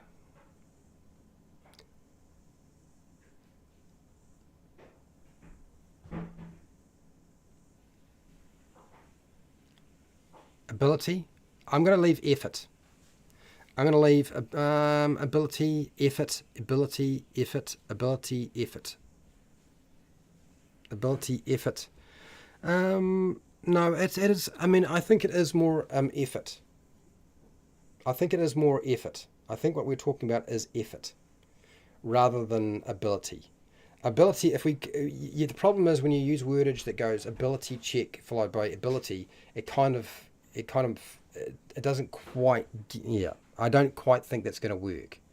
I'm not great with the English language, but I'm pretty sure I would find that really confusing if we're using ability to refer to one thing and then we're using ability again to refer to something else that has got some sort of distinction to it. So we're going to go with effort. So next, what I need to put in here is probably another paragraph and typical difficulty classes. So the scale. Oh, now, what was I going to put in here? I was going to add in a little bit of details. I almost forgot this back here, all the way back here, before I forget it now.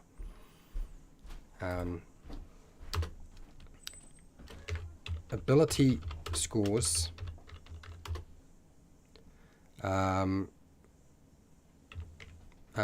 Can only range from 3 to 18. 3 to 18. Yes, 18. when first creating a character, the maximum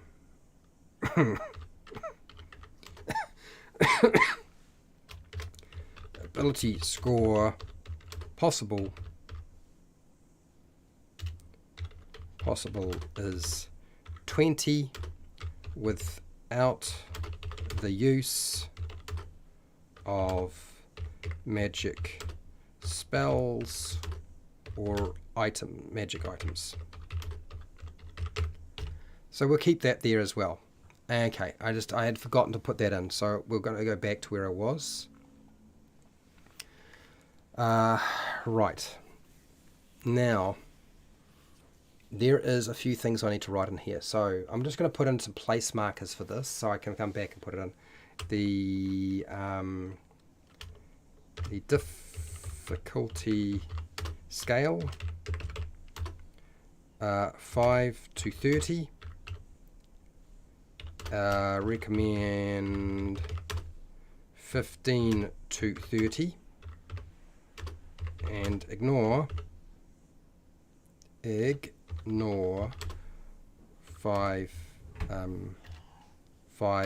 to what is it? 5 to what the hell is it? I wanted to say 5 to 10. Okay, just wanted to make that note. Now here's a place marker which I will probably explain rather than write up, because I'm still actually mucking with it.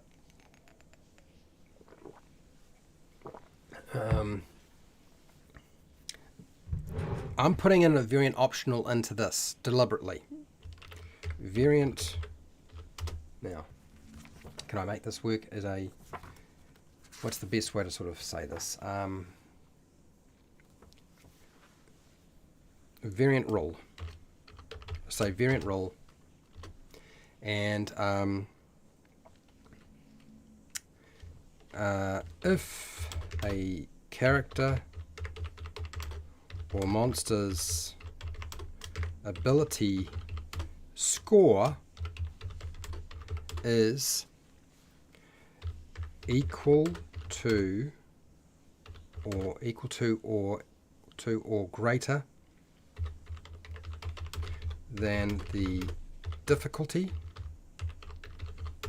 class, or target number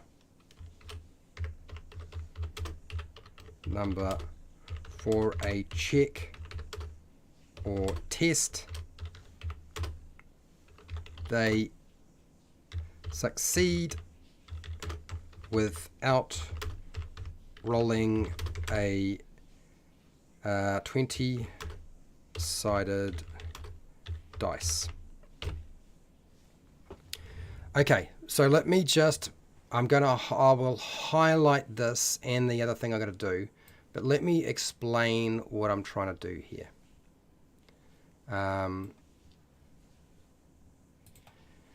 One of the things you'll notice on your character sheet and in the game is we use the ability score to determine what our ability modifier is, but after that we never really use them again.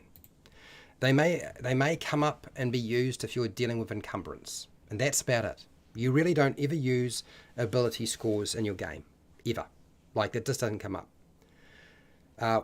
So one of the things I tried in my group, and is a lot of us dislike passive checks for a variety of different reasons. One, because it's another thing you have to calculate, and although the equation is pretty simple, as you just, a passive check for whatever it is 10 plus whatever the skill modifier is, or bonuses. The hassle with this is that it didn't need to be done, because we already have a mechanic in the game that exists that can do that. And what is it? It's your ability score, whether it be strength, dexterity, constitution, intelligence, wisdom, or charisma. And you're thinking, yeah, but it's not modified for being trained or having proficiency added to it or some other bonuses. But it doesn't need to. Do you mean? You only need to use those if you're rolling dice. Ultimately, when you think about it, you really don't need to use them unless you're rolling dice. And It actually gives them a reason for being on the character sheet, but it also means you eliminate a lot of dice rolls that probably should never have been made. Because the variation on a 20-sided dice is huge. You go from 1 to 20. And there are certain times when you probably shouldn't even have to roll those dice. So anytime we can find a way to eliminate the dice roll when they probably succeed on that task, do you know what I mean? Then, like, if they've got a really good strength, then why are we asking them to do anything? One of the things about the jump, long jump in 5e, for example, is you can jump as far as your strength score. So if you've got a strength of 15, you can jump without making any kind of dice roll 15 feet across a 15-foot gap. Let's not worry about whether you can do that in one turn or whether you've got a dash or who cares about that stuff. Like, you can get across, you can jump across it because you're strong enough to jump across that space. You just need a running jump. So this is why I presented this idea that if a character or monster ability score is equal to or greater than the difficulty class or the target number for a check or test, they succeed without rolling any 20-sided dice. That means that if you are good at something, you will probably always succeed in those tasks provided your score is high enough. And there's never going to be you don't have to rely on the vagaries of a 20-sided dice when you probably should have succeeded, but you were just stupidly unlucky and you rolled a 1. Do you know what I mean? That's why I'm putting it out there. Whether you like it or not, it's up to you. I have put it in as a variant roll. You do not have to use it. Okay. Right. I'd say ability instead of effort here, there. Okay. How about skill and effort then? Skill and effort. Skill and effort. Skill and effort. Yes. I feel like the expertise of the character needs to be underlined there. Expertise. I prefer the word expertise to skill. Let's do that. Because the word skill is going to come up at some point, and the more we can define our language and differentiate it from something else that's a mechanic, the better. So, let's have a look at a monster's expertise and effort. How's that sound? Does that sound like a reasonable? Now, I know we use the word expertise to refer to another game mechanic in 5e. But in this case, I frankly think that expertise is probably a good way of going about it. We could use different words. I mean, it's not like we couldn't go type in here skill and then thesaurus or something like that. I don't know. My brain is almost toast. I probably should be just dropping information in there and coming back and touting with it later. So skill, expertise, ability, mastery. So even the word mastery is not a bad way. Competency is another good way of describing it. That's good. I think, yeah, it sounds good to me. I think that's the way to go. So we're dealing with expertise, so they're good at something, and then the effort they put into it. Because you can be good at something, but not actually have good results because you were a lazy bum. Okay, so we can have those two things in there, and we're all good. Okay, so let's keep that. I'm going to leave those for adjustment later. I'm going to pull down saving throws for now and put that into a new header if I can get it to do it. That is, it may not work. Right, bold, underline. Okay, so what I think what I need to do is I need to say what is combat made up of? That's the question here that I will have to address later, but I will highlight it because I want to put that in here as well. Next, Saving throw. Oh, pardon me. I'm gassy. Ah, dear. The things I put myself through. Okay, here we go. So, skill checks. No, skipping that.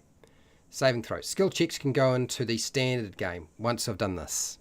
And then saving throws. Saving throws is a different story. There's a lot of information on saving throws. And I am going to zip on down here. We'll go copy. We'll transfer it in. I'll get rid of the formatting that I had before.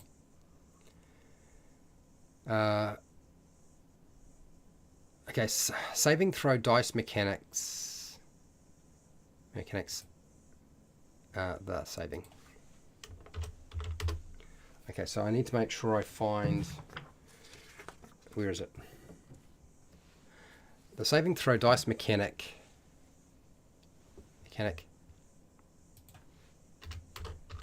is used when resisting spells, traps, poison, disease, a hazard, or a harmful force. That is my definition of what we use it for. Okay.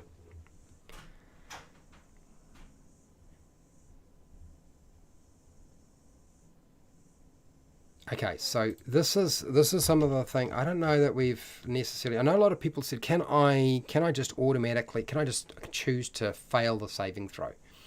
And I'm still unsure whether I need to hard bake this little sucker in here. So I'm going to put a question mark here, and I'm going to highlight it. But saving throw is an automatic and forced attempt to resist a threat when the character or monster doesn't have a choice.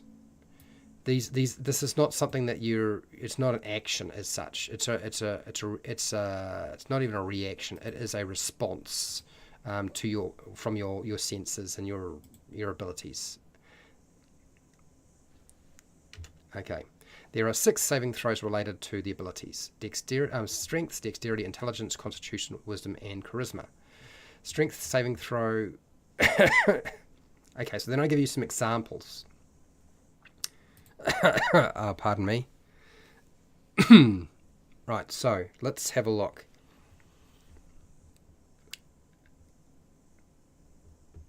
This is where we're going to have... So, saving throws are the result of adding a saving throw modifier to a 20-sided dice roll. That's all I want. I want to take all of that out, including proficiency.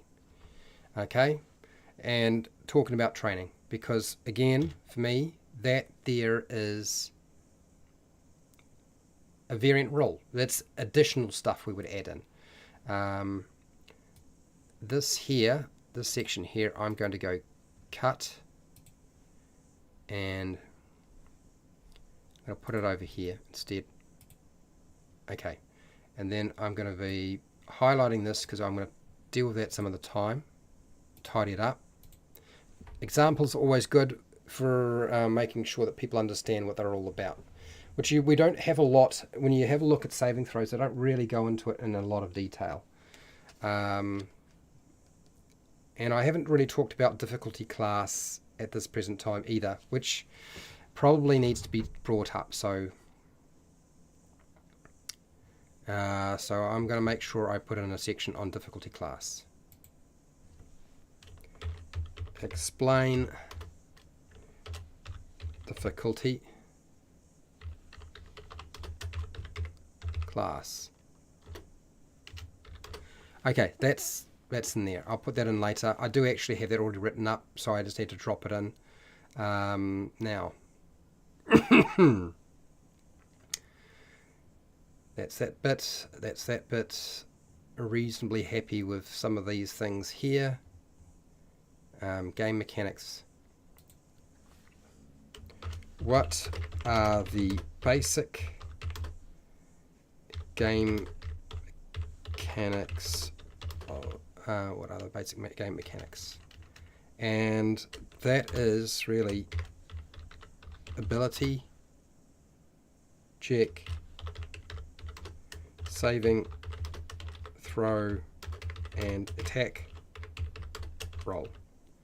There is really nothing else. There are only really 3 mechanics that are absolutely important to Dungeons and Dragons. That is your ability check, your saving throw, and your attack roll. Anything else is really extra. So we're going to make sure that those aspects of it stay. Pardon me, I just need more water. Less than 20 minutes and then I'm going to stop, and then I'll be coming back in about a fortnight to continue this. But I feel like I'm putting in placeholders to make sure my brain, if it's not able to do very much, is able to do something. So now, what else did I need to put in here? Thinking. Doot. Rewording is also part of the problem too. But okay, now turns, initiative, and turn order. And where can I get this? I have another document that deals with that. Attack rolls. Did I explain attack rolls? I did not explain the attack roll. Saving throws, ability checks, benefits and penalties, game mechanics. Abilities, benefits and penalties, ability checks, saving throws, and I did not put the attack roll here. And that's actually where my problem lies. I was wondering why. I thought, am I missing something? No, I need to make sure that's there. Now, I could explain attacking under combat. I could. But I'm not. I'm not at this present time. I think I'm going to go attack. Attack rolls. And that is, or tests. Let's do that. Let's go under, and we'll go bold, underline. There we go. Whew. Next, I have a section that I can port over without too much trouble on attacking. So we will drag that little sucker over and go copy and get rid of the formatting. Formatting out. Okay. And attack roll. Okay, so this is going to be harder for me to do.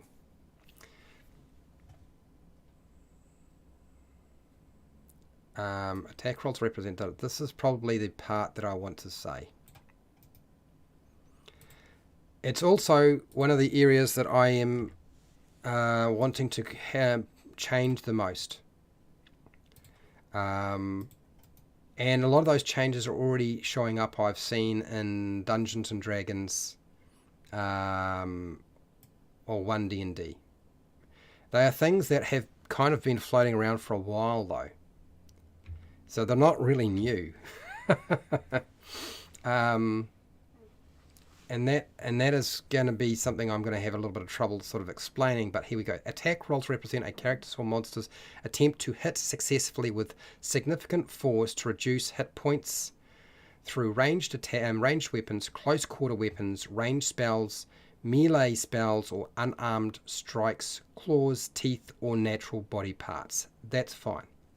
I'm going to highlight all of this because, okay. Attack rolls to hit characters. No, we're going to get rid of this bit. We don't need that.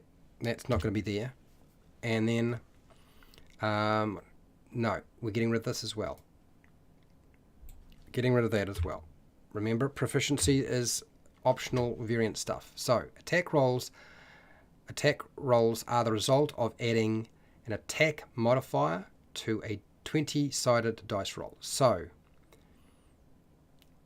we're not going to put attack modifier. We're actually going to just put, in this case, ability. Now, is it an ability that I wanted to say? No, I'm going to leave it for now.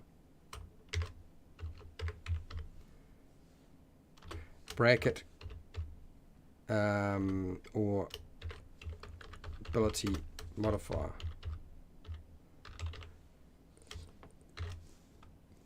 and I'm going to put question mark in there as well. That'll highlight that I'm not quite sold on this yet.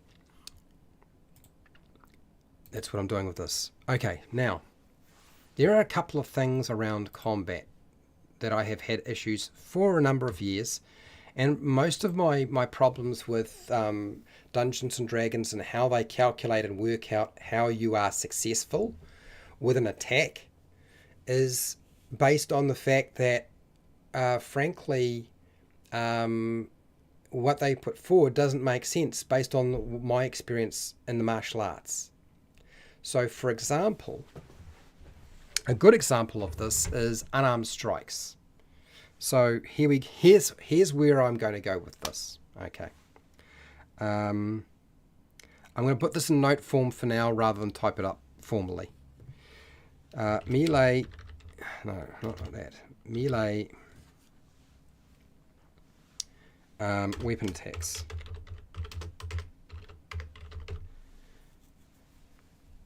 So we know that there are melee weapon attacks that you can use dexterity or you can use strength. Now the reason why you can use dexterity or strength is one, based on the size of the weapon. The bigger the weapon, the harder it is to move around quickly. Yep. So there's a point where when the weapon is too large, you're really relying on strength to move it. But when a weapon is light enough that you can move it around without using a lot of strength, we call it in Dungeons & Dragons 5e a finesse weapon, correct? So you can use dexterity rather than strength. Now these make sense. That actually makes sense. Okay? Bracket could be dexterity or strength based.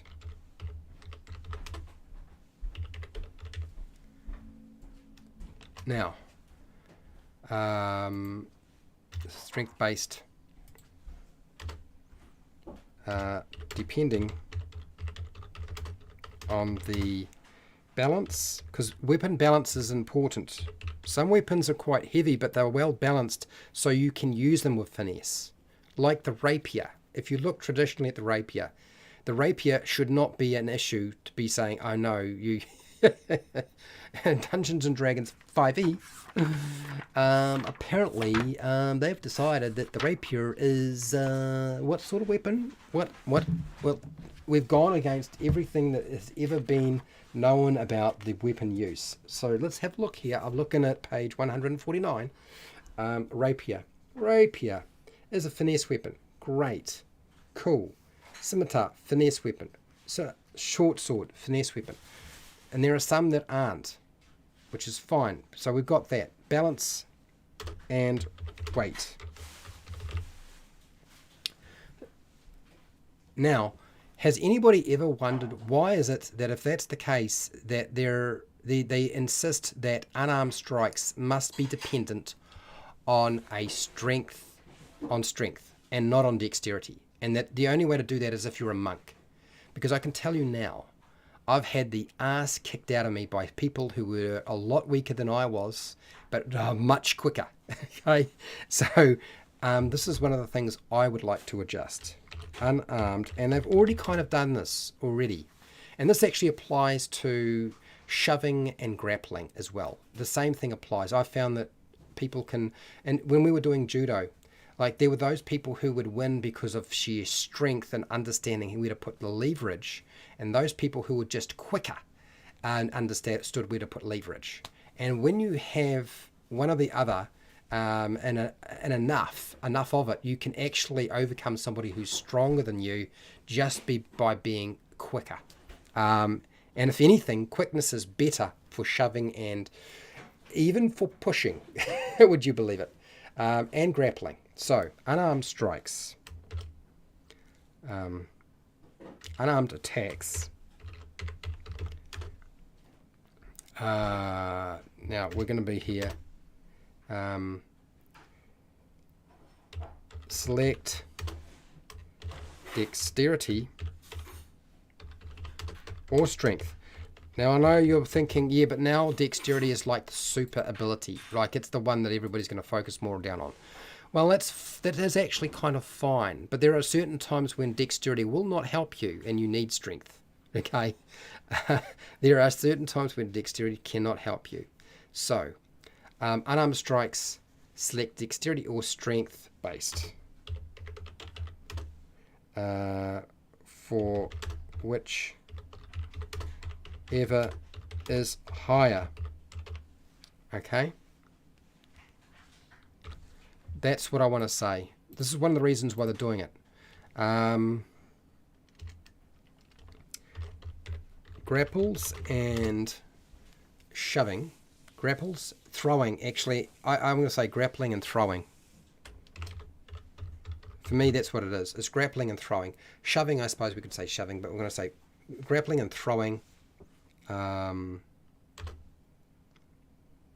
Also, revolve around either dexterity or strength. Now, I think that I got it. Strength. Almost finished for today. Strength for whichever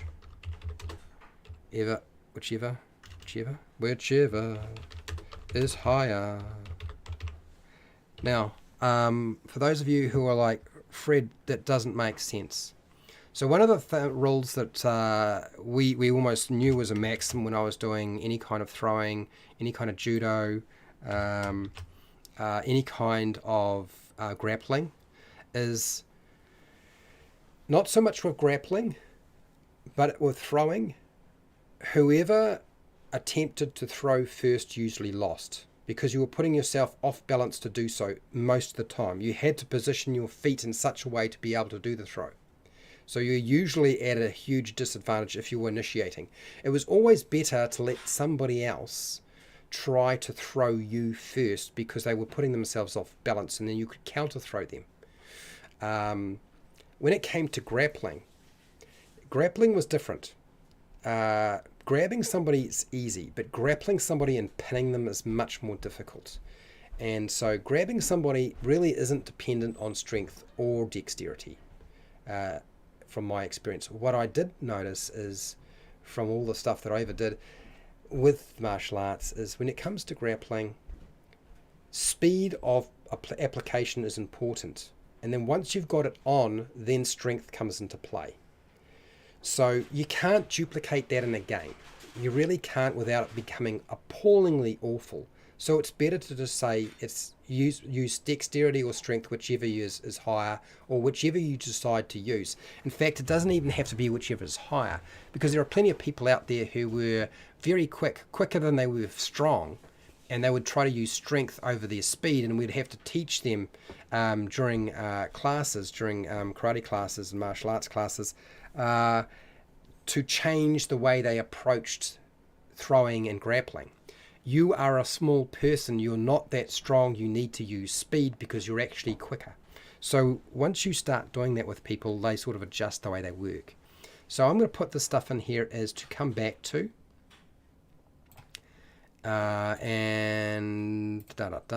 One of the things I did not like about 1D&D is the fact that they allow you, without using any kind of action, to try to get out of a grapple without burning up, your action, because it's actually very difficult to get out of a grapple. Once somebody grapples you, getting free is actually hard unless you know exactly what you're doing.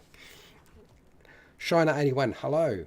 Well done on the 5-hour live stream. Sorry, I didn't have much to contribute. That's all right. I enjoyed lurking in the background watching.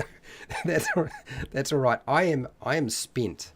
I am spent. Now that doesn't mean that I am finished here, and it certainly doesn't mean that I have months and months of work ahead of me, because I don't. Trust me, I don't have months and months ahead of me. All we're trying to do is build the basic engine here, okay? All the rest is kind of up to you.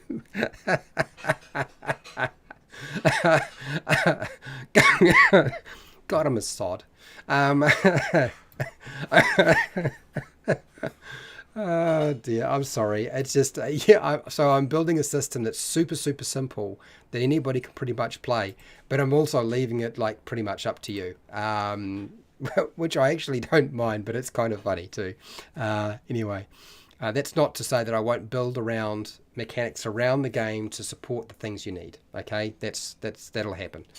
Anyway, I think I've just about come to the point of no return for me in terms of my mind. There's nothing more I can contribute today without coming off as being a complete insane person. So let's have a look at the poll before I disappear for today. And I will put this up on Patreon when the draft is done. Okay? So by supporting me on Patreon, you are still supporting the development of it because I will develop it. Let's put this in here. What does this poll say today? Okay, so do you want a tabletop role-playing game rule system that is easy to make your own and like D&D 5e?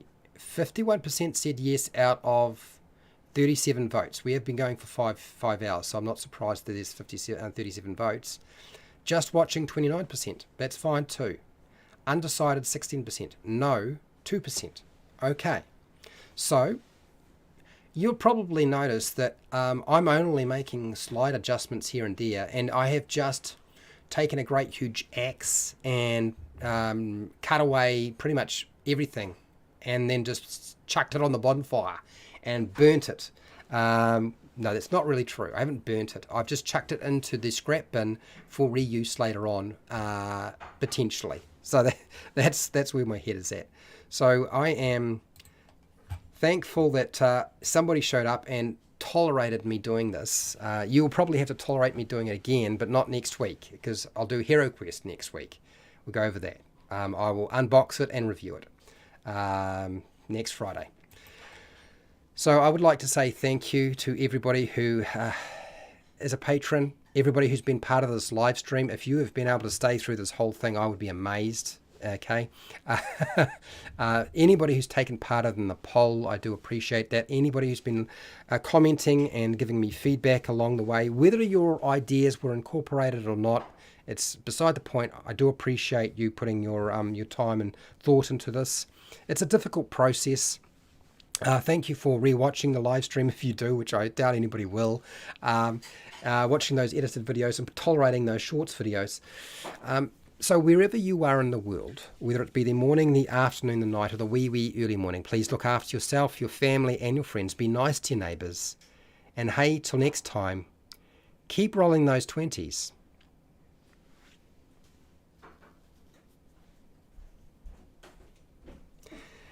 Shiner, that is exactly it. Everything must go.